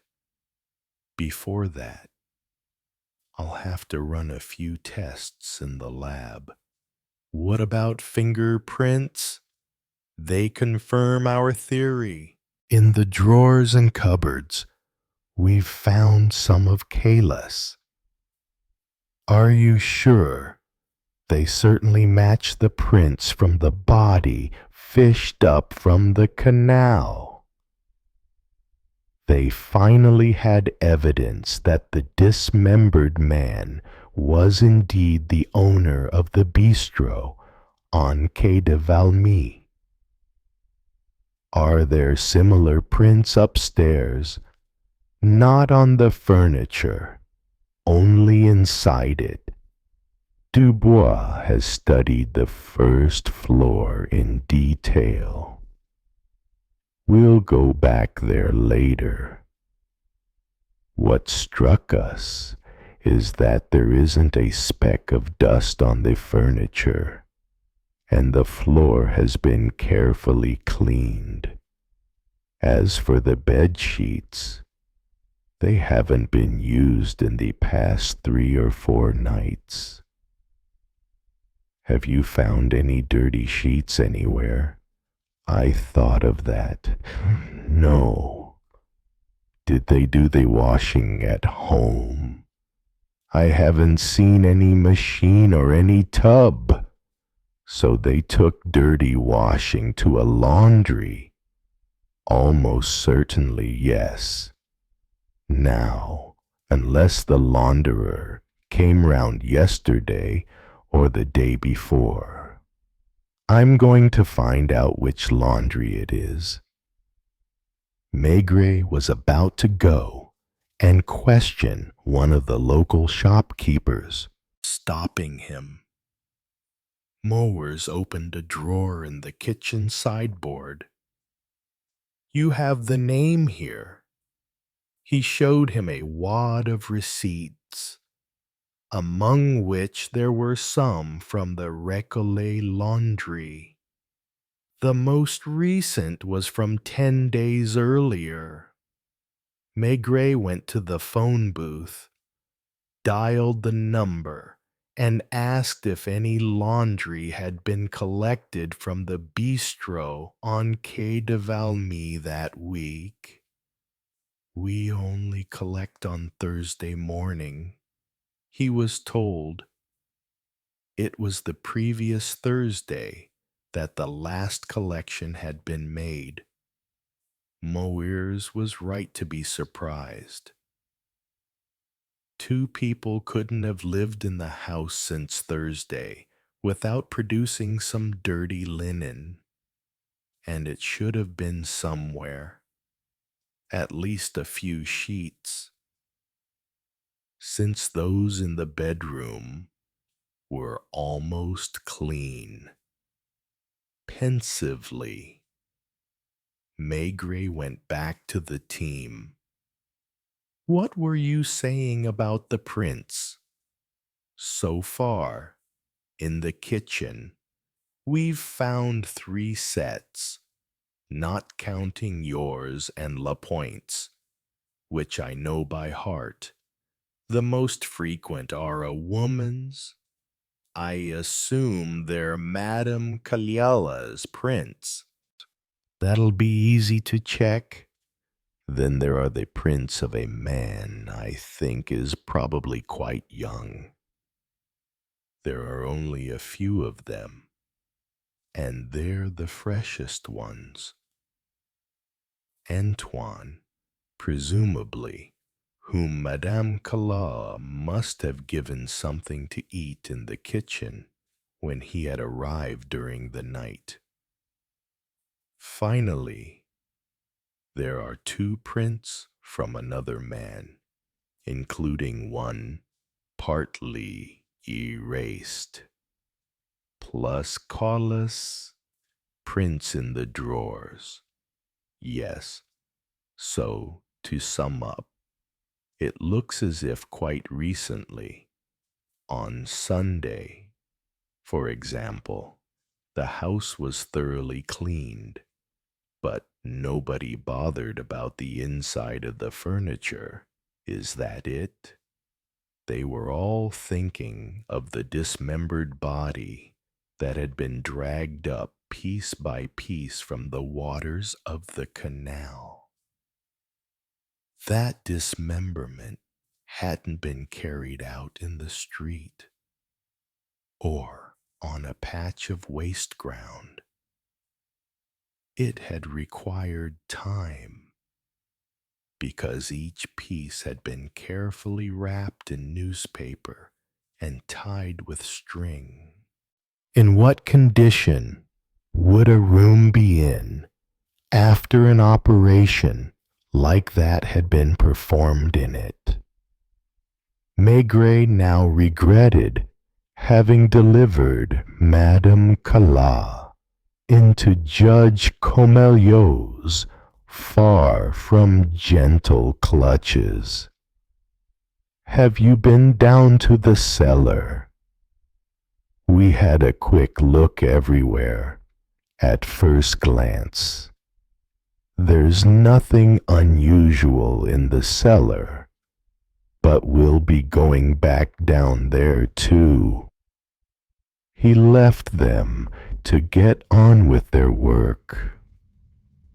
For a while, he walked up and down the bistro, and the ginger cat started following him.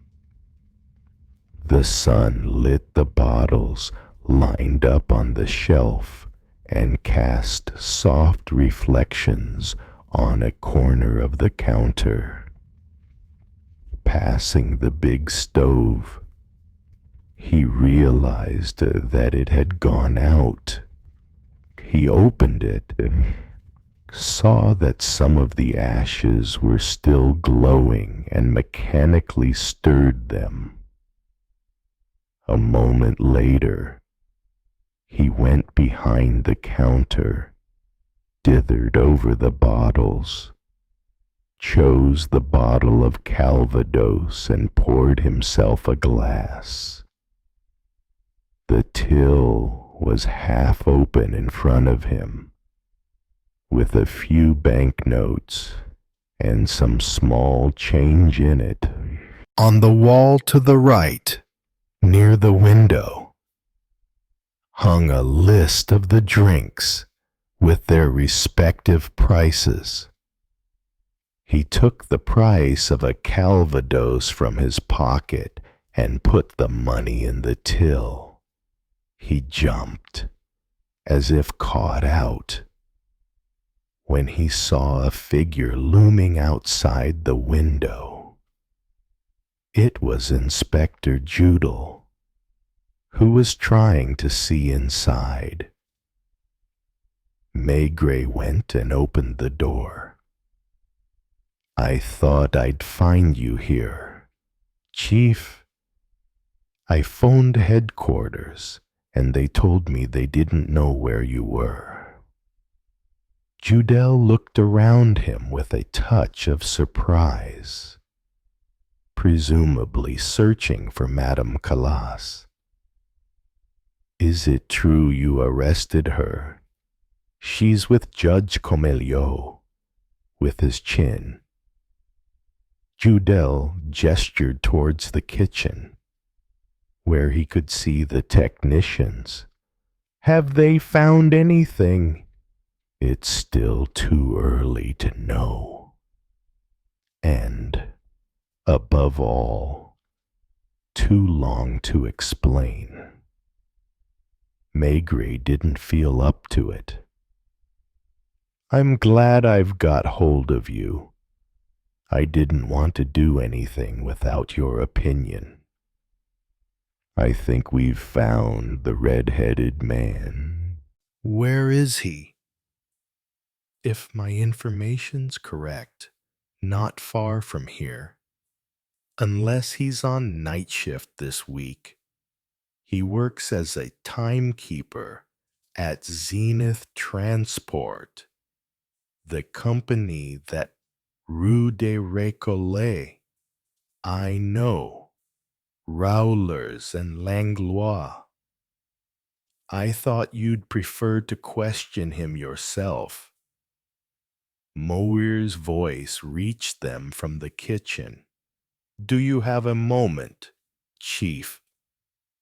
Maigret walked to the back of the bistro. Madame Calais' black shawl was spread on the table, and Moir's, who had first examined it with a magnifying glass, was focusing his microscope. Want to have a look at this? What am I looking for? Do you see brownish lines on the wool that look like twigs? Actually, it's hemp. Our tests will confirm it, but I'm pretty sure they're threads that are almost invisible to the naked eye and have come off a piece of string, the same kind of string that Maigret was referring to, the string that had been used to wrap the parts of the dismembered body. I'd almost be prepared to swear it. Madame Calais probably didn't do a lot of wrapping. We haven't found a single piece of string like that in the house. There are pieces of string in a drawer, but it's either thinner string or fiber string or red string. Many thanks.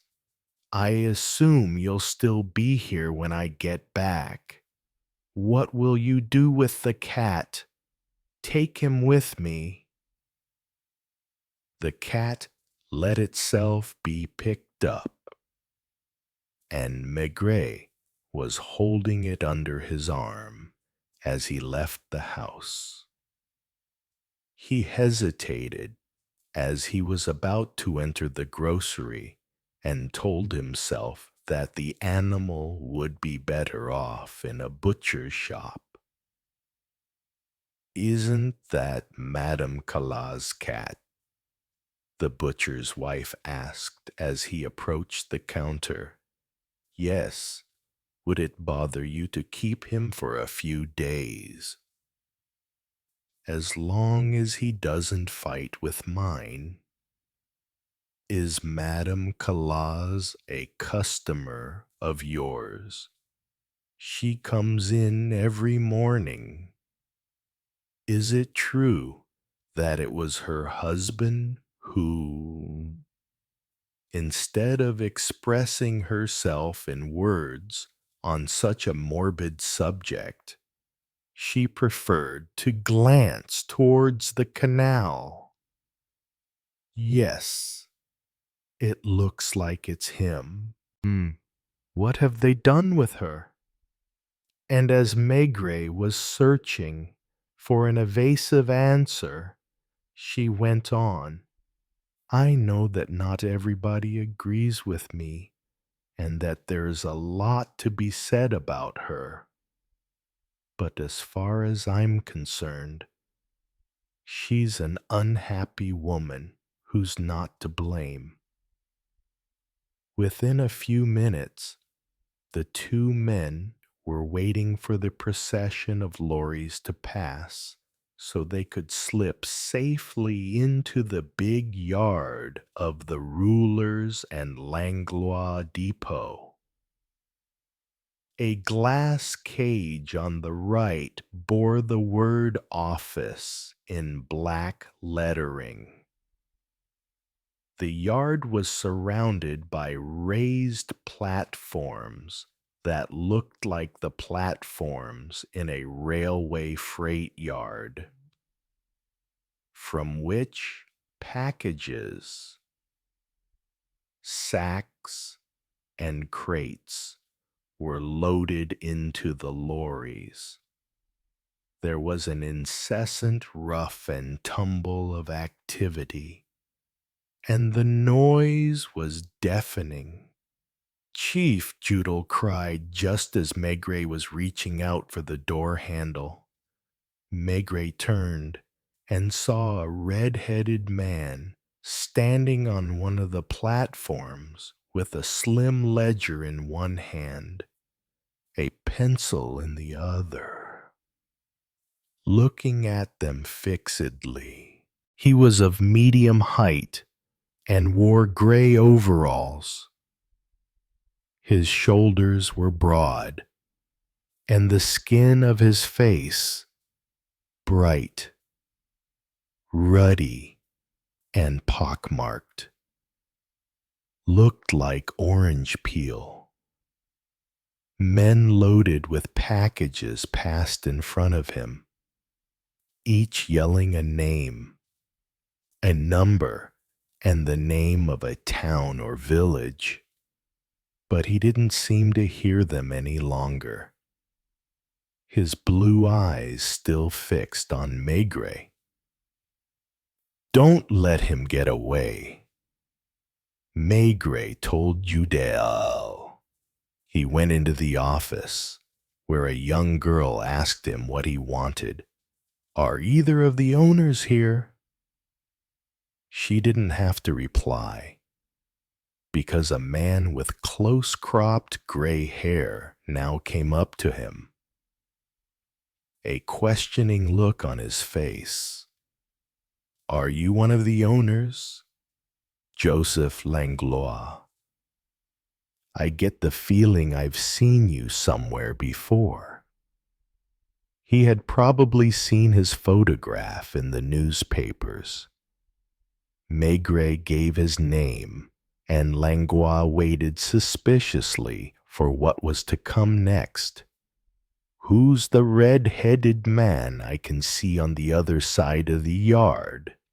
What do you want with him?" "I don't know yet." "Who is he?" "Dieudonné Pap, who's been working for me for more than 25 years. I'd be surprised if you found anything on him." "Is he married?" "He's been a widower for years.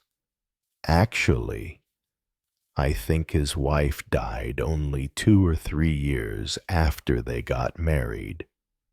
"Does he live alone?" "I suppose so. His private life is none of my business." "Do you have his address?" "He lives in Rue des Écluses, Saint Martin, not far from here." "Do you know the number?" "Mademoiselle Berthe, 56. "Does he work all day?" "He does his 8 hours, like everybody else, but not necessarily during the day. The depot is open day and night. Lorries are loading and unloading constantly.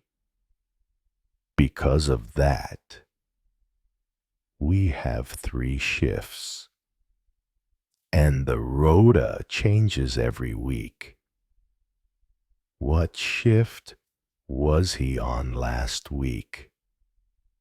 Langlois turned to the girl he had called Mademoiselle Berthe. "Can you have a look?"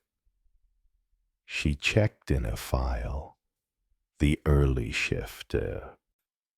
Langlois explained what this meant. In other words, he came on at 6 in the morning and finished at 2 in the afternoon.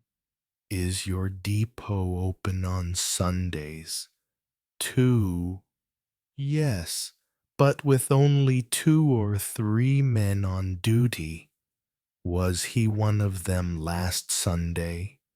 The girl again checked in her files. No. What time is he due to finish today? He's on the second shift. That means he'll knock off at 10 this evening. Could you get someone to take his place? Can't you at least tell me what you want with him? I'm sorry. Can't. Is it something important? Probably very important. What do you suspect him of? I prefer not to answer that. Whatever you're thinking, I can tell you right now that you're barking up the wrong tree. If all my employees were like him, I'd never have anything to worry about. He wasn't pleased. Without telling Maigret what he was going to do, and without asking him to follow him, he left the office, walked across the yard, and went up to Dieudonné Pape. Pape didn't react while his boss was talking to him, merely continued staring at the glass cage. Langlois turned to the far end of the yard and seemed to be calling someone. A little old man soon appeared, also in overalls, a pencil behind his ear. They exchanged a few words, and the newcomer took the ledger from the hands of the red-headed man, who followed his boss across the courtyard. Maigret hadn't moved. The two men came in, and Langlois announced, "This is a detective chief inspector from the police judiciaire. Apparently, he needs to speak to you. I have a few questions for you. Monsieur Pape, if you don't mind coming with me." Dieudonné Pape pointed to his overalls. "Can I change? I'll go with you."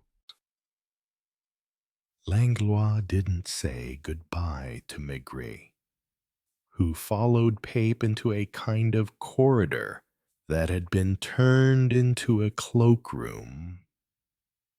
Pape didn't ask any questions. He must have been over 50 and gave the impression of a calm, meticulous man. He put on his coat and hat and walked out into the street with Judel on his right and Maigret on his left. He seemed surprised that there was no car outside, as if he had expected to be taken immediately to Quai des Orfèvres.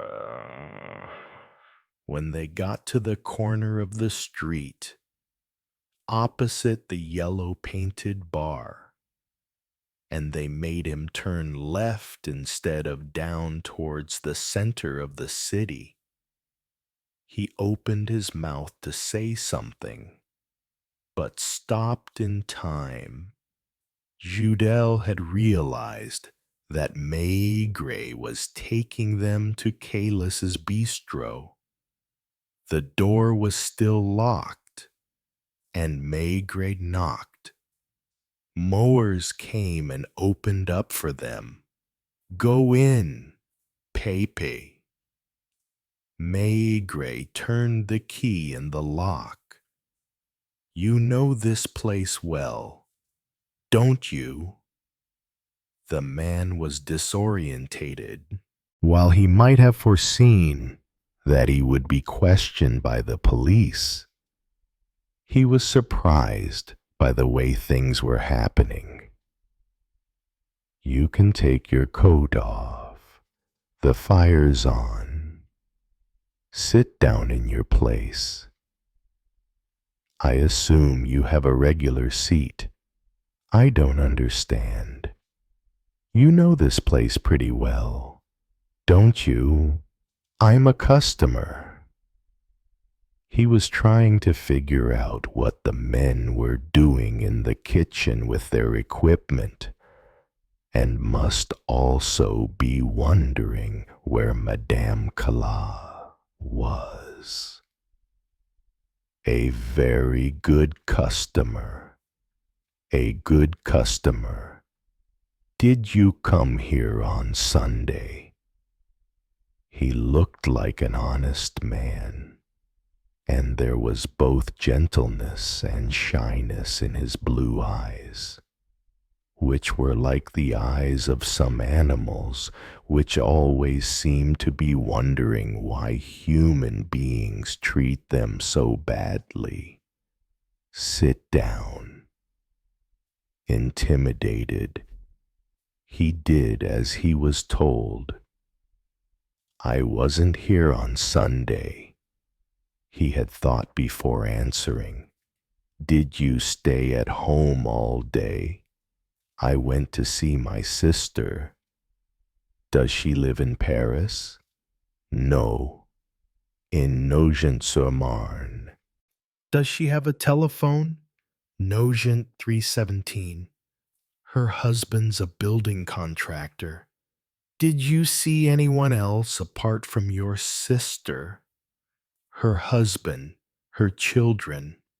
Then, at about 5, some neighbors who are in the habit of coming to her house to play cards. Maigret signaled to Judel, who knew what he wanted and walked over to the phone booth. What time did you leave Nogent? I took the 8 o'clock bus. Did you drop by here before going home? No. When did you last see Madame Calas? On Saturday. What shift were you on last week? The morning shift. So it was after 2 in the afternoon that you came here. Yes. Was Collis here? He had to think about this. Not when I arrived. But he did come back. I don't remember. Did you stay here for a long time? Quite a long time. How long? More than 2 hours. I don't know exactly. What did you do? I had a drink and chatted with other customers, mostly with Aileen. Ah. He blushed as he uttered the name and hastened to explain. I think of her as a friend. We've known each other a long time. How long? More than 10 years. So you've been coming here every day for more than 10 years. Almost every day. Preferably when her husband is away. This time, he didn't reply, but bowed his head in a preoccupied manner. Are you her lover? Who told you that? It doesn't matter. Are you? Instead of replying, he asked anxiously, What have you done with her? Maigret replied openly, Right now she's with the examining magistrate. Why? To answer some questions about her husband's disappearance. Haven't you read the newspapers? As Dieudonné Pape didn't react, but remained lost in thought, Maigret called out, Mowers, can you take his prints? Papy let him take them. He seemed more concerned than scared, and his fingers didn't shake as they rested on the paper. Now compare them. With which ones? The two in the kitchen, including the one that's partly erased. When Moores walked away, Dieudonné Pape said in a soft but reproachful tone, "If you want to know if I went in the kitchen, you only had to ask me. I often go there." "Were you there last Saturday? I made myself a cup of coffee." "You don't know anything about the disappearance of Omer Callas." He still seemed to be thinking things over, like a man faced with a crucial decision. "You don't know that he was murdered and his body dismembered and thrown in the canal." There was something quite impressive about it. Neither Judel nor Maigret had expected it. Slowly, the man turned to look at Maigret, appeared to scrutinize his face, and at last said, still in the same soft but slightly reproachful voice, "I have nothing to say. Did you kill Callas?" Maigret insisted with equal gravity. Dieudonné Pape shook his head. "I have nothing to say," he repeated. Chapter 7. Madame Calais' Cat. Maigret was eating his dessert when he became aware of the way his wife was looking at him. A slightly sardonic but maternal smile on her lips. He pretended not to notice it at first, looked back down at his plate, and ate a few more spoonfuls of egg custard before raising his eyes again. "Do I have a mark on the end of my nose?" he grunted. "No." "Then why are you laughing at me?" "I'm not laughing. I'm smiling." "It's as if you're making fun of me. Am I so comical?" "You're not comical, Jules." It was unusual for her to call him that, and it only happened when she was in a tender mood. "What am I then?" "Do you realize you haven't said a single word since you've been sitting here?" No. He hadn't realized. "Could you even tell me what you've been eating?" "Lamb's kidneys," he replied in an artificially grouchy tone. "And before, soup." "What kind of soup?" "I don't know. Vegetable, I suppose." "Is that woman bothering you so much?" "Most of the time." And it was true of this case, too. Madame Maigret knew nothing of the cases her husband dealt with, apart from what she read in the newspapers. "Do you think she killed him?" He shrugged, like a man trying to rid himself of an obsession. "I have no idea." "Or do you think Dieudonné Pape did it, and she's his accomplice?" he felt like telling her that it didn't matter. And indeed, as far as he was concerned, it didn't. What mattered was to understand. The fact was, not only did he not yet understand, the better he knew the people involved, the more in the dark he was.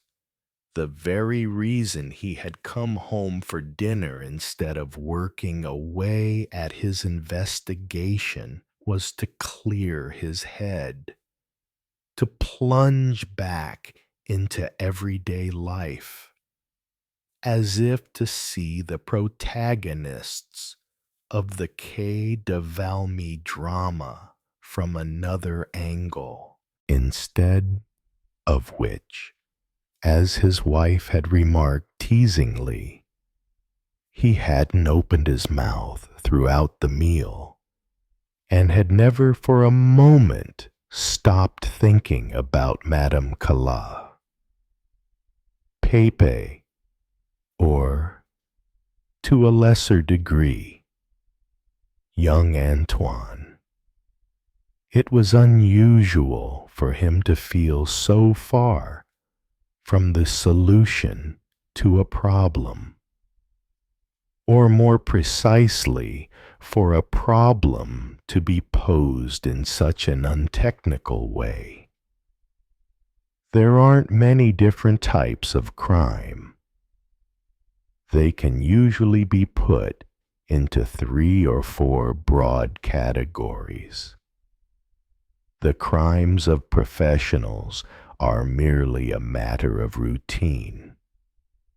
That a criminal from the Corsican gang should kill a member of the Marseille gang in a bar in Rue de Douai is an almost mathematical problem for the men of the police judiciaire, and can be solved with the help of an established procedure. An attack by 1 or 2 young delinquents on a tobacconist or a bank cashier leads to a manhunt that also has its rules. With a crime of passion, you know immediately where you're going. Last but not least, with a crime committed for financial gain, one involving an inheritance, a life insurance policy, or some more complicated plan to get hold of the victim's money, you're on safe ground as soon as you've discovered the motive. That was how Judge Comelio saw this case. Perhaps because he couldn't admit that the private lives of people belonging to a world different from his, especially the inhabitants of Quai de Valmy, could be at all complicated. If Dieudonné Pape was Madame Calas' lover, then Dieudonné Pape and Madame Calas had got rid of her husband, both to be free and to get their hands on his money.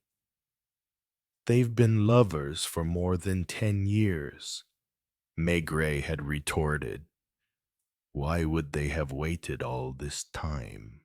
The judge dismissed the objection with a gesture. Headless might have received a large sum of money from somewhere, or else the lovers had been waiting for the right opportunity, or else Madame Calas and her husband had quarreled, and Madame Calas had decided she'd had enough, or else. What if we discover that, apart from his bistro, which isn't worth much. Callus didn't have any money. Then there's still the bistro. Dieudonné had enough of working for Zenith Transport and decided to spend the rest of his days putting his feet up in the warm atmosphere of a little place like that. That was the one objection that had swayed Maigret a little.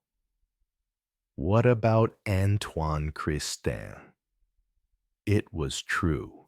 The judge now had two possible culprits to consider rather than one. Christin was also Madame Calais' lover, and he was more likely than Pap to have needed money.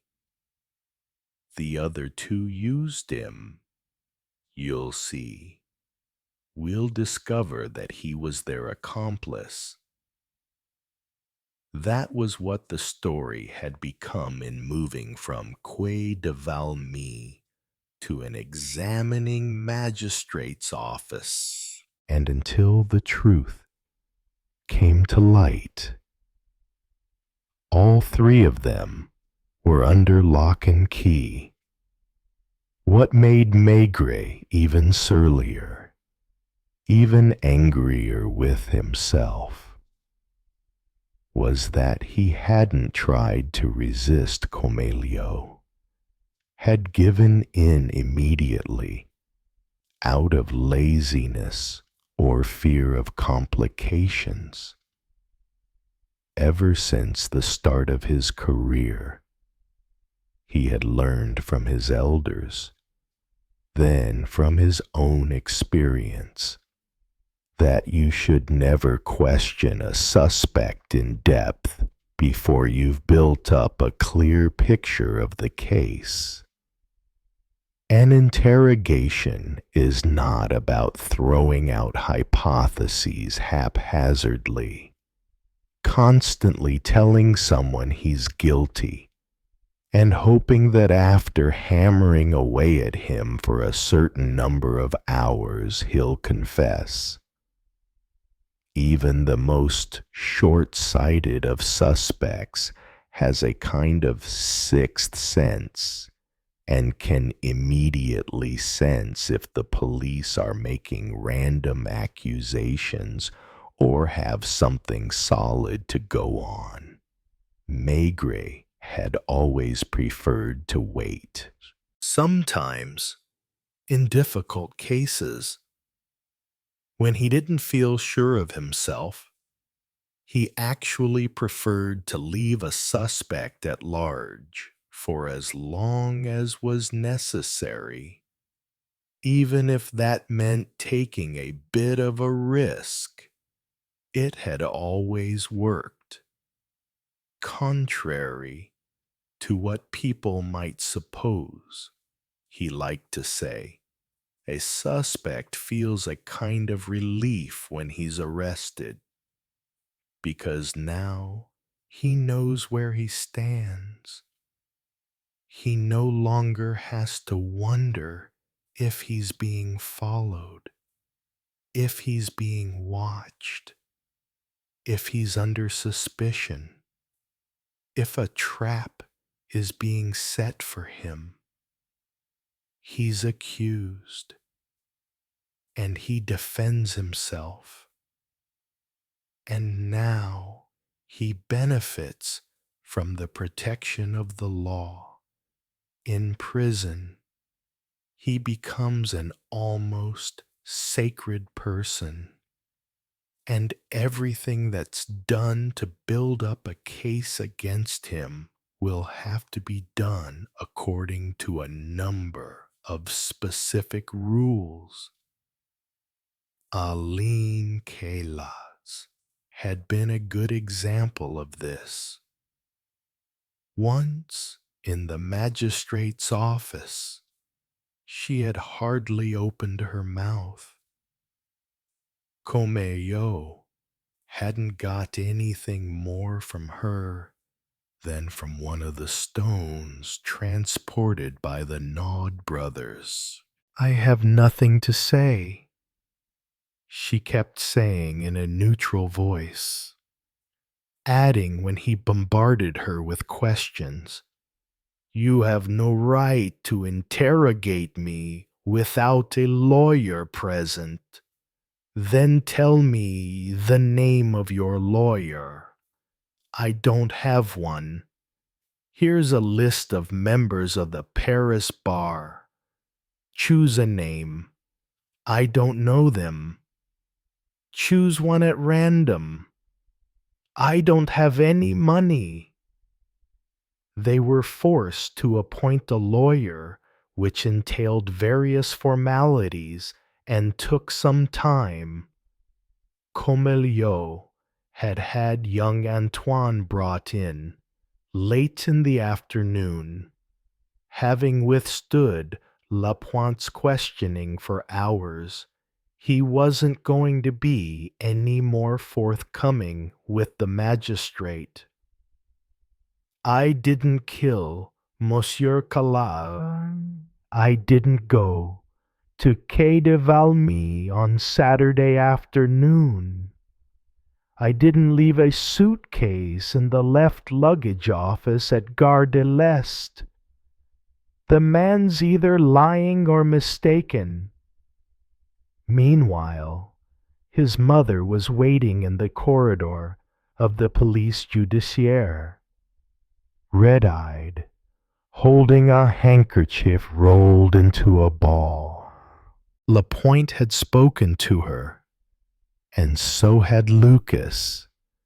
She insisted on waiting, repeating that she wanted to see Detective Chief Inspector Maigret.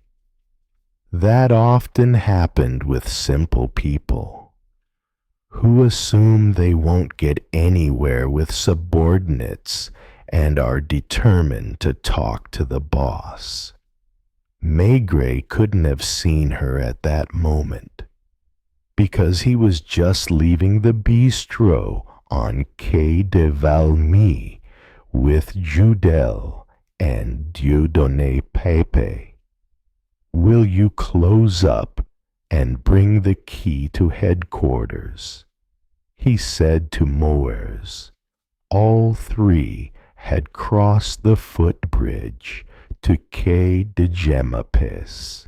Rue des Écluses Saint-Martin was not far. In a quiet area behind the Hôpital Saint-Louis that had something of a provincial air about it. Pape hadn't been handcuffed. Maigret had judged that he wasn't the kind of man who'd try to run away. He was calm and dignified, as calm in his way as Madame Calas. He didn't seem so much defeated as sad, with a hint of what looked like resignation. He didn't talk much. He probably never talked much. He answered questions in as few words as possible, and occasionally didn't answer at all, merely looking at Maigret with his lavender blue eyes. He lived in an old 5-story building with a comfortable, lower middle-class air to it. As they passed the lodge, the concierge stood up and watched them through the window. They didn't stop, but climbed to the second floor, where Pepe opened the door on the left with his key.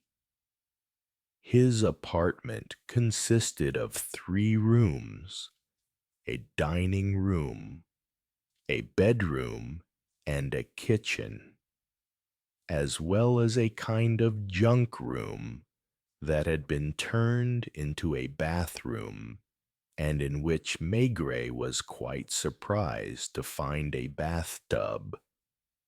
Although not modern, the furniture was less old-fashioned than in the Colles house, and everything was remarkably clean. "Do you have a cleaning lady?"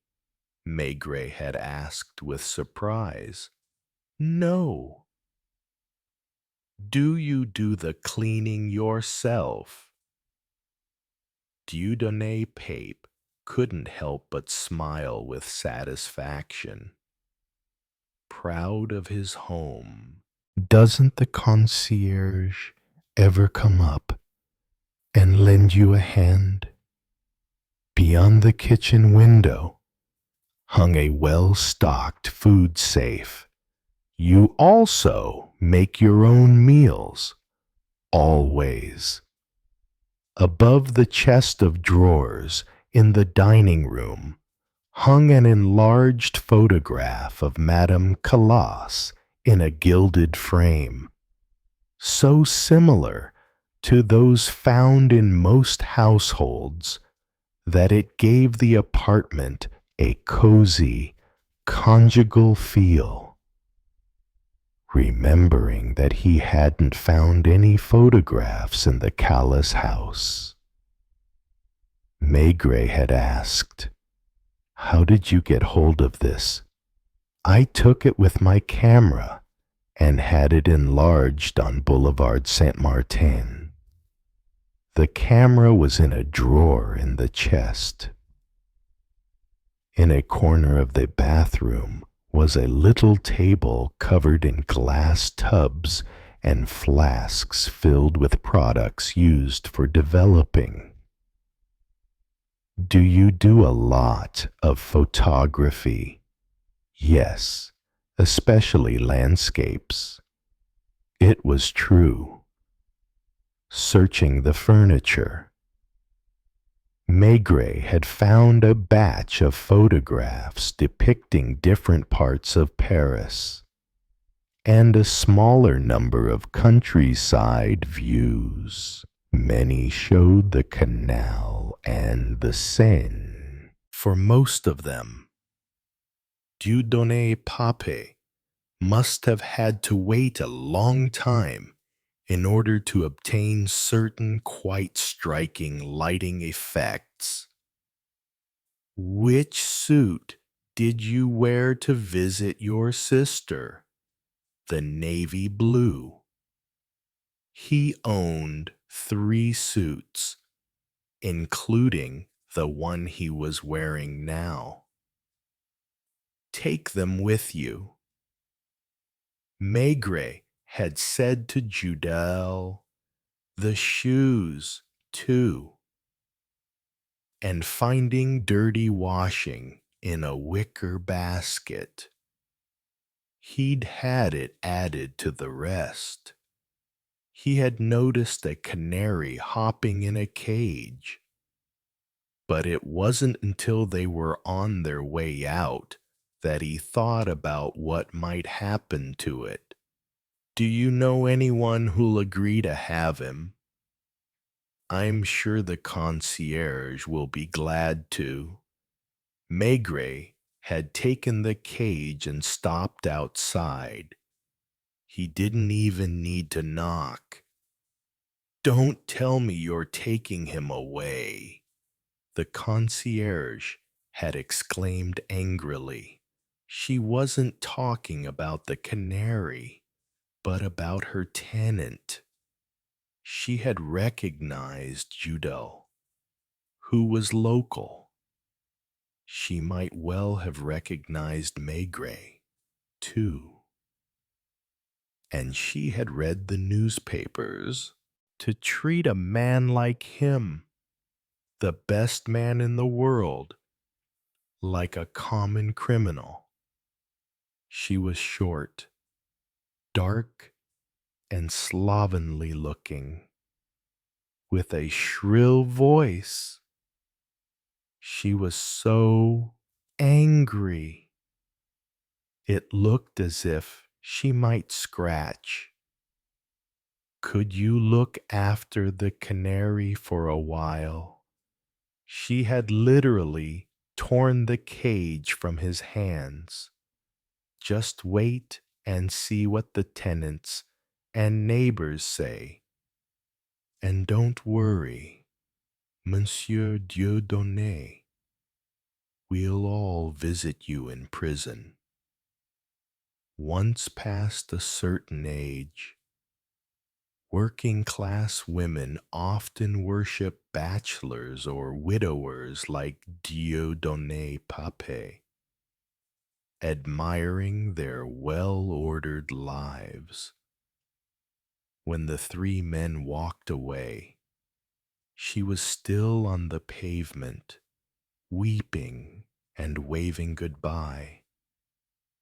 Maigret had said to Judel, "Take the clothes and shoes to Moors. He'll know what to do with them. And I want the house on Quai de Valmy kept under surveillance."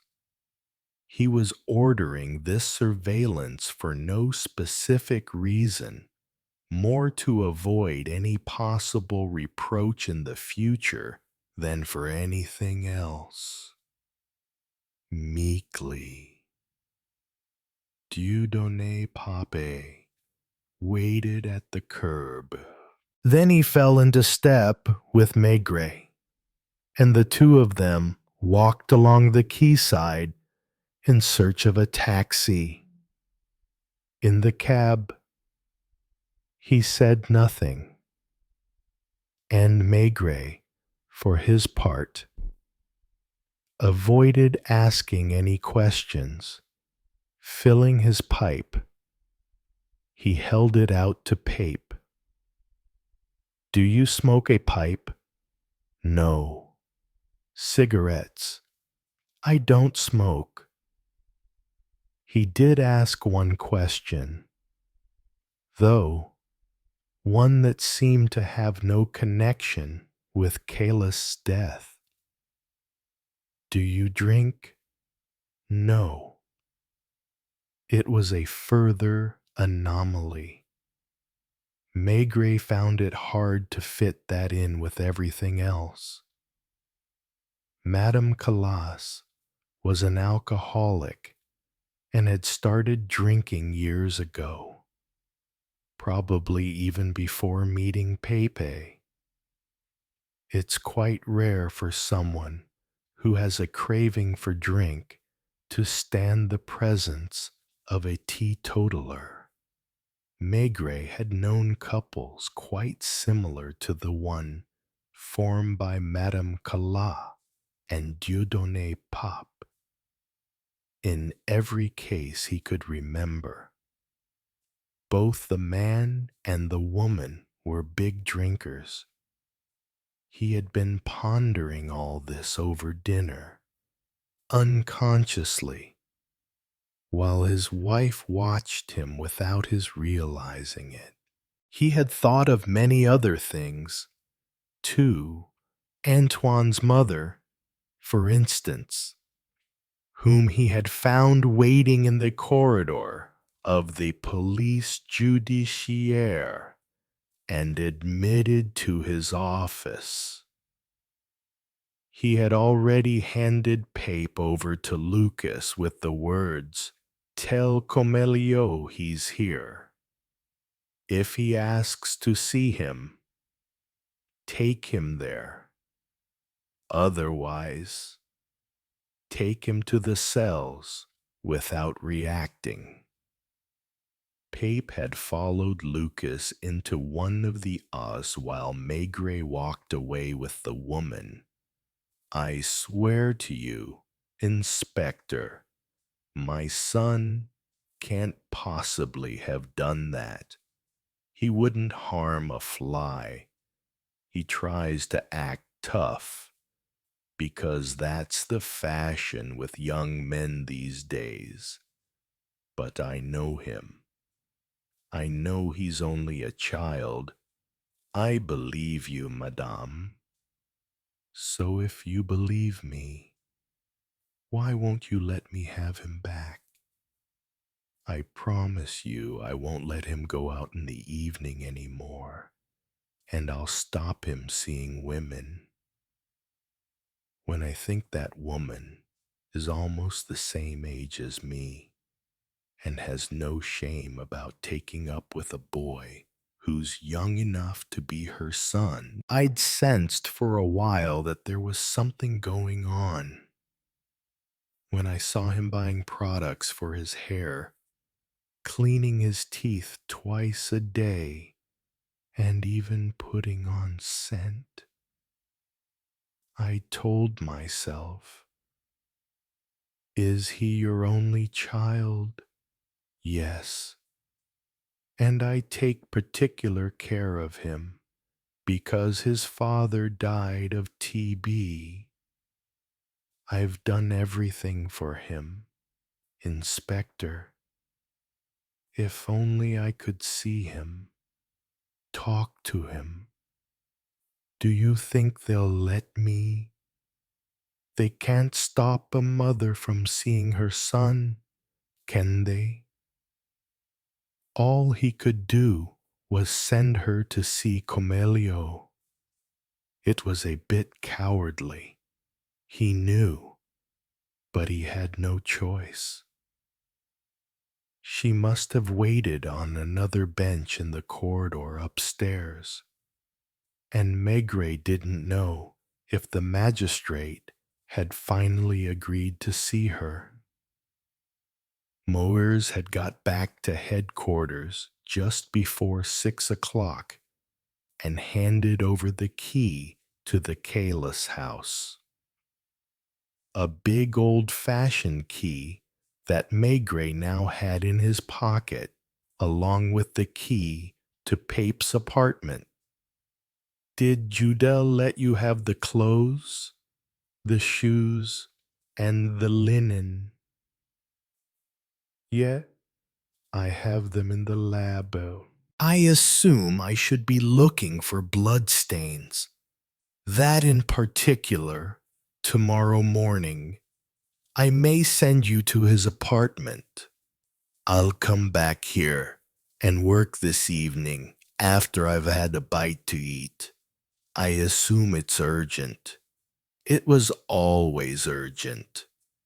The more time you take on the case, the less fresh the leads, and the more time people have had to prepare their defense. Will you come up this evening? I don't know.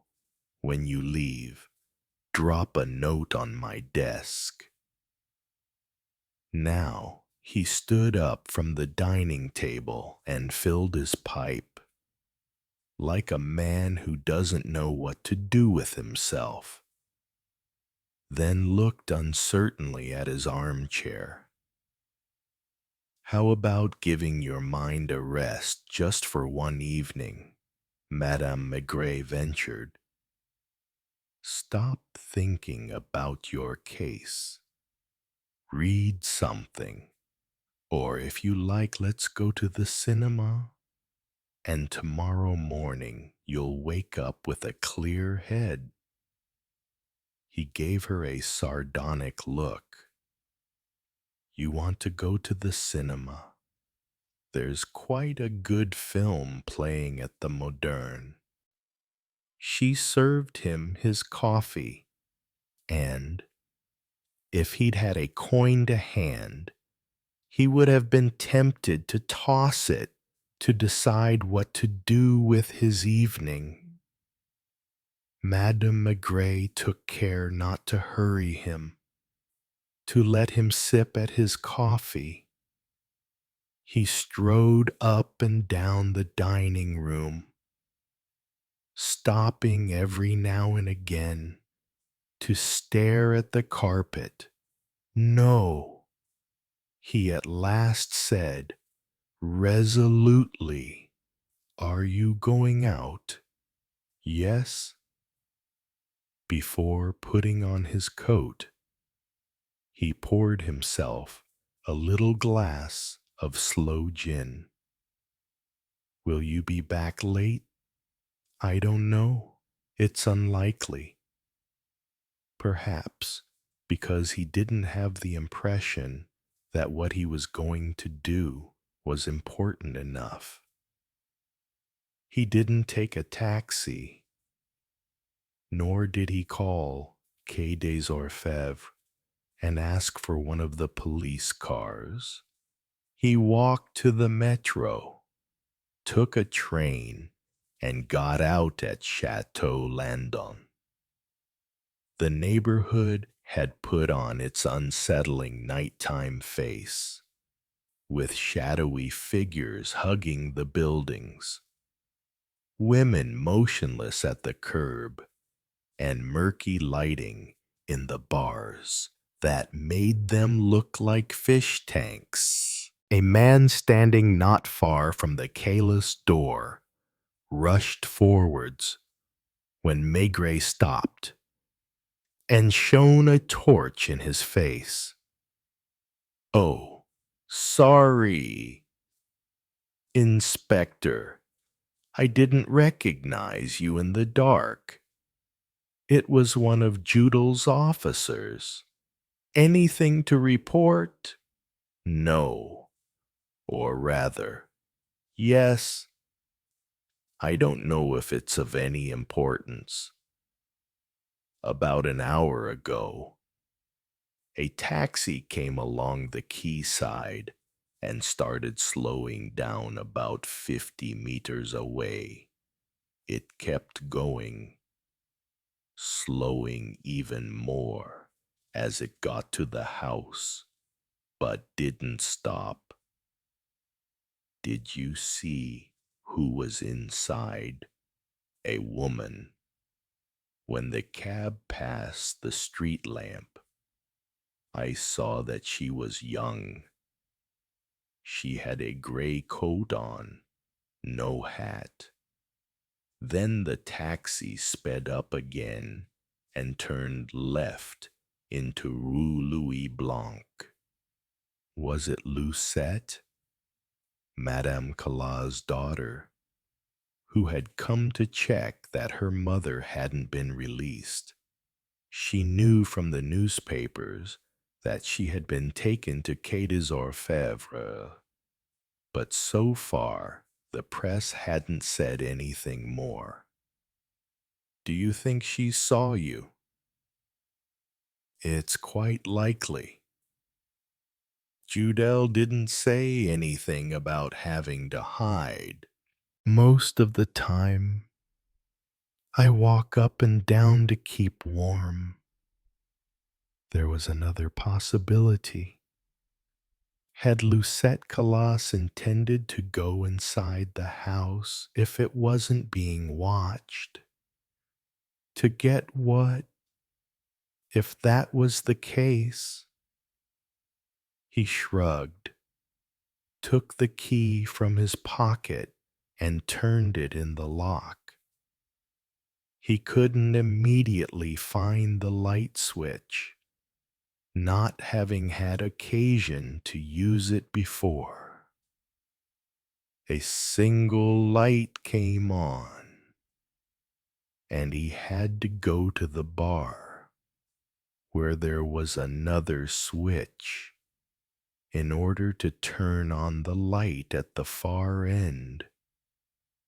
Mowers and his men had tidied everything before they left, so that there was nothing changed in the bistro, except that the stove had finally gone out and the place felt colder. As he was walking towards the kitchen, Maigret jumped because something had just moved noiselessly near him. It took him a few seconds to realize that it was the cat he had earlier left with the butcher's wife. The animal now rubbed against his leg, and Maigret bent down to stroke it. "How did you get in here?" he muttered. It bothered him. The door that led from the kitchen to the yard was locked. The window was also closed. He went upstairs, switched on the light on the first floor, and found a half-open window. Now he understood. There was a shed in the yard of the neighboring house. A shed with a zinc roof, and it was from there that the cat had jumped. A distance of more than 2 meters. Maigret went back downstairs. As there was a little milk left in the earthenware jug, he gave it to the cat. "What now?" he said aloud, as if talking to the cat. What must they look like? The two of them, there in the empty house. He had never realized how solitary and desolate a bistro could look, without the owner behind the counter, without customers. Yes, this was how the room looked every night once the last customers had gone, and Callis had put up the shutters and turned the key in the lock. They were both there then, he and his wife, and there was nothing left to do but turn out the lights, walk through the kitchen, and go upstairs to bed. Madame Callas was most often in a state of dazed lethargy from all the swigs of cognac she'd taken during the day. Did she have to hide from her husband to drink? Or else, pleased with the outside recreations he himself enjoyed every afternoon, did he treat his wife's passion for the bottle with indulgence? It suddenly occurred to Maigret that there was one person about whom they knew almost nothing, and that was the dead man from the first, for everyone. He had been the dismembered man, an odd thing, which Maigret had often noticed, was that people don't have the same reactions, the same pity, for example, or the same revulsion, faced with scattered limbs as opposed to an intact corpse. It is as if the dead person becomes more anonymous, almost comical, and you're lucky if they don't smile when they talk about it. He hadn't seen Callis's head, which still hadn't been found and might never be found, or a photograph of him. The man was from a peasant background, short and thick-set. Every year, he went to buy wine from vineyards around Poitiers. He wore quite thin woolen suits and played billiards in the afternoon somewhere near Gare de l'Est. Apart from his wife, was there a woman in his life? Were there several? Was he unaware of what happened in his own house when he was away? He must have met Pape, and if he had even the slightest insight, had surely guessed at the relationship that had developed between that man and his wife. Both gave the impression not so much of a couple of lovers, but rather of an already old relationship, people united by a deep, calm feeling, founded on mutual understanding and indulgence. That particular tenderness only encountered in couples of a certain age who have a lot to forgive each other for. If he knew that, was he resigned to it? Did he turn a blind eye, or, on the contrary, did he quarrel with his wife? What was his reaction to the others? Those like young Antoine, who sneaked in and took advantage of a lean Cala's weakness. Did he know about that? 2. Maigret had finally headed for the bar, and his hand hesitated among the bottles of spirits. Finally, grabbed a bottle of Calvados. It struck him that he mustn't forget to put some money in the till. The cat had gone and sat down near the stove, and, instead of falling asleep, was restless, surprised at feeling no warmth. Maigret could understand the relationship between Madame Cala and Pape. He could understand Antoine, too, and the ones who merely passed through. What he didn't understand was Headless and his wife. How and why had they got together, then married, lived together for so many years, and even had a daughter whom they seemed to have lost interest in, as if she had nothing in common with them. There was no photograph to enlighten him, no correspondence, none of those things in a house that make it possible to get an idea of the state of mind of those living in it. He finished his drink and poured himself another. He was in a bad mood, glass in hand.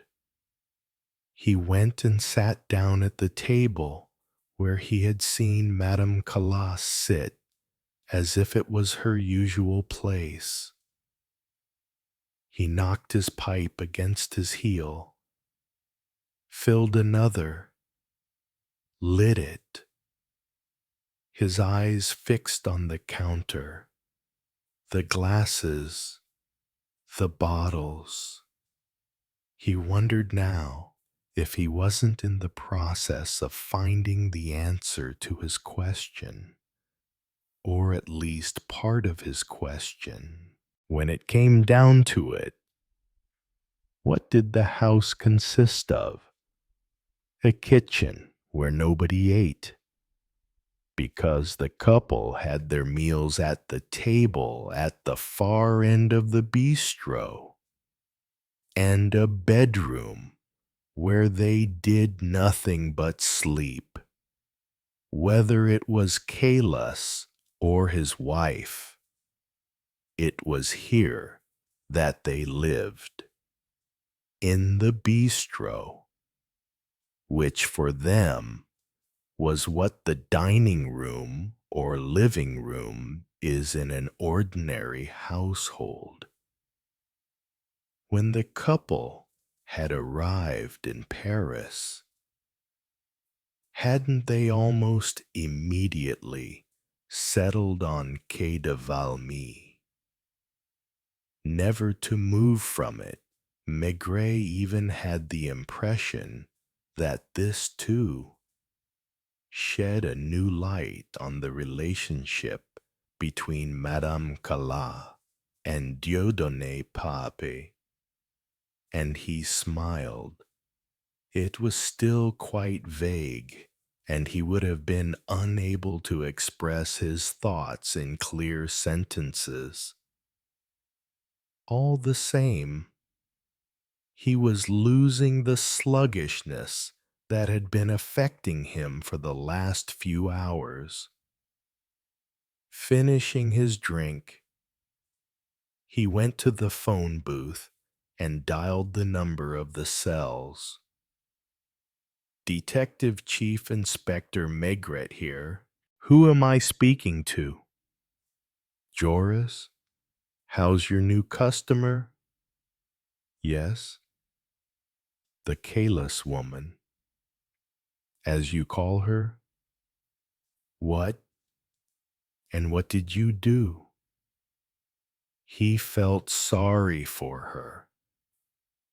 She had called the guard twice. Both times. She had tried to persuade him to bring her a little brandy, promising to pay him any amount of money. It hadn't occurred to Maigret how much she would suffer from being deprived of it. No, of course not. He couldn't tell Joris to give her some, in spite of the regulations. Maybe he would bring her some himself tomorrow morning, or give her some in his office. I'd like you to look in the papers that were taken from her. Her identity card must be there. I know she comes from somewhere near Guyenne, but I can't remember the name of the village. He had to wait quite a long time. What? Boissancourt, near Saint-André. Boissancourt with an awe. Thanks, my friend, good night. Don't be too hard on her. He called directory inquiries and gave his name. Would you be so kind, mademoiselle, as to find me Boissancourt, near Saint-André, between Montargis and Guyenne, and read me out the list of subscribers? Will you stay on the line? Yes, it didn't take long. The woman was excited at the thought of assisting the famous Detective Chief Inspector Maigret. Are you taking this down? Yes. Aillevard, Route des Chênes, unemployed. Go on. Ancelin, Victor, butcher. Don't you want the number? No. Honoré de Boissancourt, Chateau of Boissancourt. Go on. Dr. Camuzet. Give me his number. 17. Next. Calas, Robert, cattle merchant. Number 21. Calas, Julien, grocer. His number is 3. Any other Calases? No, there's a Luchez, who's unemployed, a Pied-Boeuf, who's a blacksmith, and a Simenon, who's a grain merchant. Could you call me the first Headless on the list? Then probably the second one as well. He heard the telephone girls talking to each other down the line. Then a voice announced, Saint-André on the line. Number 21 was rung. The ringing went on for a long time until a woman's voice was heard. "What is it?"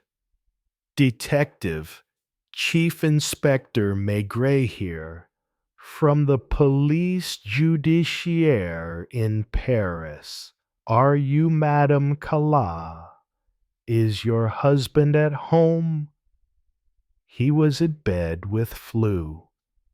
"Are you related to a man named Omer Calas? What's he been up to? Has he done something wrong?" "So you know him?" "Actually, I've never seen him, because I'm not from here. I'm from the Haute-Loire, and he'd already gone when I married." "Is he a relative of your husband's?" "His first cousin. He still has a brother around here, Julian, who's a grocer." "Do you know anything else about him?" "About Omer, no. And I have no desire to know anything more." She must have hung up, because another voice asked, "Do you want me to put the second call through, Inspector?" This time, the answer came more quickly. The man who came on the line was even more reticent. "I hear what you're saying, but what exactly do you want of me? Was Omer Callas your brother?" "I had a brother named Omer." "Is he dead?" "I have no idea. I haven't heard from him in almost 25 years. A man named Omer Callas has been murdered in Paris. I heard that earlier on the radio. Did you also hear his description? Does he sound like your brother? After so long, it's hard to say." "Did you know he lived in Paris?" "No." "Or that he was married?" Silence. "Do you know his wife?" "Listen. I have nothing to tell you. I was 15 when my brother left. I haven't seen him since. I've never had a letter from him. I have no desire to know. If you want information, you should call Maitre Canonge." "Who's he?" "The lawyer." When he finally got hold of Canonge's number, the man's wife exclaimed, "Well, that's a coincidence." "What is?" "That you should be phoning now. How'd you know earlier, after hearing the news on the radio?" "My husband wondered if he should phone you or go to see you." In the end, he decided to go to Paris. He took the 8:22 train. He'll be at Gare d'Austerlitz just after midnight. I don't know the exact time. Where does he usually stay? In the old days. The train arrived at Gare d'Orsay. He still stays at the Hôtel d'Orsay. What does your husband look like? A handsome man, tall, strong, with gray hair. He's wearing a brown coat, a brown suit, and, apart from his briefcase, he took a pigskin suitcase with him. I'm still wondering what it was that made you think of him." When Maigret hung up, he had a smug smile on his face, in spite of himself, and almost poured himself another drink Then he told himself he would have plenty of time for a drink at the station. All that remained was to telephone Madame Maigret and tell her he would be back quite late tonight.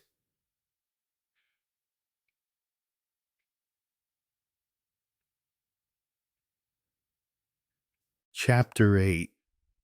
The Lawyer from Saint Andre. Madame Canonge hadn't exaggerated. Her husband really was a handsome man of about 60 who looked more like a gentleman farmer than a country lawyer. Standing by the gate at the end of the platform, Maigret immediately recognized him from a distance as he strode among the passengers from the 12:22 train, towering over the others, a pigskin suitcase in one hand, his briefcase in the other.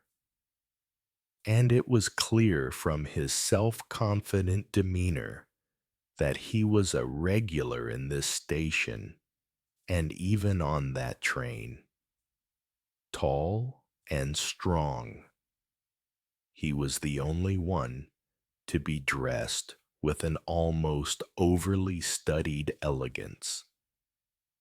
His overcoat wasn't just any brown, but an unusual, soft chestnut color that Maigret had never seen, and the cut bore the mark of a high-class tailor. His complexion was ruddy beneath his silvery hair, and even in the bad light of the station forecourt, Maigret could tell this was a man who took good care of himself. He was closely shaven and probably wore a discreet eau de cologne. Some 50 meters from the gate, he had spotted Maigret among the people waiting and had frowned, like a man trying to remember something. He, too, must often have seen the inspector's photograph in the newspapers. Coming closer, he was still unsure whether or not to smile and hold out his hand. It was Maigret who took 2 steps forwards. Maître Canonge. Yes. Are you Detective Chief Inspector Maigret? He put his suitcase down at his feet and shook the proffered hand. You're not going to tell me you're here by chance. No. I phoned your house this evening. Your wife told me you'd taken the train and that you'd be staying at the Hotel d'Orsay to be on the safe side. I thought it best to come here and wait for you. There was still one thing the lawyer didn't understand. Did you read my ad? No. Strange. Before anything else, I think we should get out of here. Will you come with me to the Hotel d'Orsay? They took a taxi. I came to Paris to see you and was planning to phone you first thing tomorrow. Maigret had not been mistaken. His companion gave off a slight aroma of eau de cologne and good cigars. Have you put Madame Calas in prison? Judge Comoliot has signed an arrest warrant. It's a remarkable story. They drove along the river. A few minutes later, they pulled up outside the Hotel d'Orsay, where the doorman greeted the lawyer like an old guest. I don't suppose the restaurant is still open, Alfred. No, Monsieur Canonge. Before the war, when all the Paris-Orléans trains arrived here. Canonge explained to Maigret, who knew it perfectly well. The station restaurant stayed open all night. It was practical. I don't suppose you really want to talk in a hotel room, do you? How about going for a drink somewhere? They had to walk quite some way along Boulevard Saint-Germain to find a brasserie still open. What are you drinking, Inspector? A beer. Could you bring me your finest brandy? Waiter, both of them, having taken off their coats and hats, sat down on the banquette while Maigret lit his pipe. Canon cut the end off his cigar with a silver pocket knife. I don't suppose you've ever been to Saint-André. No, never. It's off the main road, and there's nothing to attract tourists.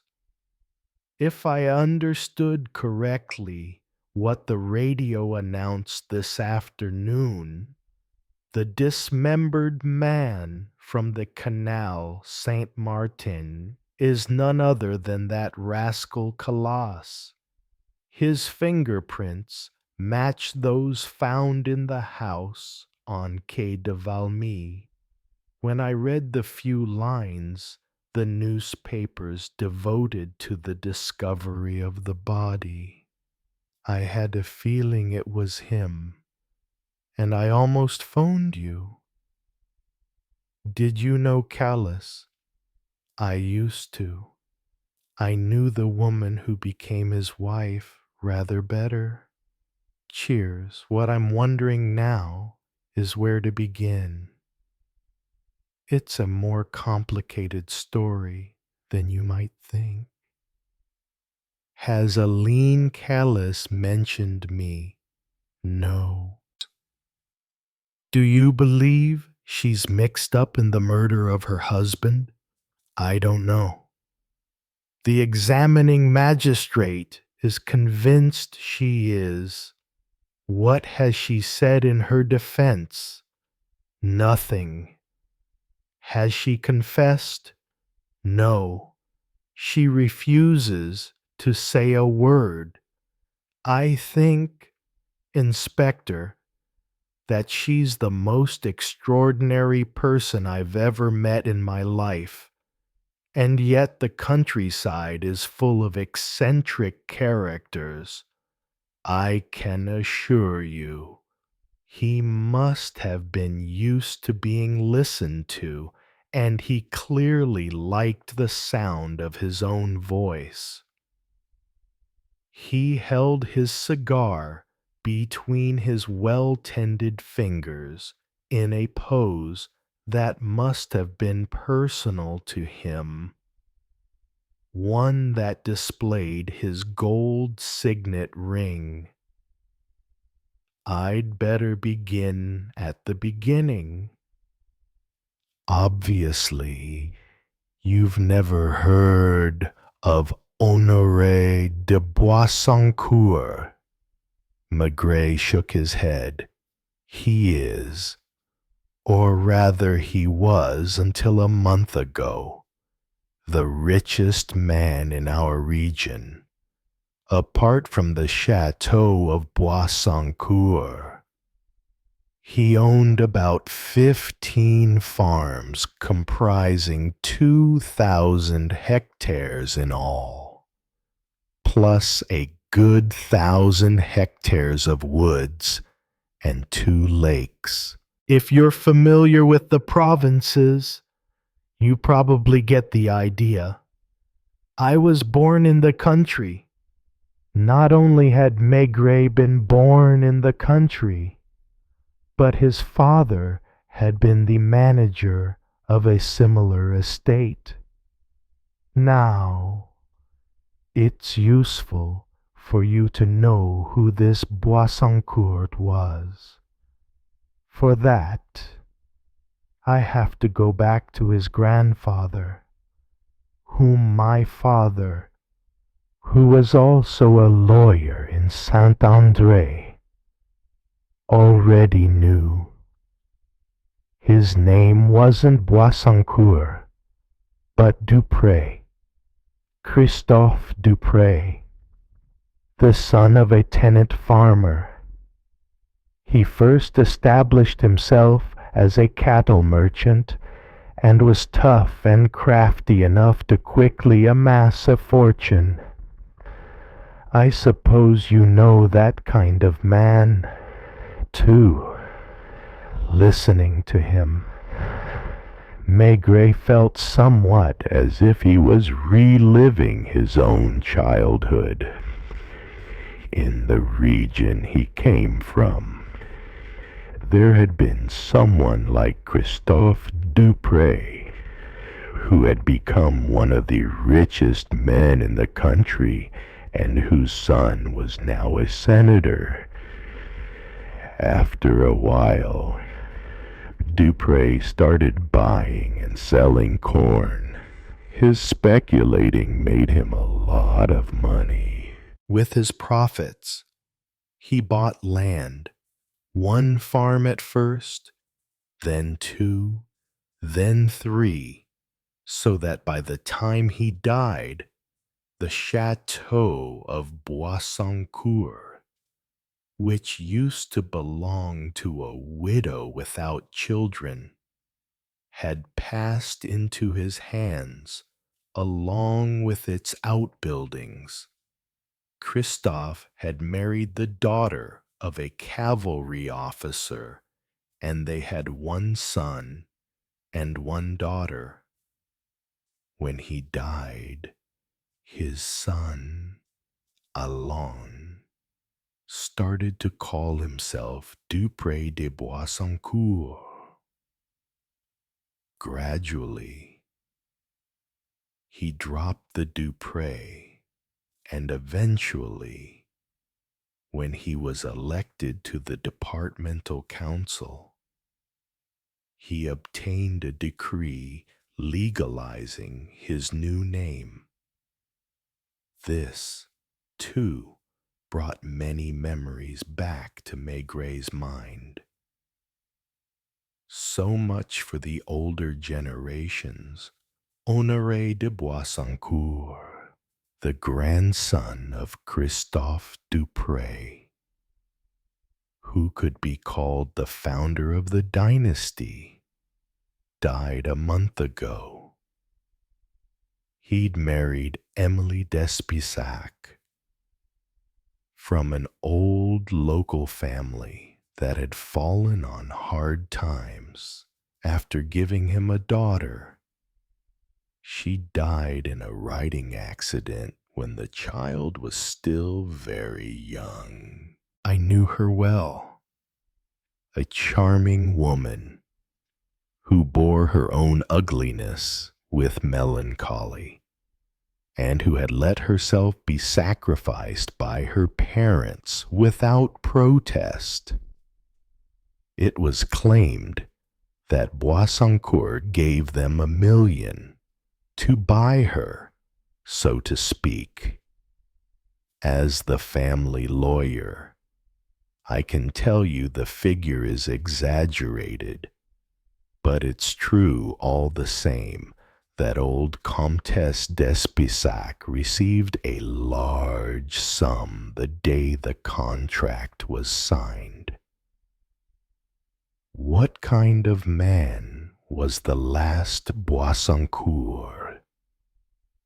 I'm getting to that. I was his lawyer for years. I dined at the chateau once a week, and I've always hunted on his lands.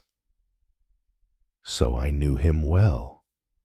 First of all, he had a club foot, which may partly explain why he was so gloomy and touchy.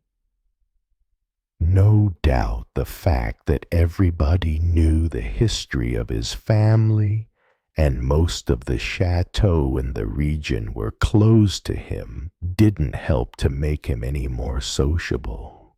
His whole life, he had the impression that people despised him and were conspiring to rob him, so he was always on the defensive, in anticipation of being attacked. He took over a turret in the chateau and turned it into a kind of study where, for days on end, he'd go over the accounts, not only those of his tenant farmers and gamekeepers, but every one of his suppliers, correcting the butchers' and grocers' figures in red ink. He'd often go down to the kitchen when the servants were having their meals to make sure they weren't being served expensive dishes. I don't suppose there's anything wrong in my betraying what were professional confidences between us. Anyone in Saint Andre could tell you the same thing. Is Madame Calas his daughter? You guessed it. And Omer Calas. He worked at the chateau for 4 years as a manservant. He was the son of an alcoholic day laborer who didn't amount to much. This all goes back 25 years. He signaled to a passing waiter and said to Maigret, "This time, will you have a brandy with me?" 2 brandies. Waiter, obviously. He went on as soon as he turned back to Maigret.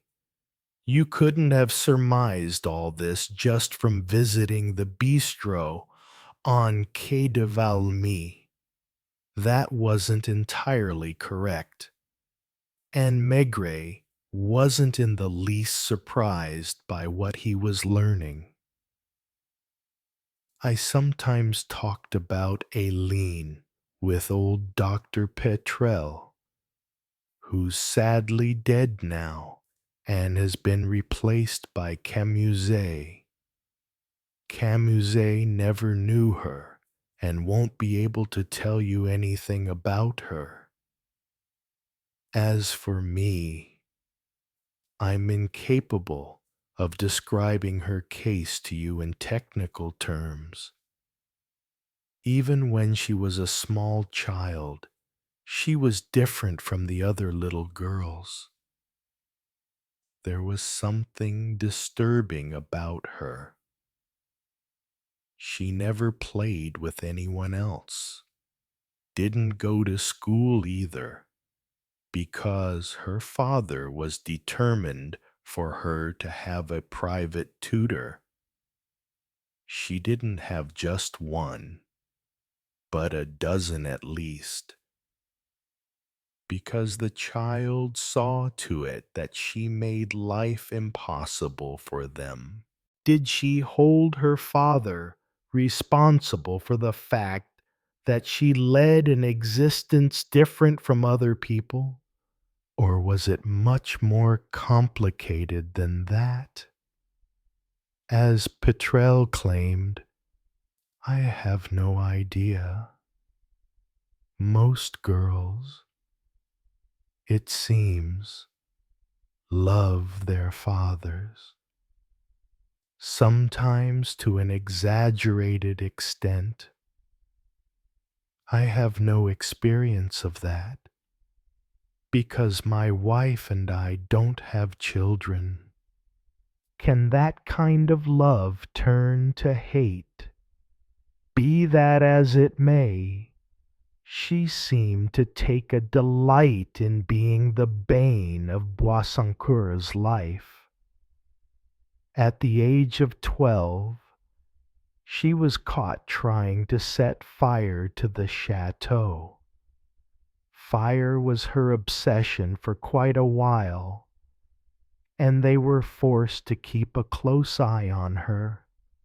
Then there was Omer, who was 5 or 6 years older than her, and was then what the peasants call a strapping lad, sturdy, tough, with an insolent gleam in his eye as soon as his employer had his back turned.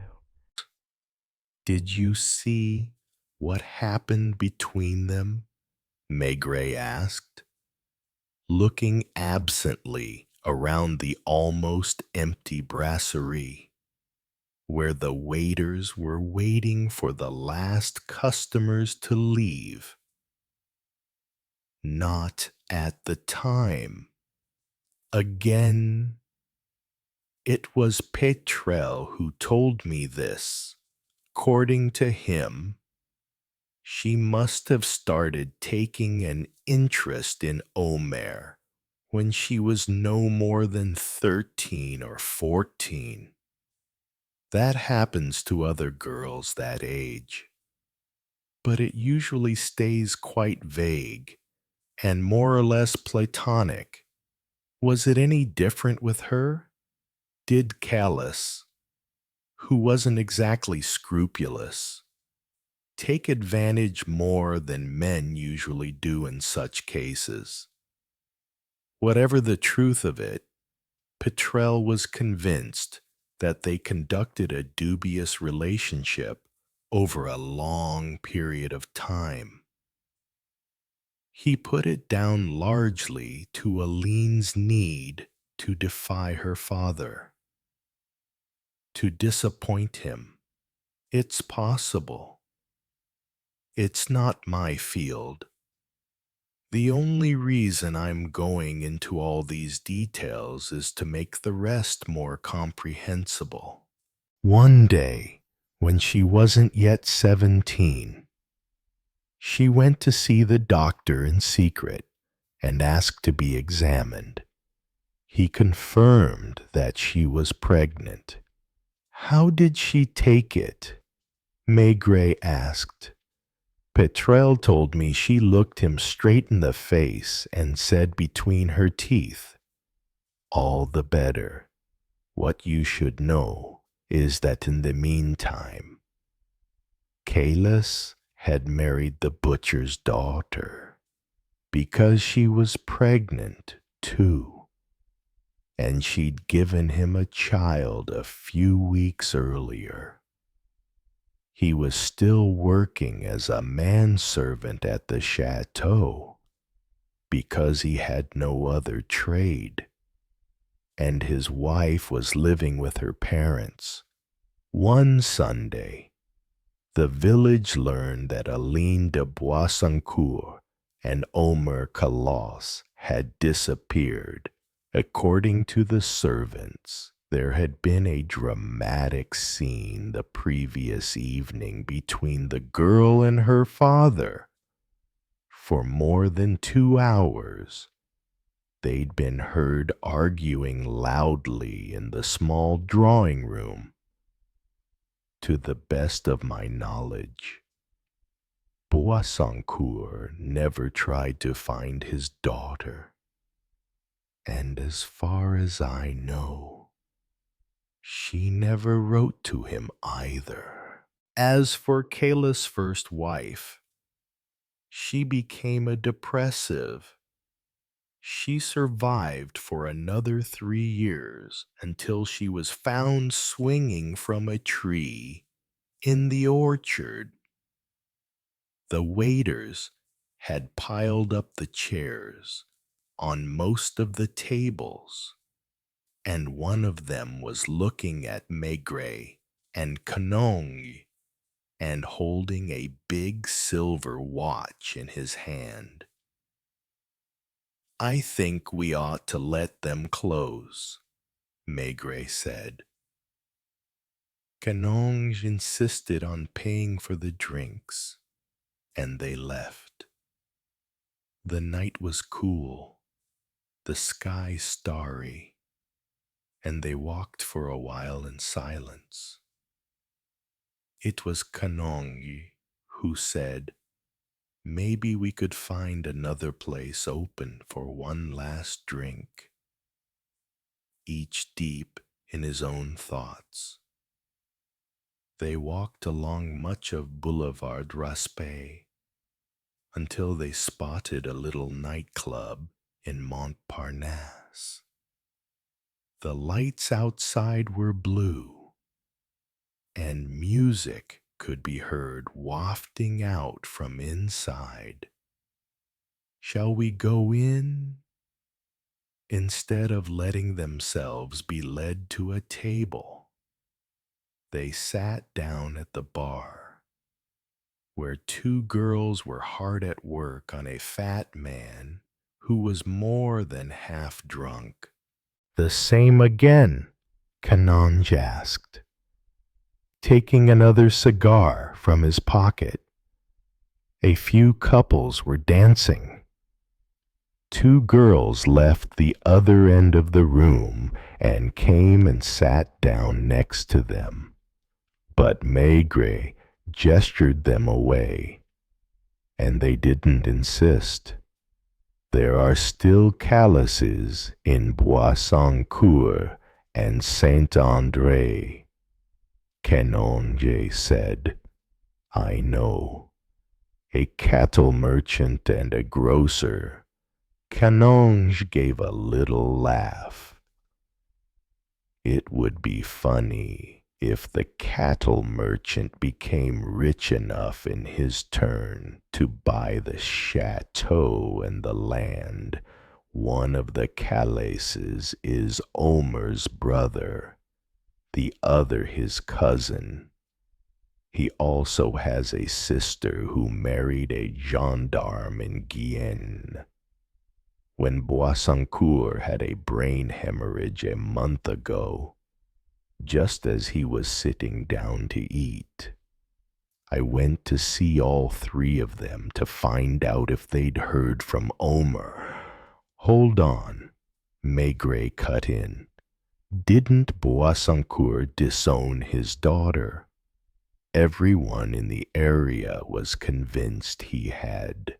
"People were wondering who was going to inherit the property, because in a village like that, everyone more or less depends on the chateau." "I assume you knew."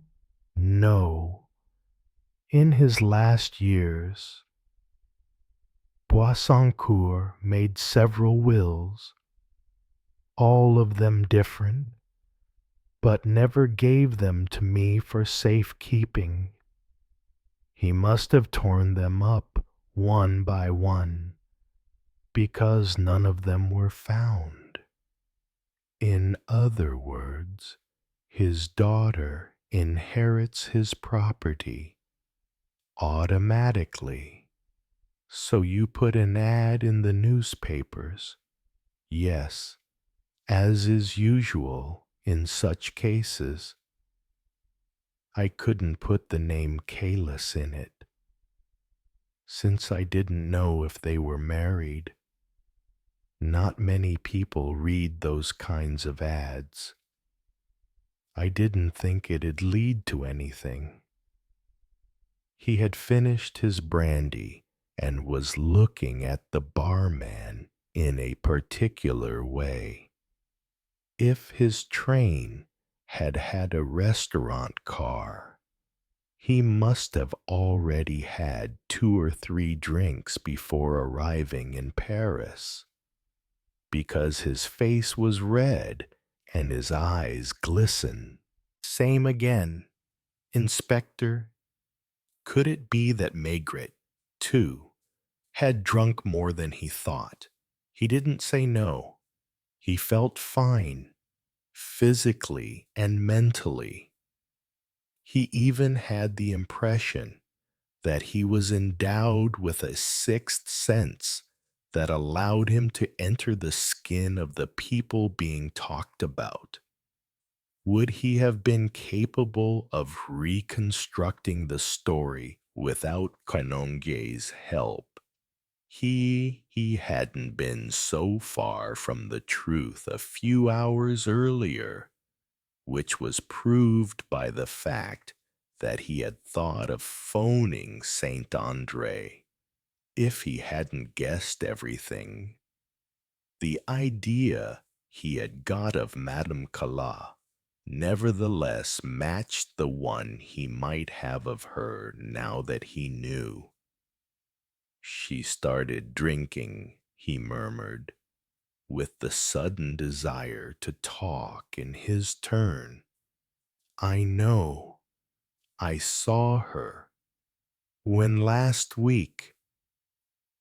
On this point, too, he had sensed the truth. But Canonge wouldn't let him speak. In Saint Andre, he probably wasn't used to being interrupted. Let me take things in the order they happened. Inspector, don't forget I'm a lawyer, and lawyers are meticulous people. That made him laugh. And the girl sitting 2 stools away from him took advantage to ask him, "Can I order a drink, too?"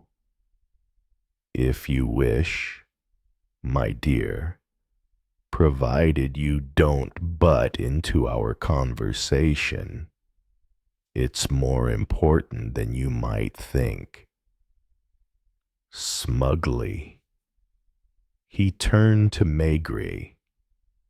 Anyway, for 3 weeks, my ad produced no results. Apart from a few letters from crazy women. In the end, it wasn't the ad that led me to a lien, but pure chance. A week ago, a hunting rifle I'd sent to Paris to be repaired was returned to me by express service.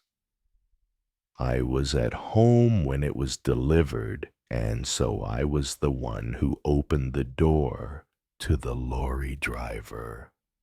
A lorry from Zenith Transport. You know that, that's right. I offered the driver a glass of wine, as is the custom in the country. The Headless grocery is just opposite my house, on the church square. As he was having his drink, the man looked through the window and said, "I wonder if that's the same family that owns the bistro on Quai de Valmy. Is there a Calas on the Quai de Valmy?" I asked. A funny little bistro where I'd never set foot before last week. It was one of the timekeepers who took me there. Maigret would have sworn that the timekeeper was none other than Dieudonné Papet. Did you ask him if the timekeeper had red hair? No. I asked him the first name of this particular Calais. He started searching in his memory. Vaguely remembering reading the name on the front of the bistro, I suggested Omer, and he said that was it, to be sure. I took a train to Paris the next day. The evening train. No, the morning one. What time did you arrive at Quai de Valmy? Just after 3 in the afternoon, in the bistro, which was quite dark. I saw a woman I didn't recognize immediately. I asked her if she was Madame Calas, and she said she was. Then I asked her first name.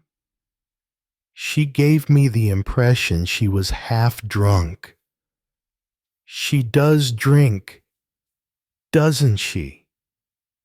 He, too, drank, not in the same way, but enough to now have watery eyes. Maigret wasn't sure their glasses hadn't been filled once again.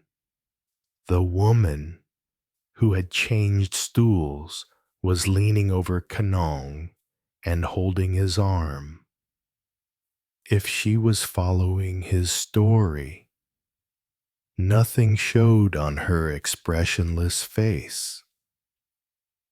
You were born Aline de Boissancourt, weren't you? I asked her. She looked at me and didn't deny it. I remember she was sitting near the stove with a big ginger cat in her lap. Have you heard that your father has died? I continued. She said she hadn't, but didn't show any surprise or emotion. I was his lawyer, and now I'm handling his estate. Your father didn't leave a will, Madame Calas, which means that the chateau, the land, and his entire fortune passed to you. How did you get my address? She asked. I got it from a lorry driver who came here by chance. Does anybody else know it? I don't think so. She stood up and went to the kitchen to have a drink from the bottle of cognac. Obviously, when she came back, she looked like someone who'd made up her mind. I don't want that money, she declared in an indifferent voice. I assume I have the right to give up the inheritance. Anyone has the right to refuse an inheritance. All the same. All the same what? I advise you to think it over and not come to a hasty decision. I have thought it over. I refuse. I assume I also have the right to demand that you don't tell anyone where I am. As she spoke, she occasionally threw an anxious glance outside, as if she was afraid of seeing someone walk in. Maybe her husband. At least that's what I assumed. I insisted, as was my duty. I haven't found any other inheritors of Boissancourt. It's probably best if I come back another time. I suggested, no, don't come back. Omer absolutely mustn't see you here. That would be the end of everything. She seemed terrified. Don't you think you should consult your husband, especially not him? I argued with her for a while longer, then got up to leave. I gave her my card and suggested she phone or write to me if she changed her mind over the next few weeks. A customer came in who looked as if he was quite at home there. A red-headed man with a pock-marked face. I think so. Yes. What happened? Nothing. She put my card in the pocket of her apron and walked me to the door. What day was this? Last Thursday. Did you see her again?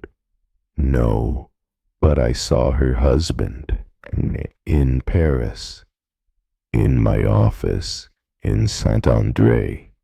When? Saturday morning. He arrived in Saint-André on Friday afternoon or Friday evening. The first time he came to see me was on Friday at about 8. I was at the doctor's house, playing bridge, and the maid told him to come back the next day. So, did you recognize him? Yes, even though he'd put on weight. He must have been staying at the village inn, where, of course, he'd heard about Boissancourt's death. He must also have been told that his wife would inherit the family fortune. It didn't take him long to throw his weight around, claiming that as the husband, he was entitled to accept the inheritance on behalf of his wife. They married without a contract. In other words, under the convention of common assets, meaning one of them couldn't do anything without the other. That's what I told him. Did you have the impression that he'd had a conversation with his wife about this? No, at first. He didn't even know she'd refused the inheritance. He seemed to think she'd got hold of it without his knowledge. I won't tell you the whole conversation. It would take too long. I think his wife must have left my card lying about, probably forgetting I'd given it to her, and he'd found it. What could have brought a lawyer from Saint-André to Quai de Valmy, unless it was something to do with the Boissancourt inheritance? It was only gradually, in my house, that he discovered the truth. He left in a rage, telling me that I'd be hearing from him and slamming the door. Did you see him again? No, and I didn't hear from him either. This happened on Saturday morning, and he took the bus to Montargis, where he caught the train for Paris. Which train would that have been? Probably the one that gets into the Gare d'Austerlitz just after 3. That meant he had got home about 4. A little earlier if he had taken a taxi. When I read that parts of a dismembered body had been found in the Canal Saint-Martin, on Quai de Valmy to be precise, I admit I was struck by the coincidence. As I told you earlier, I almost phoned you. Then I told myself you might laugh at me. It was only when I heard the name Kalis on the radio this afternoon that I made up my mind to come and see you. May I? The girl next to him asked, pointing to her empty glass. Yes, of course. My dear, what do you think of that? Inspector. That word was enough for the girl to let go of his arm. I'm not surprised, murmured Maigret, whose head was starting to feel heavy. Admit you never suspected a story like this. It's only in the country that you encounter such bizarre characters. And even I confess, Maigret wasn't listening to him. He was thinking about Aileen Calas, who had at last become a complete person in his mind. He could even imagine her as a little girl. And this person didn't surprise him. He would have been hard put to explain it in words, especially to a man like Judge Comelio, and he fully expected the latter's incredulous reaction the next day. The fact is, Comelio would reply, "She committed a murder with the complicity of her lover." Omer Kalas was dead, and he obviously hadn't killed himself. Someone must therefore have struck the fatal blow, and then cut up his body. Maigret thought he could hear Comelio's shrill voice. I call that cold blood, don't you? You're surely not going to tell me it's a crime of passion. No, Maigret, I do sometimes agree with you, but this time Canon held up a full glass. Cheers, cheers. What were you thinking about? Aileen Calas. You think she followed Omer just to annoy her father? Even with Canonge, and even after a few glasses of brandy, it was impossible to express what he thought he understood. It was necessary, first of all, to admit that everything the girl had done at the Boissancourt Chateau was already a protest. Dr. Petrel would no doubt have presented the case better than he could. Her arson attempts, first of all, then her sexual relations with Calas, finally her departure with Calas. While others in her situation would have provoked an abortion, perhaps it was also a kind of defiance or disgust.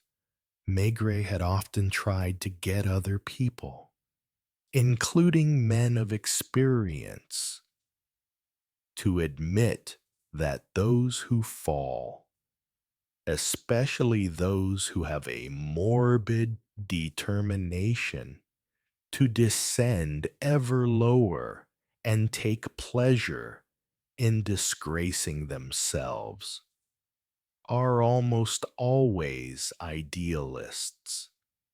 It was pointless. Comelio would reply, Let's just say she's always been depraved. On Quai de Valmy, she had started drinking. That fitted in with the rest, as did the fact she had stayed without ever being tempted to run away, and had clung to the atmosphere of the bistro. He thought he understood Omer, too. Omer, who had realized the dream of so many country boys to earn enough money as a manservant or a chauffeur to become the owner of a bistro in Paris. Omer led a lazy life there, dragging himself from the counter to the cellar, going once or twice a year to buy wine in the Poitou, and spending his afternoons in a brasserie near Gare de l'Est playing belote or billiards. They hadn't had time to investigate his private life. Maigret vowed to do so in the coming days, if only for his own satisfaction. He was convinced that, apart from his passion for billiards, Omer had brief, opportunistic affairs with young maids and female workers in the neighborhood. Had he been expecting the inheritance? It was unlikely, like everyone else. He must have thought that Boissancourt had disowned his daughter. It had taken the lawyer's business card to give him hope. "What I can't understand," Canonge said, "what's beyond me, my dear Maigret, and I've seen all kinds of heirs in my time, is that she could have refused a heaven-sent fortune. For Maigret, on the other hand, it was only natural. What would the money have brought her at this stage in her life? Would she have moved to the chateau with Omer? Would they have started leading, either in Paris or elsewhere, on the Riviera, for instance? A life modeled on that of the upper middle classes, she had preferred to stay in her place, a place she had made for herself, rather like an animal in its burrow. There she would spend days that were all alike, with swigs of cognac behind the kitchen door, and a visit from Dieudonné Pape in the afternoon. He, too, had become a habit. More than that, perhaps, because he knew, and she wasn't ashamed in front of him, and they could sit together by the stove in silence. "Do you think she killed him?" "I don't think so." "What about her lover?" "That's quite likely. The musicians were putting away their instruments. Here, too, they were about to close." Maigret and Canonge found themselves back out on the street and set off in the direction of Saint-Germain-des-Prés. "Do you live far? Boulevard Richard Lenoir?" "I'll walk part of the way with you." Why did her lover kill Omer? Was he hoping to persuade her to accept the inheritance? They were both unsteady on their feet, but they felt good walking the streets of Paris, where the only thing to disturb them every now and again was a passing taxi.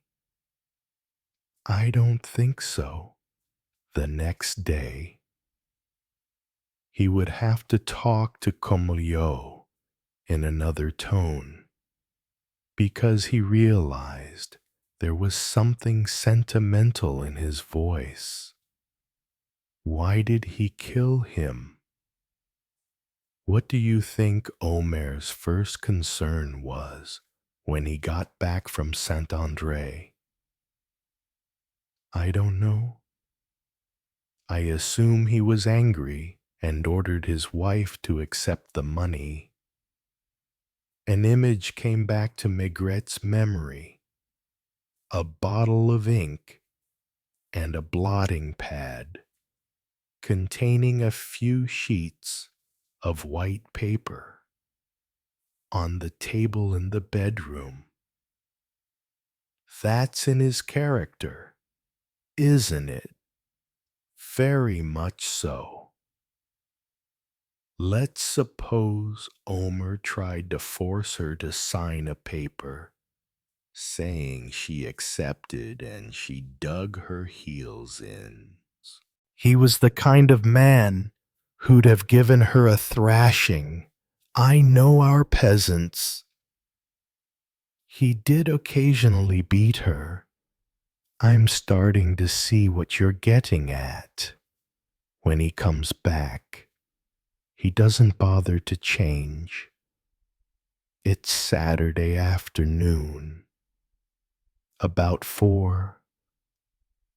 He gets Aline to come upstairs, orders her about, threatens her, hits her, and then her lover arrives. That's the most plausible explanation. Dieudonné Pop knows the house. Hearing the noise on the first floor, he crosses the kitchen and goes upstairs to rescue Aline, and kills the husband. Canonge concluded humorously. He kills him, deliberately or accidentally, by hitting him on the head with some instrument or other, after which he cuts him up into pieces. That drew laughter from Canonge, who was in a jovial mood. Priceless.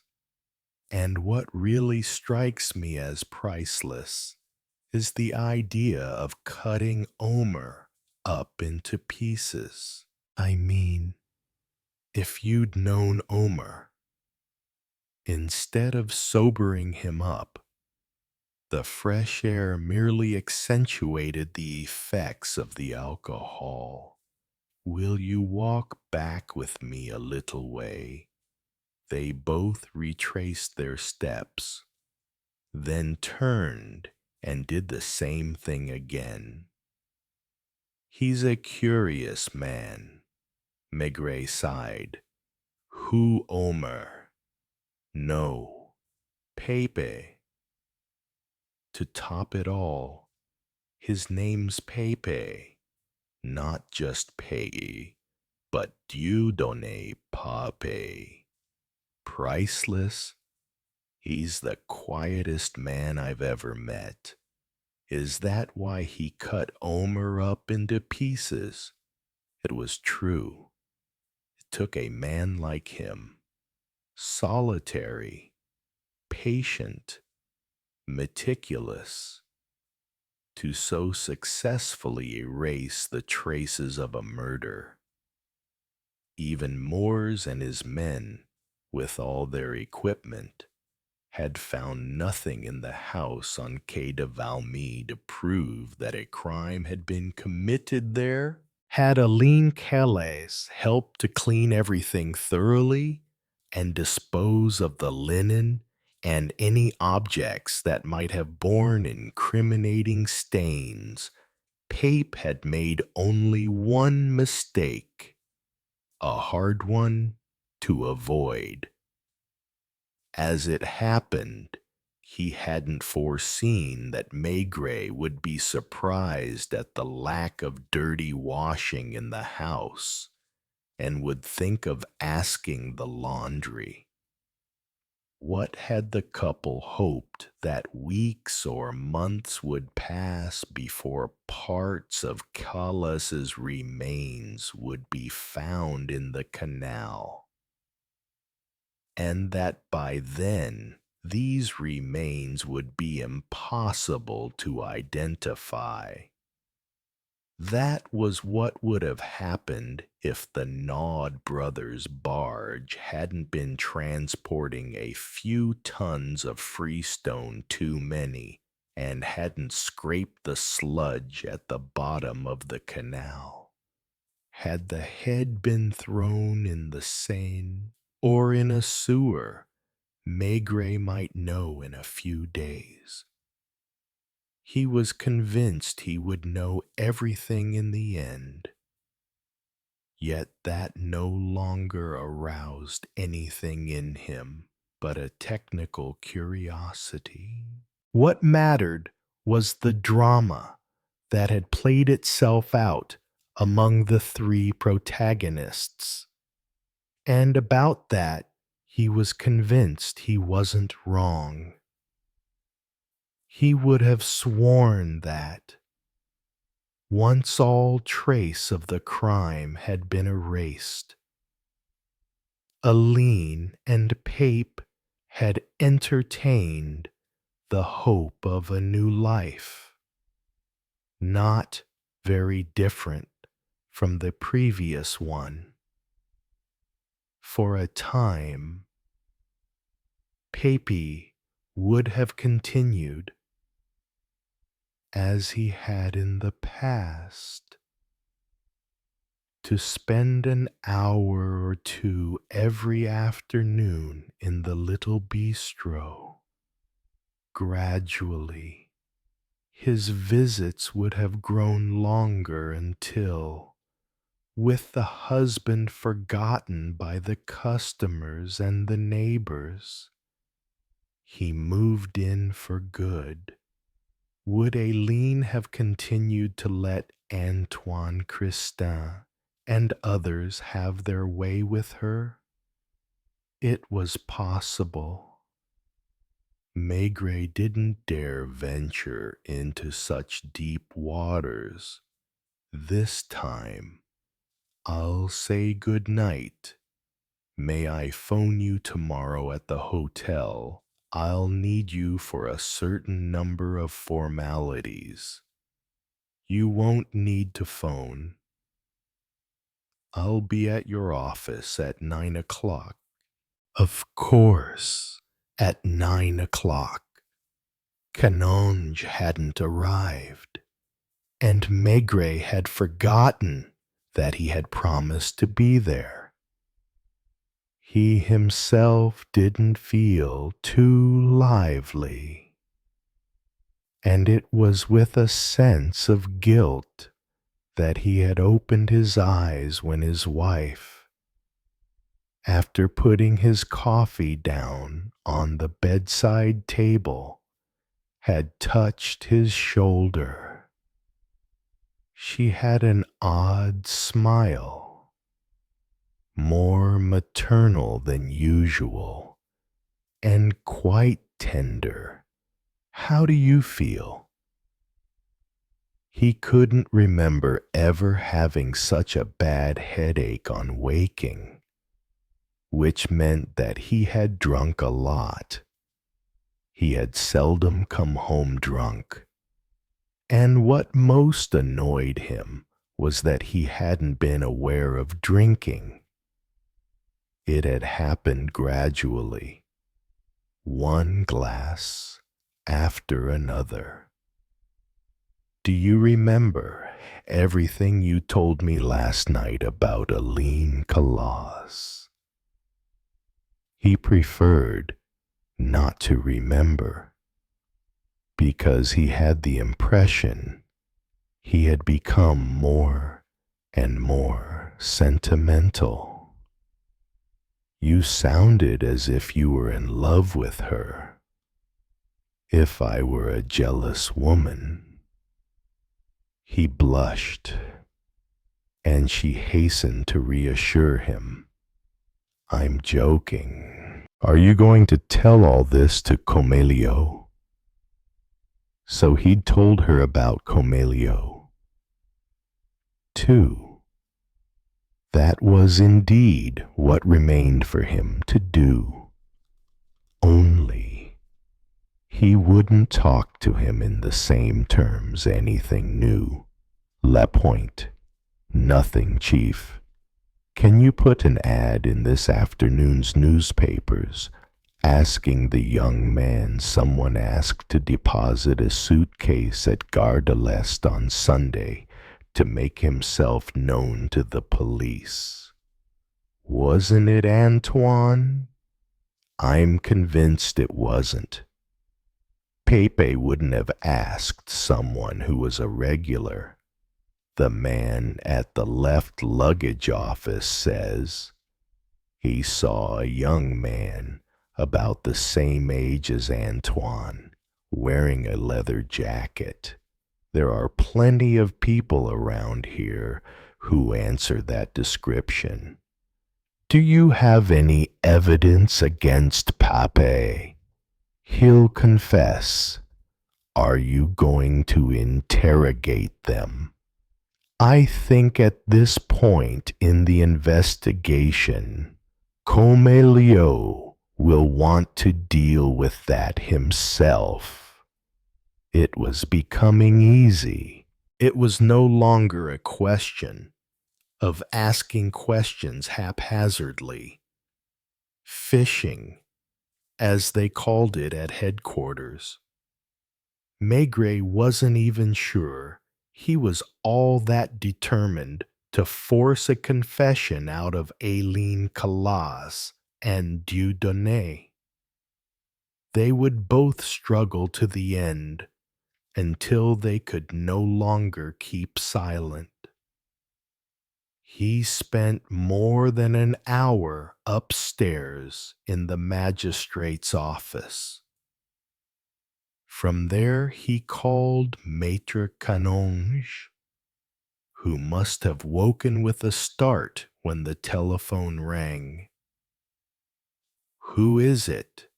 He asked, in such a strange way that Maigret smiled. Detective Chief Inspector Maigret, what time is it? 10:30. Judge Comelio. The examining magistrate in charge of the Calas case would like to see you in his office as soon as possible. Tell him I'll be right there. Shall I bring the Boissancourt papers? If you like. I hope you didn't get to bed too late because of me. Canonge must have gone to bed even later. God alone knew where he had wandered when Maigret had left him. At the end of the line, the inspector heard a woman's voice ask lazily, "What time is it?" Maigret went back down to his office. Is he going to interrogate them? Lapointe asked. Yes, starting with the woman. I advised him to start with Pepe. Will he come clean more easily? Yes, especially if, as I assume, he's the one who struck the fatal blow. Are you going out? I have something to find out at the Hôtel Dieu. It was only a point of detail. He had to wait for the end of an operation in progress to see Lucette Calas. I suppose you've read in the newspapers about your father's death and your mother's arrest. Something like that was bound to happen. When you went to see her the last time, was it to ask her for money? No. Why, then, to tell her I'm going to marry Professor Lavaux as soon as he gets his divorce. He may be curious to meet my parents, and I would have liked her to be presentable. You didn't know that Boissancourt was dead. Who's he? Her surprise was genuine. Your grandfather, he added in a neutral tone, as if announcing some unimportant news. Unless she's convicted of murder, your mother inherits a chateau, 18 farms, and I don't know how many millions. Are you sure? You can see Maitre Canonge, the lawyer, who's handling the estate. He's staying at the Hotel d'Orsay. Will he be there all day? I assume so. She didn't ask him what would happen to her mother, and he left her, shrugging his shoulders. Maigret didn't have lunch that day, because he wasn't hungry, but 2 glasses of beer more or less settled his stomach. He spent the whole afternoon shut up in his office. He had put the keys to the bistro and Pape's apartment down on the desk in front of him, and he seemed to take a wicked pleasure in polishing off the bureaucratic chores he usually hated. Whenever the telephone rang, he would pick it up more briskly than usual, but it wasn't until a few minutes after 5 o'clock that he recognized Comelio's voice at the other end of the line. Maigret. Yes.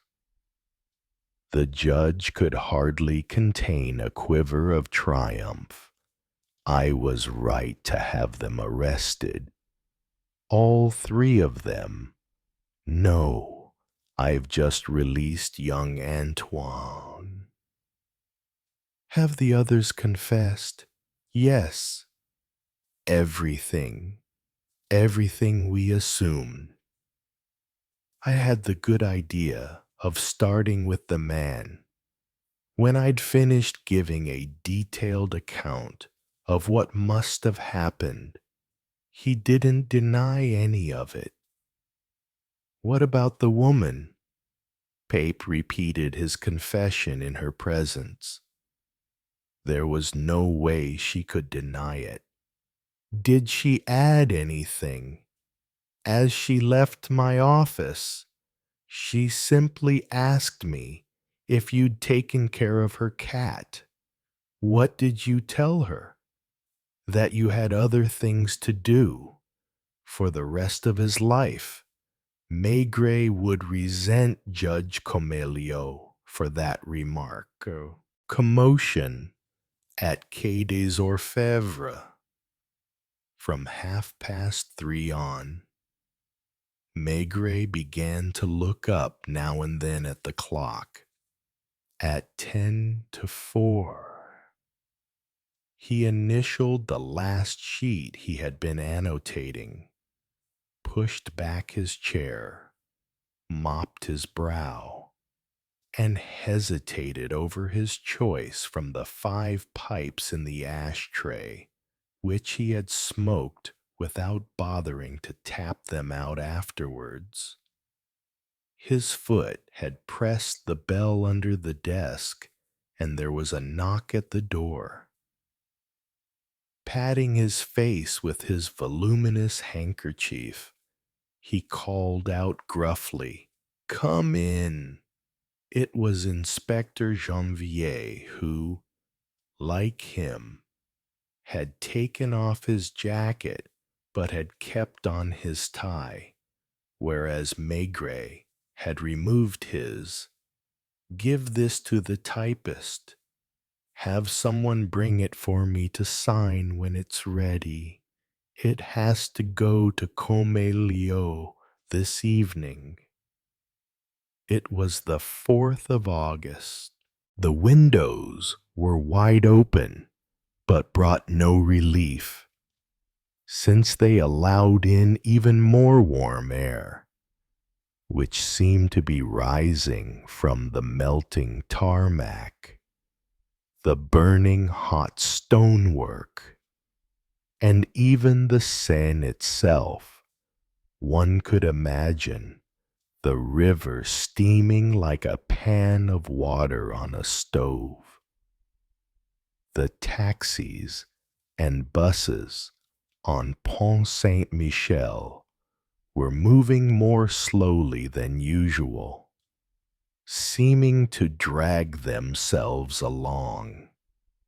And it was not only in the police judiciaire that people were in shirt sleeves.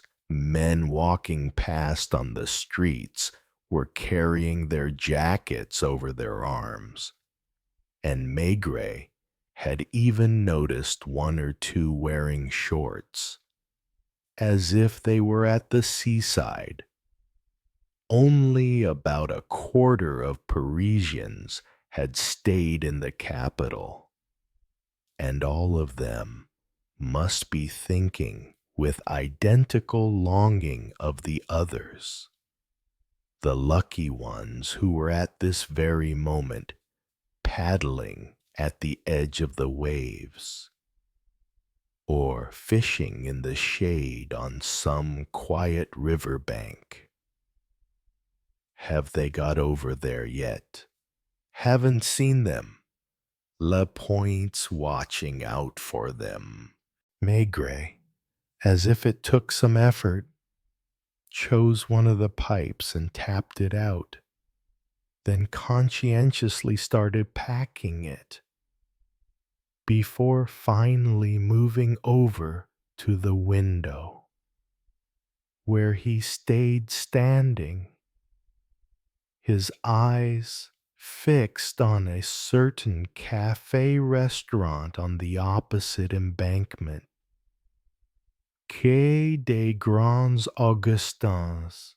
The cafe facade was painted yellow. 2 steps led down into it from the street. The interior would be almost as cool as a cellar. The bar still had a genuine zinc counter of the old-fashioned kind, a slate on the wall with the menu chalked up on it, and inside there was a perpetual smell of Calvados.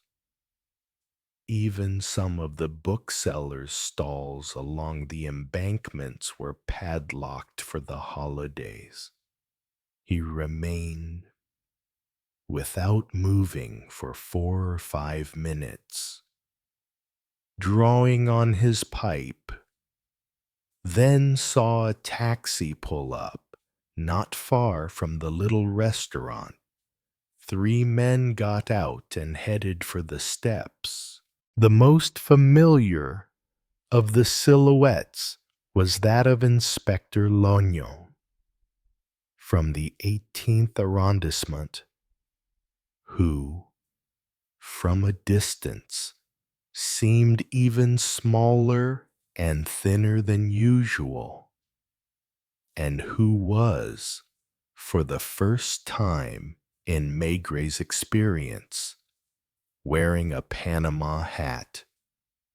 What would the 3 men be drinking beer? No doubt.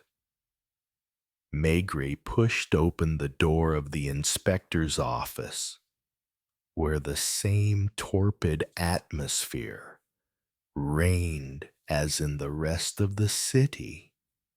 Is the Baron out in the corridor? Has been for half an hour, boss. No other journalists. Young Roujon's just arrived. Any photographers? Just the one. The long corridor of the police judiciaire was almost empty, with a mere 2 or 3 clients waiting outside the doors of Maigret's colleagues. It was at his request that Bedard from the fraud squad had summoned for 4 o'clock the man all the newspapers were talking about, a certain Max Bernat, unknown 2 weeks ago, and suddenly the central figure in the latest financial scandal, one relating to billions of francs. Maigret had no business with Bernat. Bedard had no reason to call him in either, at the present stage of the investigation.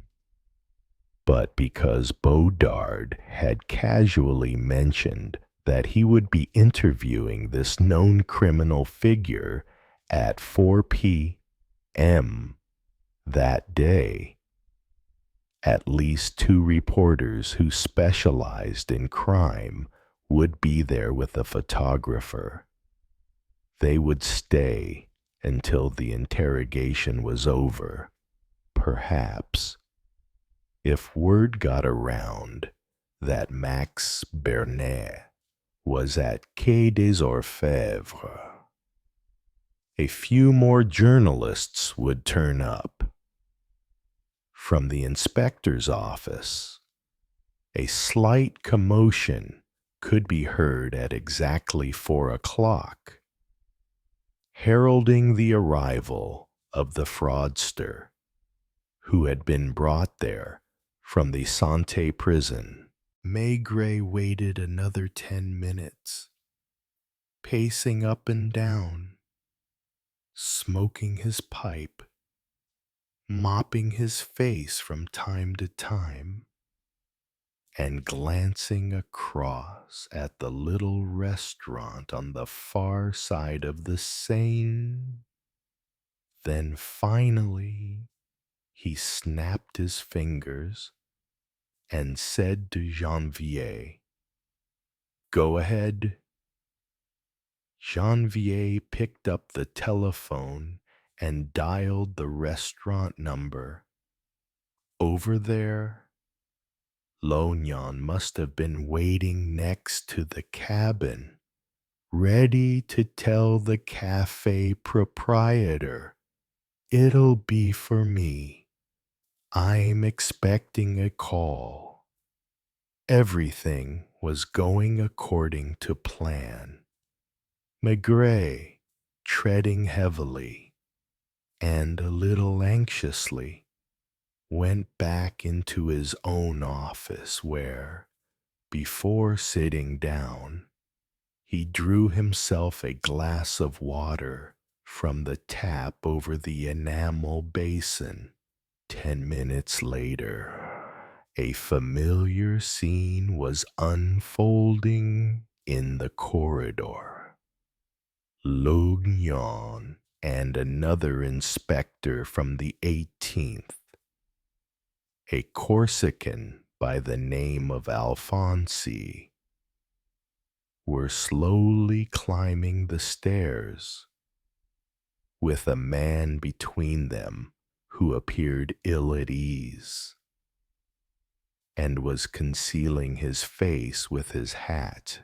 The Baron and his colleague Jean Roujon, waiting outside Chief Inspector Bedard's door, needed no more than a glance to take in the scene. They rushed across, as the photographer was already leveling his camera. "Who's that?" They knew Lognan. They knew the names of the Paris police almost as well as the staff of their own newspapers. If two inspectors who did not belong to the police judiciaire but were stationed in Montmartre were bringing into Quai des Orfèvres some individual who was hiding his face before he had even seen any journalists, that could only mean one thing. Is he for Maigret? Lognan did not reply, but headed straight for Maigret's office and knocked discreetly at the door. It opened. The three figures vanished inside. The door closed.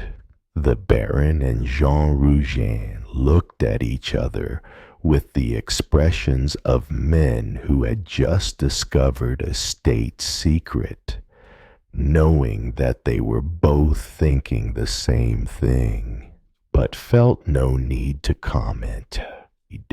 "Get a good snap?" Rougen asked the photographer, except that the hat was hiding his face. "All the same, send it off fast to the paper and get back here. We don't know when they're likely to come back out."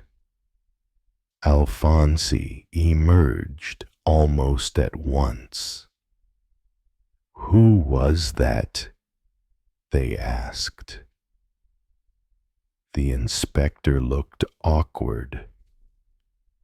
"I can't tell you anything." "Why not?" "Orders." "Where's he from? Where did you pick him up?" "Ask Detective Chief Inspector Maigret."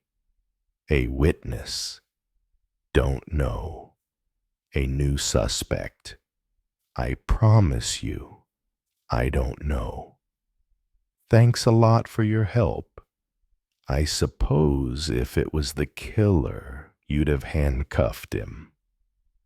Alphonse walked away with a regretful expression, like a man who would like to say more.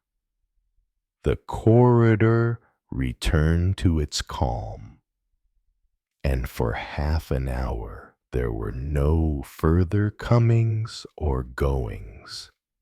The crook, Max Bernat, came out of the fraud squad office, but he had already been relegated by the journalists to secondary importance. They nevertheless put questions to Bodard as a matter of duty. "Has he given any names?" "Not yet. He's denying that certain politicians are involved." "He didn't deny anything and didn't admit anything. He's giving nothing away for now. When will you be questioning him again? When certain facts have been checked." Maigret emerged from his office, still without jacket or tie, and headed for the commissioner's office, looking preoccupied. This was another sign, despite the holiday season and despite the heat. The police judiciaire was about to experience one of its critical evenings, and the two reporters were thinking about certain interrogations that had lasted all night. In some cases, over 24 hours. without anyone being able to discover what was going on behind the closed doors. The photographer was back.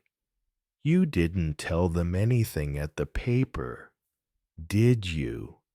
Just told them to develop the film and to keep the prints ready.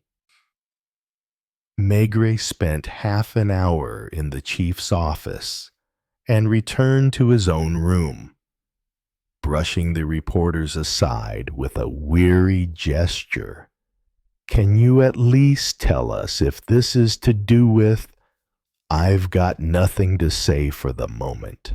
At 6 o'clock, the waiter from the Brasserie Dauphine brought over a tray laden with beers. They had seen Lucas leave his office and go into Maigret's, but he had not re-emerged. They had seen Janvier hurry out, hat on head, and get into one of the police cars down below. A more unusual development was that Longyon appeared once more and, as Maigret had done, headed for the chief's office. True, he stayed there only 10 minutes, after which, instead of leaving, he entered the inspector's office. Did you notice anything? The Baron asked his colleague, the hat he had on when he got here. It was hard for them to think of Inspector Hard Done By, as everyone in the police and press corps called him, wearing an almost jaunty straw hat. Better than that. He didn't smile, though, did he? No, but he's wearing a red tie. Longyon invariably wore dark-colored neckties, fixed onto a celluloid clip. So what does that mean? The Baron knew everything and communicated other people's secrets with a thin smile. His wife's away on holiday. I thought she was an invalid. She was. Cured. Then. For years, poor Longyon had been obliged, when not on duty, to do the shopping and cooking, and to clean his apartment on Place Constantin Piqueur, as well as taking care of his wife, who had declared herself to be a permanent invalid. She's met a new tenant in their building, and this woman told her about the spa at Puig's Les Eaux and persuaded her to try taking the waters. Strange as it may seem, she's gone off there, not with her husband, who can't leave Paris right now, but with this neighbor. They're the same age, and the neighbor's a widow. The shuttling to and fro between offices was becoming more and more frequent. Almost all the men belonging to Maigret's squad had dispersed in different directions. Janvier had returned. Lucas was bustling about, sweat dripping from his brow. Lapointe appeared from time to time, as did Torrance. The newcomer, Mauvoisin, and several other officers, whom the reporters tried to buttonhole, but it was impossible to get a word out of any of them. Young Maigret, a reporter on a morning daily paper, soon arrived. She was looking as fresh as if the temperature had not been 36 degrees in the shade all day. What are you doing here? Same as you, and that is waiting. How did you know anything was happening? She shrugged her shoulders and applied some lipstick. How many of them are in there? She asked, pointing at Maigret's door. 5 or 6. Hard to count them. They keep coming and going. They seem to be taking turns, putting the screws on him. Are they? Well, the man in there must be getting pretty hot under the collar. Did they have beer sent up? Yes. That was significant. When Maigret sent for a tray full of beers, it indicated that he thought they would be there for some time. Lognon still with them? Yes. Does he look pleased? Hard to tell with him. He's wearing a red tie. Why, his wife's gone off to some spa. They understood each other. They belonged to the same confraternity. Did you see him? Who? They won their pudding through it. Yes, but not his face. He was hiding behind his hat. Young, not old, over 30 at a guess. Dressed how? Like anyone else. What color was his suit? Rouge, gray. I'd have said beige. What's he look like? Ordinary. Man in the street. Steps were heard on the stairs, and Maigret murmured as the others looked round, "Must be my photographer." By 7:30, there were 5 of them from the press in the corridor, and they saw the waiter from the Brasserie Dauphine come up with more beer and some sandwiches. This time it must be really serious. One after another, the reporters went to a small office at the end of the corridor to telephone to their paper. Shall we go and eat?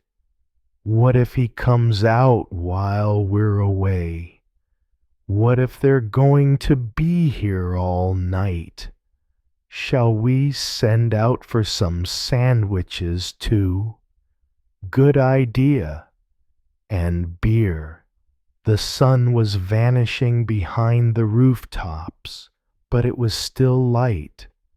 And if the air wasn't exactly sizzling now, the heat remained just as sultry. At 8:30, Maigret opened his door, looking exhausted. A lock of hair plastered across his brow. He glanced into the corridor, made as if to walk over to the reporters, but changed his mind, and the door closed once more behind him. Looks like things are hotting up. I told you we'd be here all night. Were you here when they questioned Mascherino? I was still in short pants. It lasted 27 hours. In August. I don't know what month it was. But Maigret's flowered cotton dress was clinging to her figure.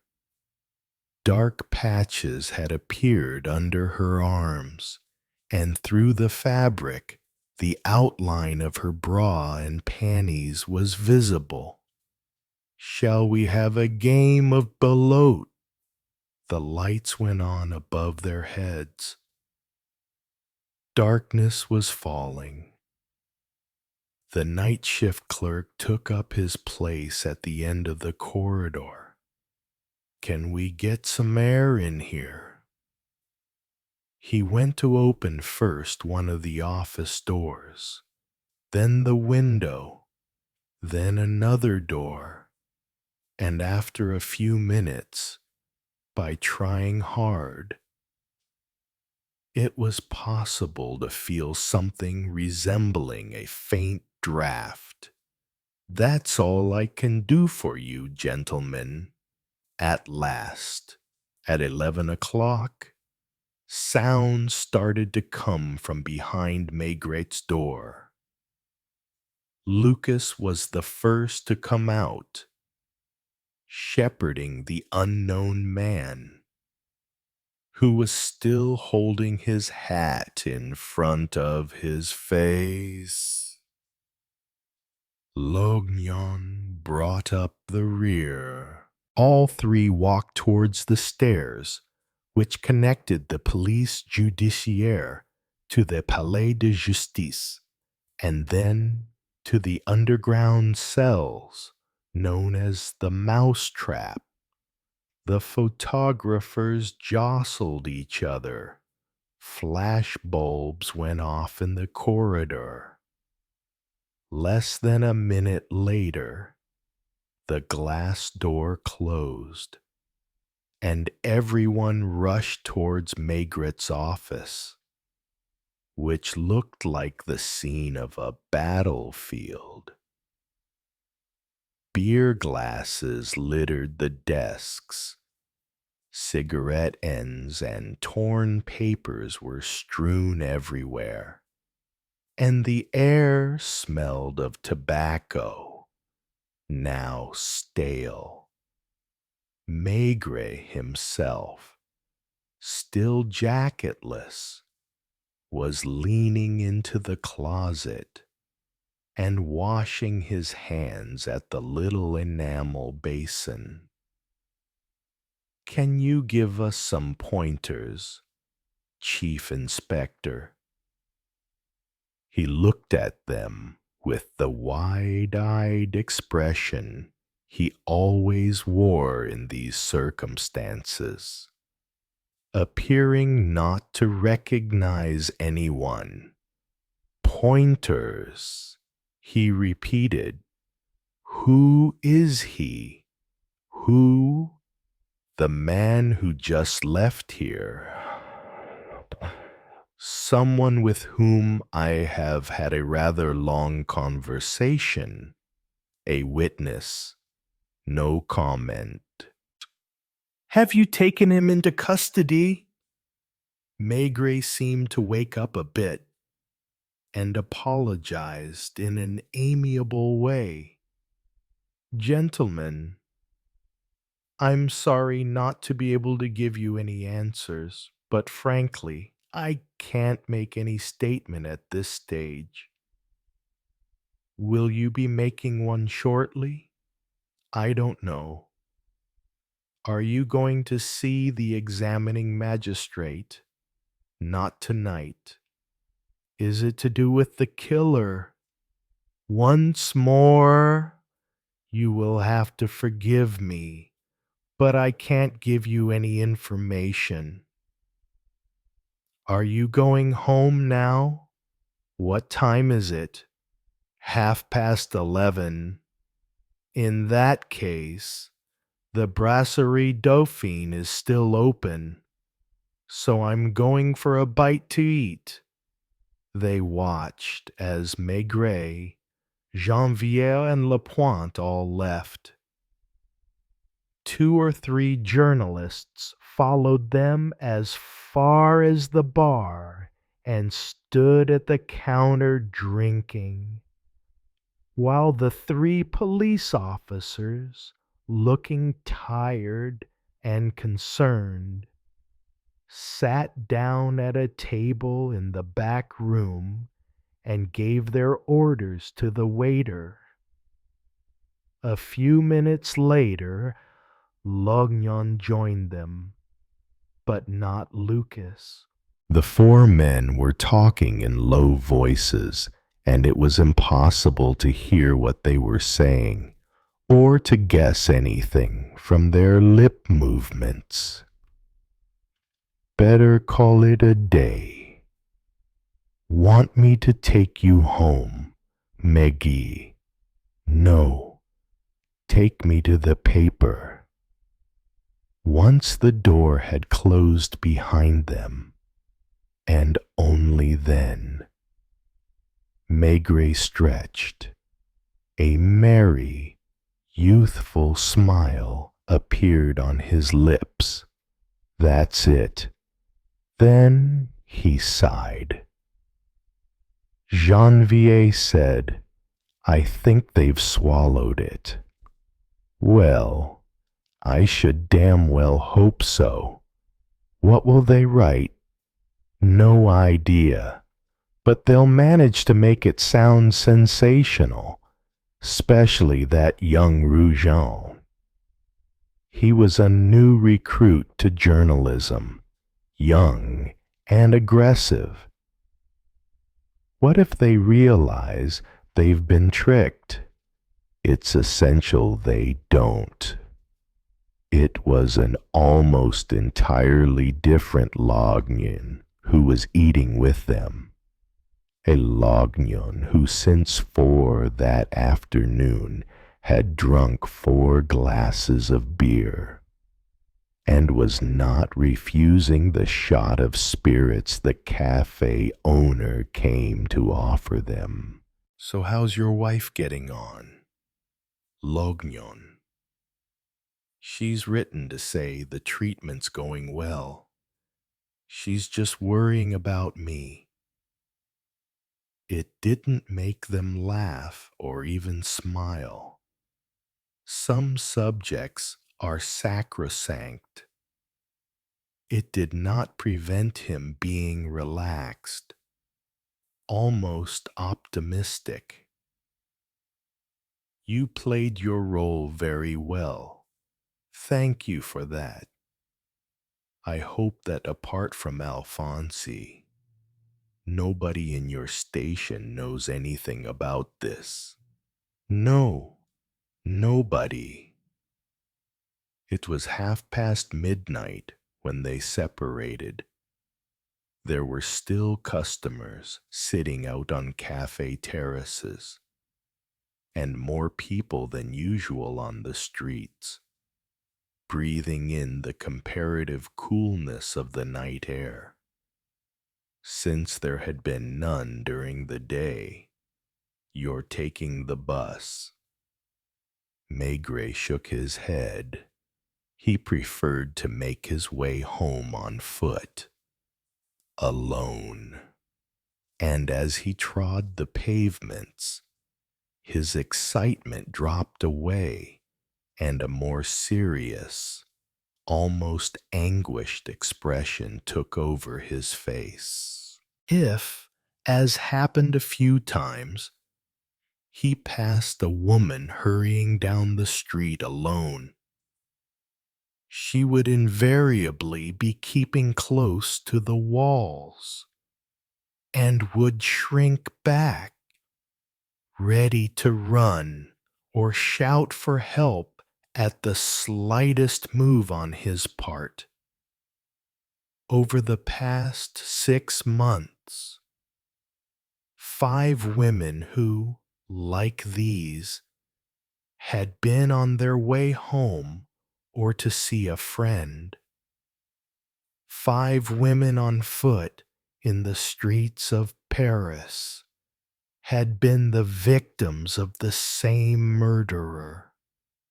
Strangely enough, all 5 crimes had been committed in just one of Paris' 20 arrondissements, the 18th Montmartre, and not only the same arrondissement, but the same part of it. A very specific area which could be described as being between 4 metro stations Lamarck, Abasses, Place Blanche, and Place Clichy. The names of the victims, the neighborhood where the attacks had taken place, and the time of each crime had become familiar to newspaper readers, and Maigret was literally haunted by them. He knew the list by heart and could have recited it, like a La Fontaine fable learned at school. Tipu, February, Avenue Rachel, near Place Clichy, and hardly any distance from Boulevard de Clichy, with its bright lights, Arlette du Tour. 28. A streetwalker, living in furnished rooms in Rue d'Amsterdam. 2 stab wounds in the back, one of which had killed her almost instantly. Her clothing had been systematically slashed, and there were a few superficial cuts to her body. No sign of rape. Neither her jewelry, which was of little value, nor her handbag, containing a certain amount of money, had been taken. March, Rue Le Pic, a little beyond the Moulin de la Galette. 8:15 at night. Josephine Simmer, born in Mulhouse, a midwife, aged 43. She lived in Rue Lamarck and was on her way back from the top of the Butte Montmartre, where she had been delivering a baby, a single stab wound in the back, which had penetrated the heart. Clothing slashed, superficial cuts to the body. Her midwife's bag was lying beside her on the pavement. 17 April. Because of the coincidences of the dates, February and March. The police had been expecting another attack on 4 April, but nothing had happened. Rue Etex, alongside the Montmartre Cemetery, almost opposite the Bretonneau Hospital.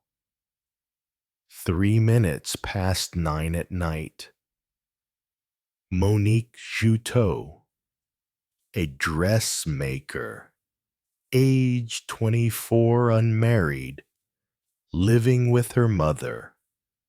Boulevard des Batignolles. She was coming back from visiting a friend who lived in Avenue de Saint-Ouen. It was raining, and she had been carrying an umbrella. 3 stab wounds, clothing slashed, nothing stolen. 15 June, between 9:20 and 9:30. Rue Duranton this time. Still in the same district. Marie Bernard, a widow aged 52, who worked as a post office clerk and lived with her daughter and son-in-law in a flat on Boulevard Rochechouart. 2 stab wounds, clothing slashed. The second thrust had severed the carotid artery. Nothing stolen. 20 in July.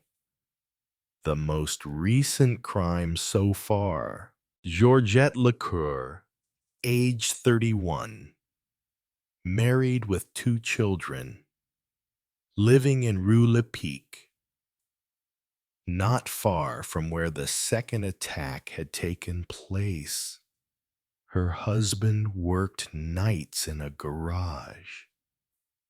One of the children was ill. She was going down Rue Tolosa in search of a chemist shop open at that time of night, and she had died at about 9:45 opposite a music hall. A single stab wound. Clothing slashed. It was hideous and monotonous. Police reinforcements had been posted in the area where the crimes had occurred. Known as the Grandes Carrières, Lognon had, like his colleagues, postponed his holiday leave. Would he ever be able to take it? The streets were being patrolled. Officers had been stationed at all the strategic points. They had already been in position when the second, third, fourth, and fifth murders had taken place. Tired? Asked Madame Maigret, as she opened the door of their apartment at exactly the moment her husband reached the landing. It was a hot day. Still nothing. Nothing. I heard just now on the radio that there had been some excitement at Quai des Orfèvres. Already, they seemed to think it was to do with the murders in the 18th. Is that true? More or less? Have you got any leads? Not that I know. Did you have any dinner? Yes, and I even had a bite of supper only half an hour ago. She didn't insist, and soon afterwards both of them were asleep, with the bedroom window wide open. He arrived next morning at his office without having had time to read the newspapers. They had been placed on his blotter, and he was about to look at them when the telephone rang. From the first syllable, he recognized who was on the line. Maigret. Yes, sir. Good morning. Comelio, of course. The examining magistrate in charge of the inquiry into the 5 crimes in Montmartre. Is all this true? What do you mean? What all the papers are saying this morning? I haven't seen them yet. Have you arrested anyone? Not to my knowledge. Perhaps it would be best if you were to come to my office right away.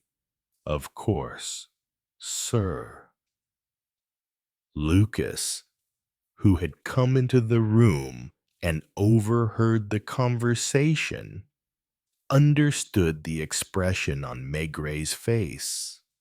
Lucas, Tell the chief I've gone over to the Palais de Justice and probably won't be back in time for the daily report." And Maigret set off in the same direction taken the previous day by Lognon, Lucas, and the mysterious visitor, the man whose hat had been hiding his face. In the corridor, where the magistrates had their offices, the gendarmes saluted him, while some of those waiting there, witnesses or people called in for questioning, recognized him, and one or two made a sign of greeting. "Come in, read this." He had been expecting this, of course, that Comeliot would be jumpy and aggressive and would be restraining with some difficulty the indignation that was making his little mustache quiver. One headline read, "Have the police nabbed the killer at last?" Another almighty commotion at police headquarters. Is this the Montmartre maniac?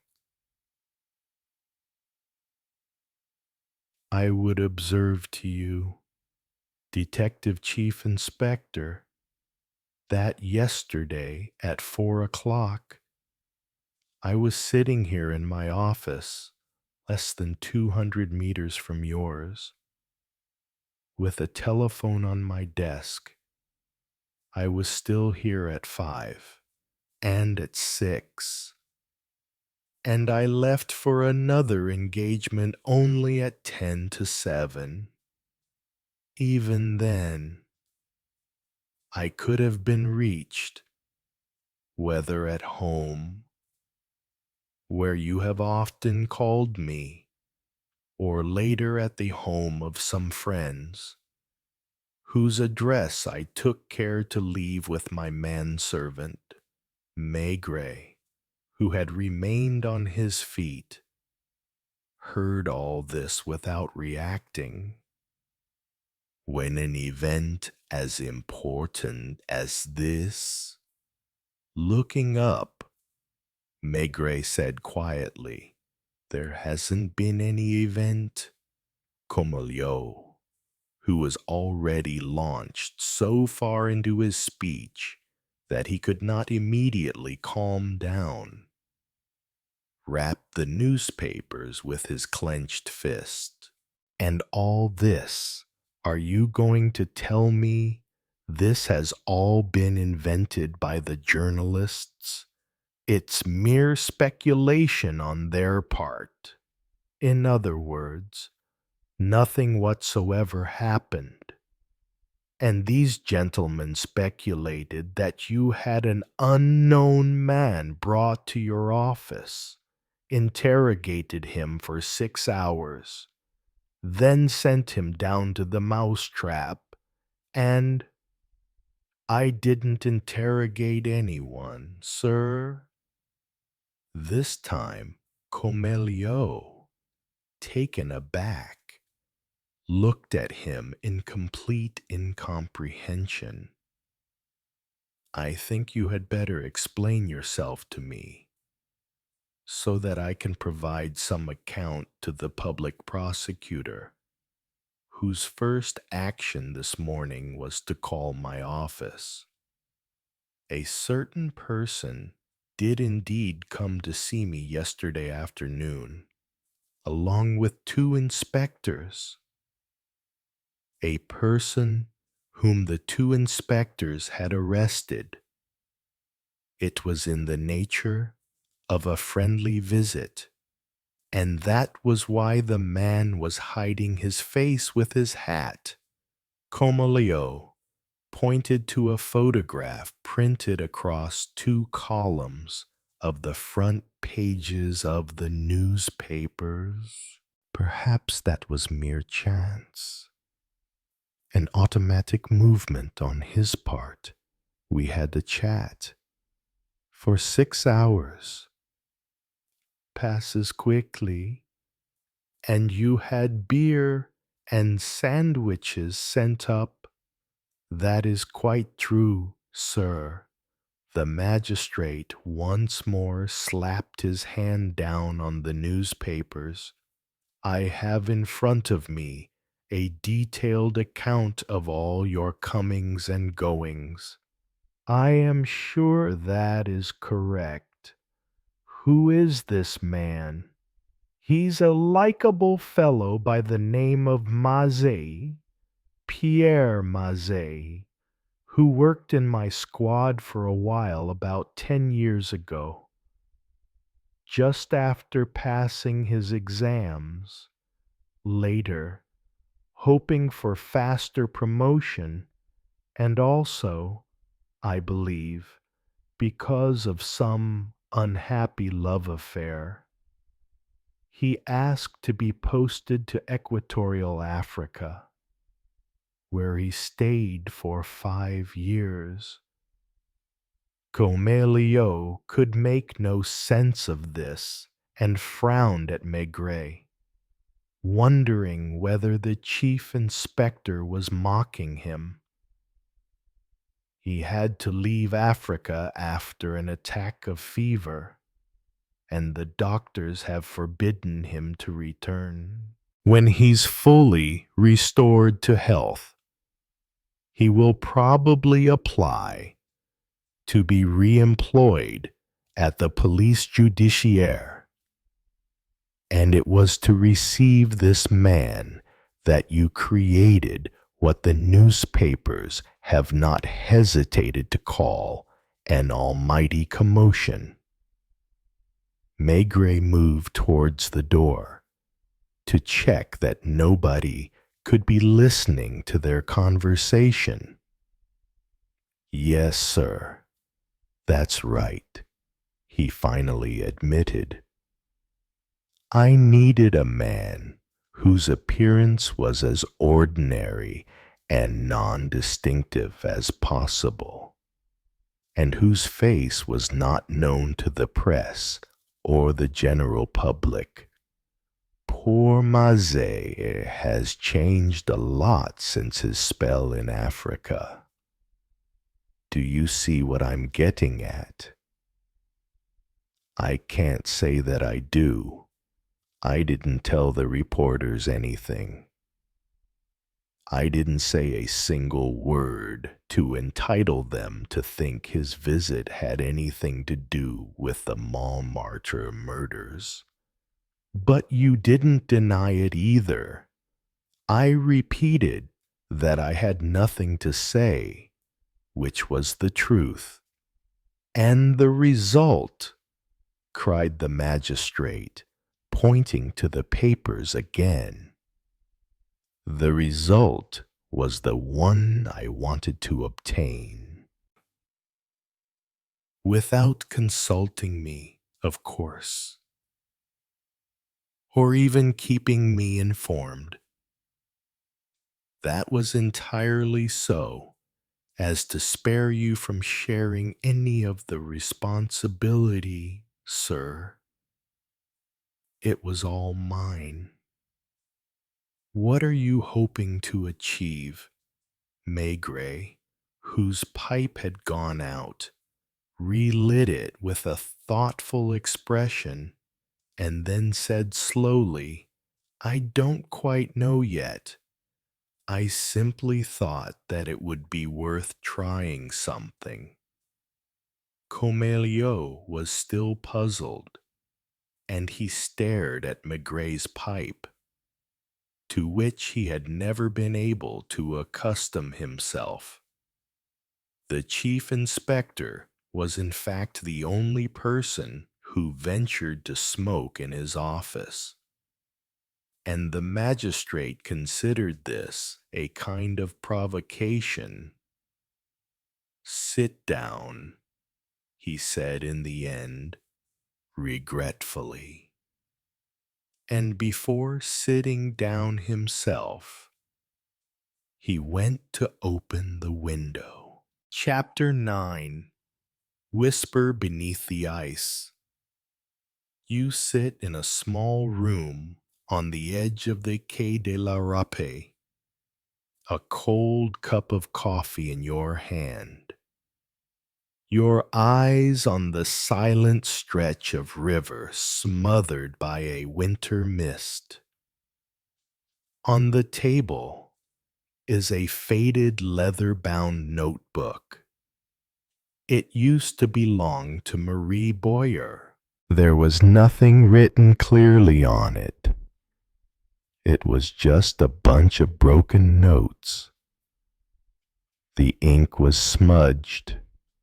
The letters were crooked. One line overlapped another.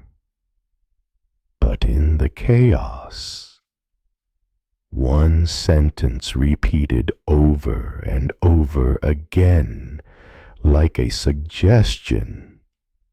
He knows that I know. Who is he? A name was crossed out, then rewritten in the margin of the notebook Chalumeau. There was no public record of him. But according to the internal affairs line you used, Chalumeau had worked in the Special Internal Investigation Department, where all traces were wiped clean after each case. You called Janvier. I need you to check all the people who were transferred out of the Ministry of Internal Affairs for unspecified reasons. Focus on the names that appeared between 1949 and 1953. Janvier's voice hesitated. Sir, if that's the case, I might be touching something I shouldn't be opening. We have been touching it since the head was thrown into the river. In the afternoon, you go down to the basement of the boarding house where Marie used to live. The smell of mold is mixed with cheap wine and rat urine. You think you won't find anything until the flashlight hits the lid of a tin can hidden under a rotten board behind the sink. Inside, an old photograph, 3 men in uniform. Marie standing behind, eyes filled with panic. A folded note. If I die, don't trust the police. Find the person who erased my record. And a reel-to-reel tape recording with a scrawled label, Cinema, March 12th evening.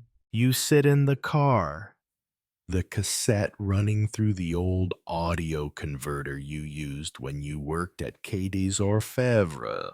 An accordion echoed in the background. Then a conversation accompanied by scuffling. The man's voice was deep and cold as steel. Do you think I'll let you talk? Marie, I killed to keep this secret. Marie's voice, trembling. He's in the Ministry of the Interior. You're his tool. Then the slap. The sound of Marie falling. Cut off. You don't move from your seat, staring out the steamy windshield. Chalumeau doesn't just know. He gives the orders. And Jean the ex-con is just the executioner. Deep beneath the ice on the river's surface lies a strangled mass of truth. Like a severed head. No one wants to find it, except you. You pull out a pack of cigarettes and take a long drag. The hunt for Chalumeau begins tonight. Chapter 10. The Nameless Paper. Back on the Quai des Orfèvres. You enter like a ghost, silent, heavy. Janvier waits at the head of the corridor, a razor-thin folder in his hand. Nothing in the official records, but I found a single copy in the old archives. Block F. He lowered his voice. Name Jean-Baptiste Chalumeau, special investigator. In 1951, transferred for internal reasons. No conclusions. You open the file. Inside is a passport photo. Cold eyes. Slightly raised upper jaw. Like someone who always knows the other person will lie. You asked, where is he now? Janvier shook his head. He disappeared from all records in 1953. Rumor has it he worked as a security consultant for a private company that specializes in cleaning up trouble. You said softly, The person who killed Marie did not act alone. Evening. You visit Madame Dubois, the former manager of Marie's boarding house. An obese, wheezing woman who is suspicious of everything. you give Chalumeau photo. Did you see this man come here? She squinted, pulling her glasses closer. I'm not sure, but someone who looked like that came to see Marie about 3 months ago. He didn't go up to the room. He just waited outside, then left. How did Marie react afterwards? She panicked. She locked the door and packed her things that night. A few days later, you heard about it.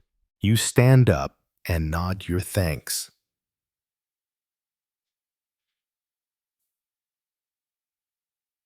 As you step out of the apartment building, you feel as if someone is watching you.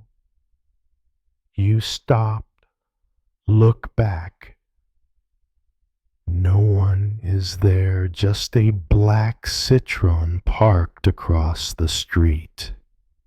Its headlights dim like a blind man's eyes glinting in the fog. You get closer and the car starts up, taking off as if it never existed.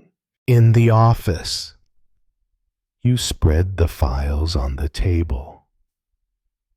The case now has 3 leads. Marie victim, Chalumeau the one erased from history. Jean, the ex-lover controlled like a pawn. But there was a 4th ghost, the one who had given orders to Chalumeau as well, the one who was still at the top of the system, the one whom Maigret himself had never touched. Late at night, you call a number you only use when the situation gets out of hand. The man's voice answered the phone, dry. You are not allowed to mention my name. Speak. I'm tracking down someone who used to be in the ministry. Chalumeau seems to be involved in an old cover-up network. Pause. Then a heavy breath lowered his voice. If you touch him, You will no longer be Maigret. You will no longer be a policeman. You answer, I don't do this as a police officer. Silence. Then the phone hung up.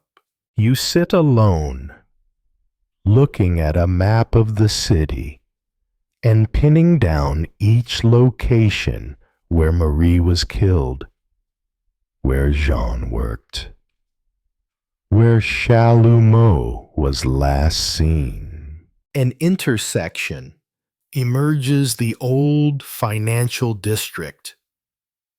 Near an abandoned warehouse, once a wartime secret document control center, you grab your coat, ready to head there that night.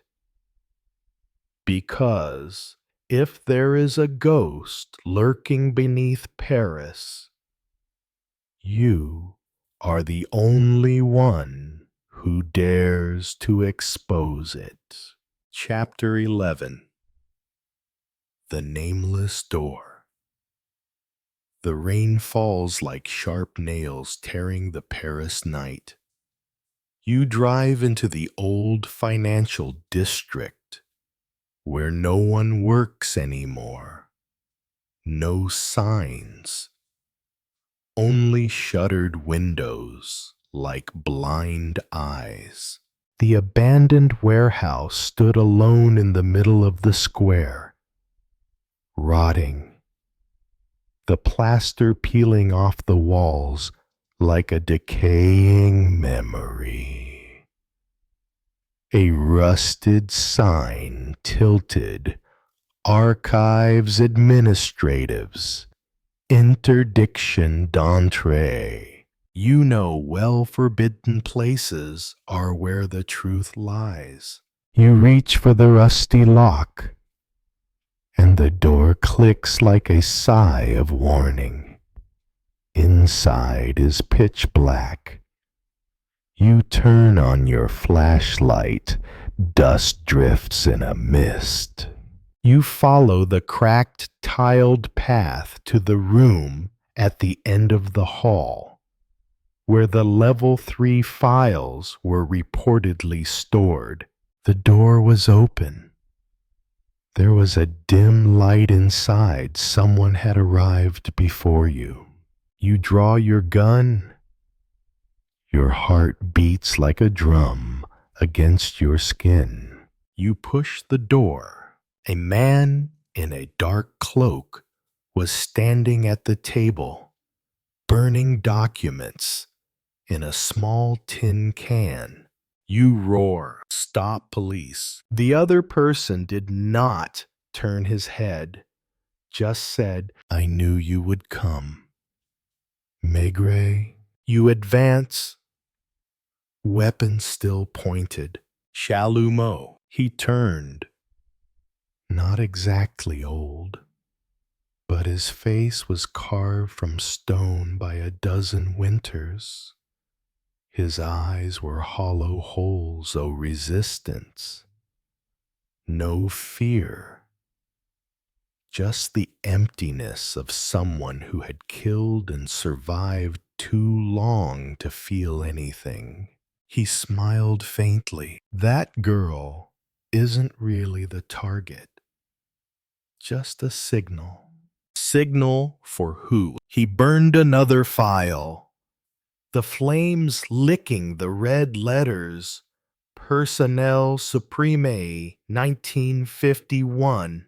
You lunged forward and snatched the remaining file from his hands. Inside was a list of names long, with dates of birth, unit of service, and the last single line, silence guarantee, Opération Vitrine. Chalumeau said, "We served our country. Then the government changed. They protected their reputation. They erased us. But some of us remained, and now we protect ourselves. You asked, what does Marie have to do with it? Chalumeau shrugged. She's the daughter of one of them. Don't know anything, but someone's afraid she'll find out. You growled. And who is he? Chalumeau looked at you, his eyes hypnotizing. The question is, what would you do if you knew before you can react? A gunshot rings out in the hallway. You turn around. Chalumeau has lunged for the back window. You chase after him too late. Only the torn black coat and the smell of gunpowder remained, and a figure flashed across the roof like a ghost. You turn back and look at the half-burned files. Among the documents saved, one name stands out. Thierry Laurent, Interior Administrative Supervisor, 1948 to 1953. Note: deceased, but not verified. You hold the file tight. If Marie is this man's daughter, then the person who ordered her murder is still alive, still running, still manipulating. Chapter 12. The dead still control. You sit in your office in the early morning hours. A stack of files, still smelling of smoke, is neatly placed in front of you. Each line scorched like a whisper from a long-forgotten era. Thierry Laurent Interior died in 1953, but no body, no death certificate, no witnesses. Just one line in the file. Silence guarantee. A man who was dead, but powerful enough to order the murder of a 19-year-old girl. You call Deputy Inspector Janvier. I want the secret files on all senior Interior Ministry personnel from 1945 to 1955, especially those connected with domestic intelligence operations. Janvier hesitated. Those documents were removed from storage long ago. We no longer have access. I'm not asking about rights. I'm asking if you can find it. Silence. Then a heavy sigh. I will try. You visit Madame Allard, the landlady of the boarding house where Marie used to stay.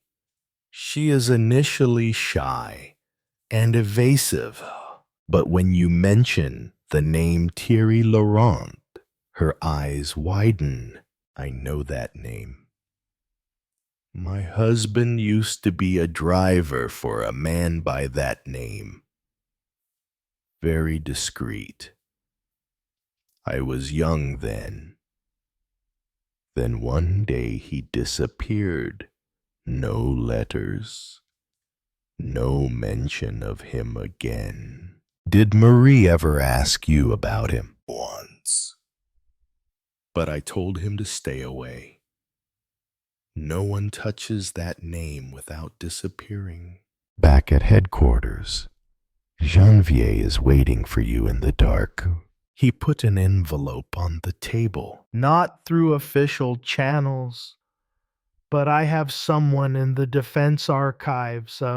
Inside is a copy of the Opération Vitrine dossier, a top secret post-World War II program recruiting and embedding spies within the civilian government system to control information, policy, and personnel. Thierry Laurent is the program architect. Operating code: Le Marionnettiste, the puppeteer. The final report in 1953 said he was purged internally, but there was no evidence. No body, only one directive remains classified until 2050. Documents relating to Laurent are not to be declassified for reasons of national security. You look at Janvier. The question goes unspoken. He nodded. The higher-ups are monitoring this. Someone wants you to stop. You know. And you don't stop. Because a girl's death cannot be hidden by a shadow that has been dead for half a century. Because justice knows no age. And because in the shadows, someone is still pulling the strings and you just cut one of them. Chapter 13. The Empty House. The voices still live.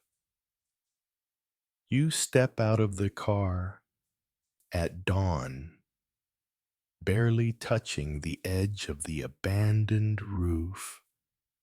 The address Janvier has taken from an old document, a villa that once belonged to civil security agents, where Laurent used it to hide witnesses or kill them.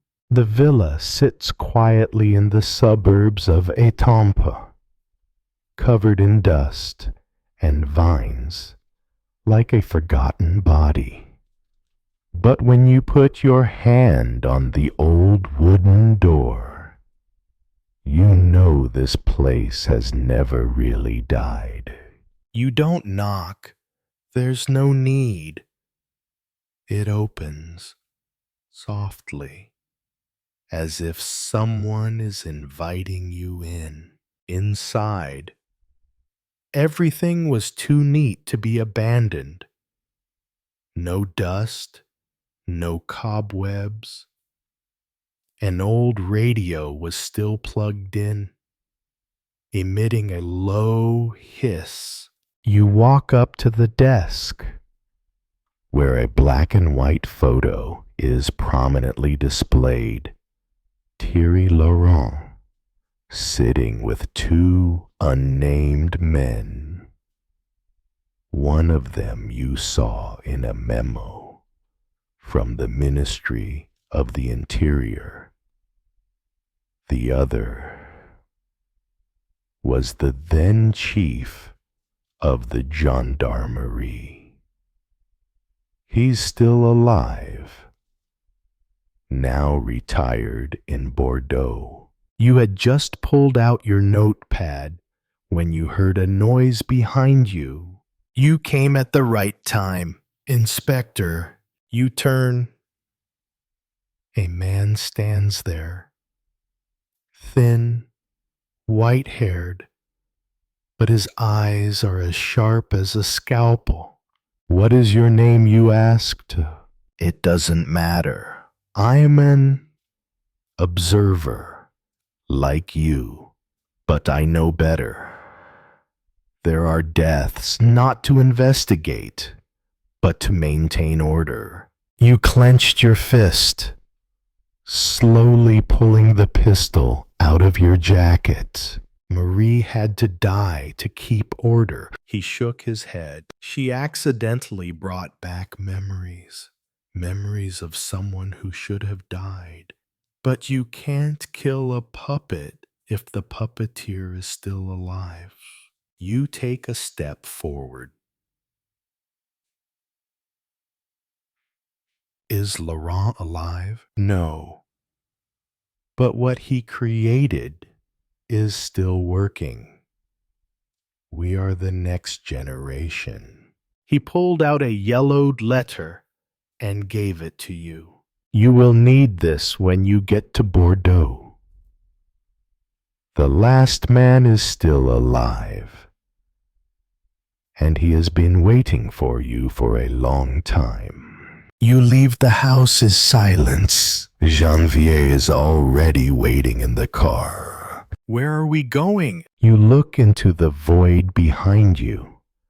The house disappears into the mist as if it had never existed. We seek out a man who has lived too long in silence. And this time, we will let him speak. Chapter 14. The voice behind the closed door. You arrive in Bordeaux in the late afternoon. The city is salty and humid, not like Paris, and that makes you wary, for ghosts don't live in mist, but in pale sunlight and the seemingly harmless sound of church bells. His name was Armand Dupré, the former deputy head of the post-war security service. After Laurent disappeared from the system, Dupré retreated into the silence of many clever foxes, a medical retirement, a house by the river, and a long-dead wife. You knock once, twice, no answer. But the door opened from the inside, very quietly, as if the house had been trained to obey. You step in. The main room still had its old-fashioned feel, leather-bound books, a piano covered with a white cloth, and on the wall an old map of France during the colonial period. A cup of tea, still warm, and on the desk a file with your name on it. You are not surprised. Nothing can surprise you after all. Here you are, said a soft voice from the next room. I thought you would come sooner. Armand Dupré, now a shadow of himself gaunt, eyes sunken, hands shaking. But one thing survived control. Why do you have my file, you ask? Still standing. Because I was the one who approved it. From day one. There was no one like you in the force. I watched over you. Even when I no longer had any power. You move closer. What do you know about Marie? Dupré closed his eyes. Too much. She's not an accident. She's the result of an imperfect cleanup, of secrets kept for too long. And who killed her? Dupré shakily poured more tea, avoiding your eyes. A man who was ours, then betrayed us. His name is Brisset. He is hunting everyone who can mention 1946. I am the last one. You're not surprised. That name appeared once in Laurent's notes, but was crossed out. I will need your testimony. Dupre shook his head. No, but you need this. He gives you a small iron box, locked with a rotating code. The code is written on a piece of paper, the date of an assassination in Lyon, never to be deciphered. It's all in there. But if I die tonight, you'll know it's because you came. You take the box. When you leave home, you don't look back, but you hear the sound of the door locking from inside, slow, steady, and fearful. Chapter 15. The Iron Box and the Ghost Named Brisset. You return to the hotel with the heavy metal box in your hands, not because of the weight of the metal, but because of the truth inside the truth that can kill and has. You place the box on the table, lock the door, draw the curtains, and turn on the low lights. It's like you're preparing to dissect a corpse. The number on the piece of paper Dupre gave 06-11-1946. You turn the key. 3 clicks sound, soft as a confession. Inside is an old black and white photograph.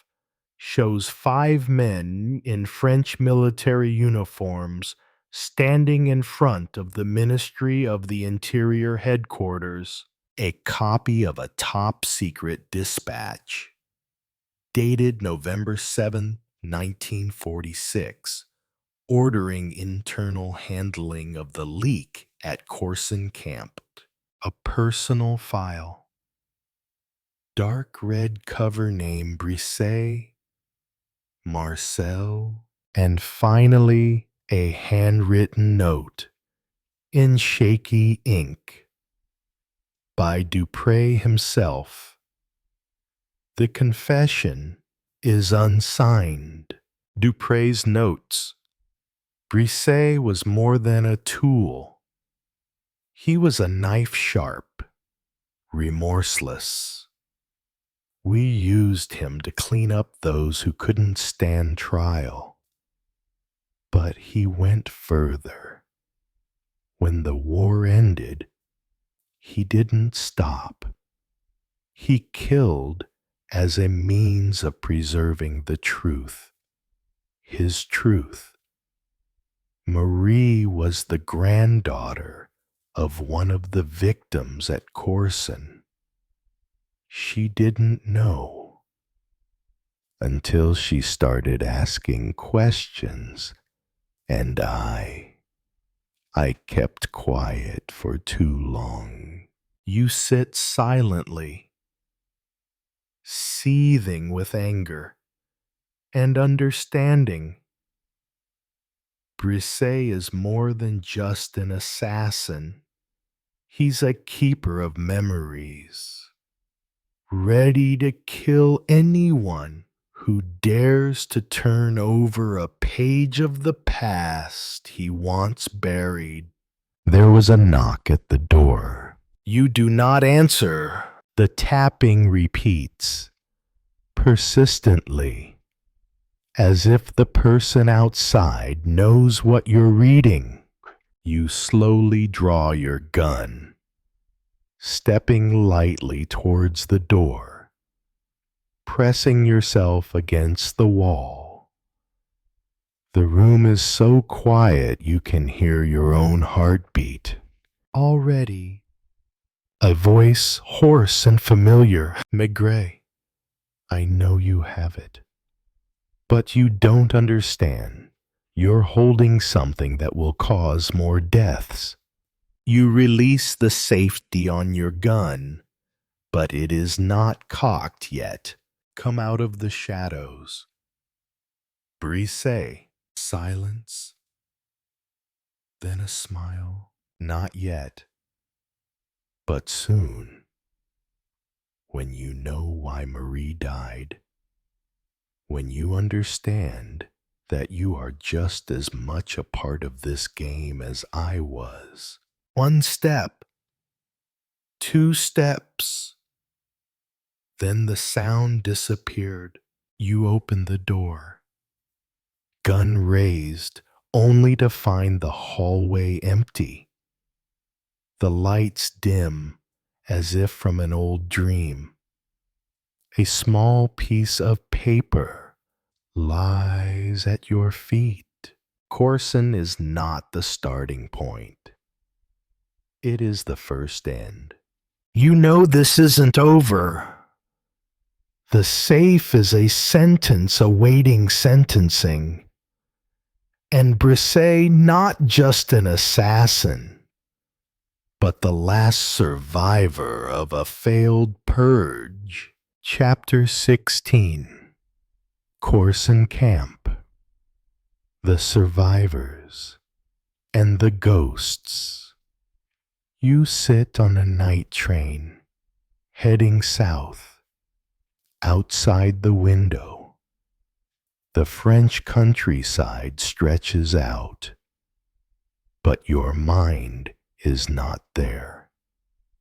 It is on the Corson Camp, a place that itself was erased from the administrative map in 1947.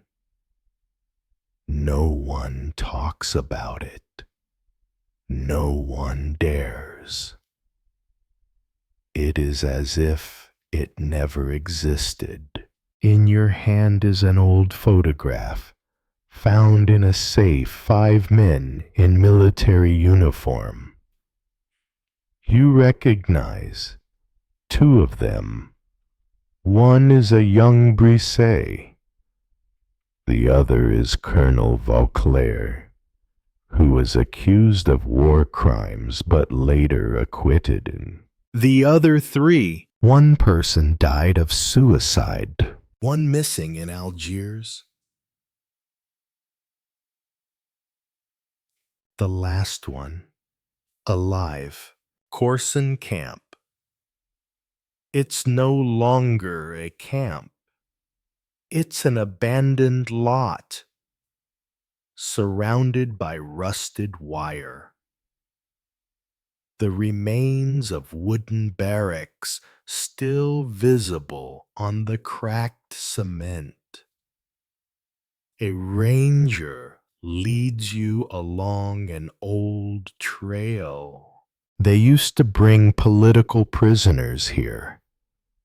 But the strange thing is, no one in the village ever saw them leave, he said softly.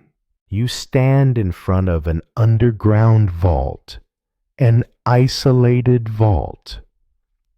Its iron doors welded shut. But there are signs that someone has broken into it recently. You pull out your flashlight and step in. Inside, it smelled of damp and rotting metal.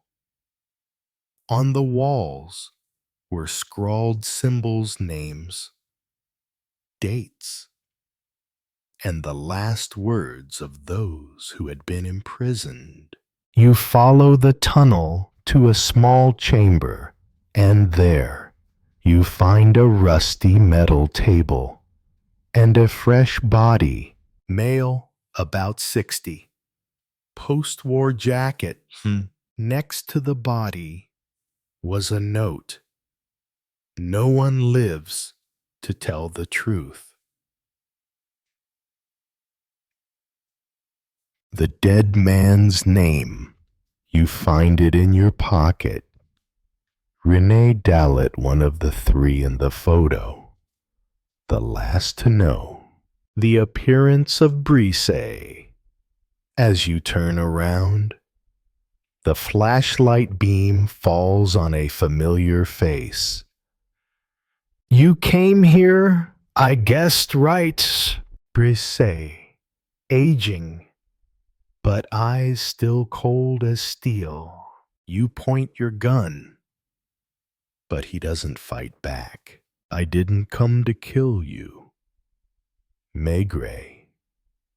I came to take you away from here, not because I pity you, but because if you die here, everything will be buried again. You killed Dalit. He called me, said he would reveal everything. But do you understand? If the truth were made public, a whole generation would collapse. People don't want to know they were protected by the blood of innocents. And Marie, she is also not allowed to know. Silence. Then a nod, as if that was necessary. Marie is the only sunshine in this whole dark night. But sunshine also burns face to face. You don't shoot him. You don't handcuff him. Brisset walks out of the cellar, leaving you with a dead body and a truth no one wants to touch. You stand there, between the memories of being killed and those who survived by distorting the past. The case is almost over. But justice, it's not in the court. It's not in the gun. It's a matter of deciding, should the world know or stay silent like so many before. Chapter 17. Corson Camp. The survivors and the ghosts. You sit on a night train, heading south. Outside the window, the French countryside stretches out, but your mind is not there. It is on the Corson Camp, a place that itself was erased from the administrative map in 1947. No one talks about it. No one dares. It is as if it never existed. In your hand is an old photograph found in a safe. 5 men in military uniform. You recognize 2 of them. One is a young Brisset. The other is Colonel Vauclair, who was accused of war crimes but later acquitted. The other 3, one person died of suicide, one missing in Algiers. The last one, alive, Corson Camp. It's no longer a camp. It's an abandoned lot, surrounded by rusted wire. The remains of wooden barracks still visible on the cracked cement. A ranger leads you along an old trail. They used to bring political prisoners here. But the strange thing is, no one in the village ever saw them leave. He said softly, "You stand in front of an underground vault, an isolated vault. Its iron doors welded shut. But there are signs that someone has broken into it recently." You pull out your flashlight and step in. Inside, it smelled of damp and rotting metal.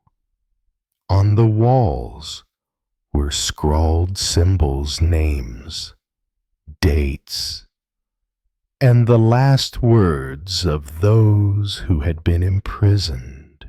You follow the tunnel to a small chamber, and there you find a rusty metal table and a fresh body. Male, about 60. Post-war jacket. Next to the body was a note. No one lives to tell the truth. The dead man's name. You find it in your pocket.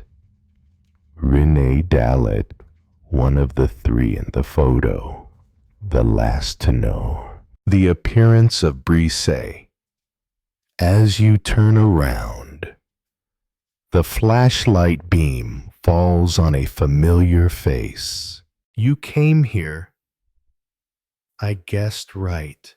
Brisset, aging, but eyes still cold as steel. You point your gun, but he doesn't fight back. I didn't come to kill you, Maigret. I came to take you away from here, not because I pity you, but because if you die here, everything will be buried again. You killed Dallet. He called me, said he would reveal everything. But do you understand? If the truth were made public, a whole generation would collapse. People don't want to know they were protected by the blood of innocents. And Marie, she is also not allowed to know. Silence. Then a nod, as if that was necessary. Marie is the only sunshine in this whole dark night. But sunshine also burns. Face to face. You don't shoot him.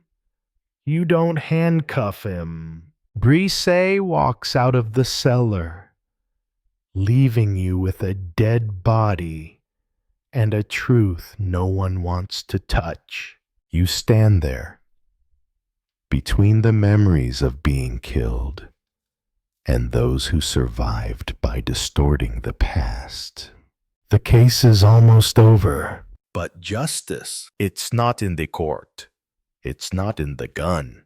It's a matter of deciding should the world know or stay silent like so many before. Chapter 18.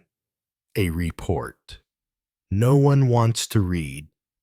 You return to Paris with the October wind whistling through the streets, where the chief of police is greeted not with wreaths, but with silent stares. In your hands is not just a document, evidence, a corpse, but the truth of a generation, suppressed, manipulated, sold out for the sake of national stability. When you walk into Quai des Orfèvres, no one asks where you're going. No one asks because they know. They just don't want to get involved.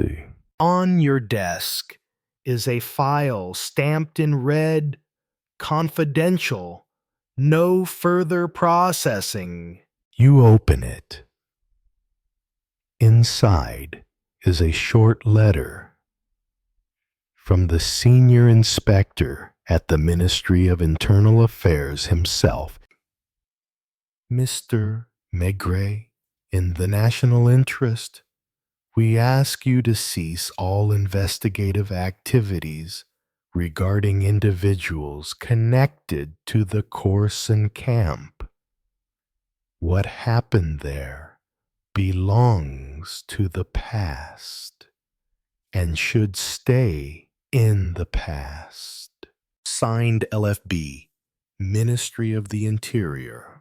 You look to the left side of the table.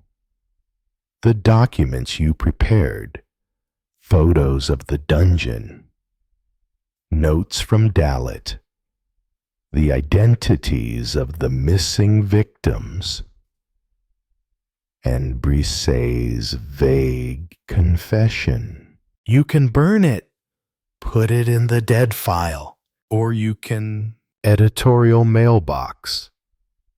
You don't go to the big press. Not Le Monde, not Figaro. You choose a local paper, small, humble, but honest. You give them the documents, not to destroy a government, but to remind the world that justice does not always serve convenience. 3 days later, the article was printed under a modest headline. Former prison officer reveals prisoners never leave Corson. No one was arrested. No one resigned. But some names leave the political scene quietly. Brisset disappeared. Marie left Paris, never to be seen again. The last night. You stand in front of the window, looking down at the river. The lights reflect on the water like restless spirits. A voice rang out behind him. Lucas.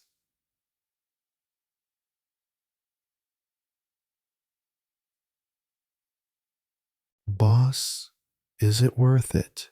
You don't answer right away.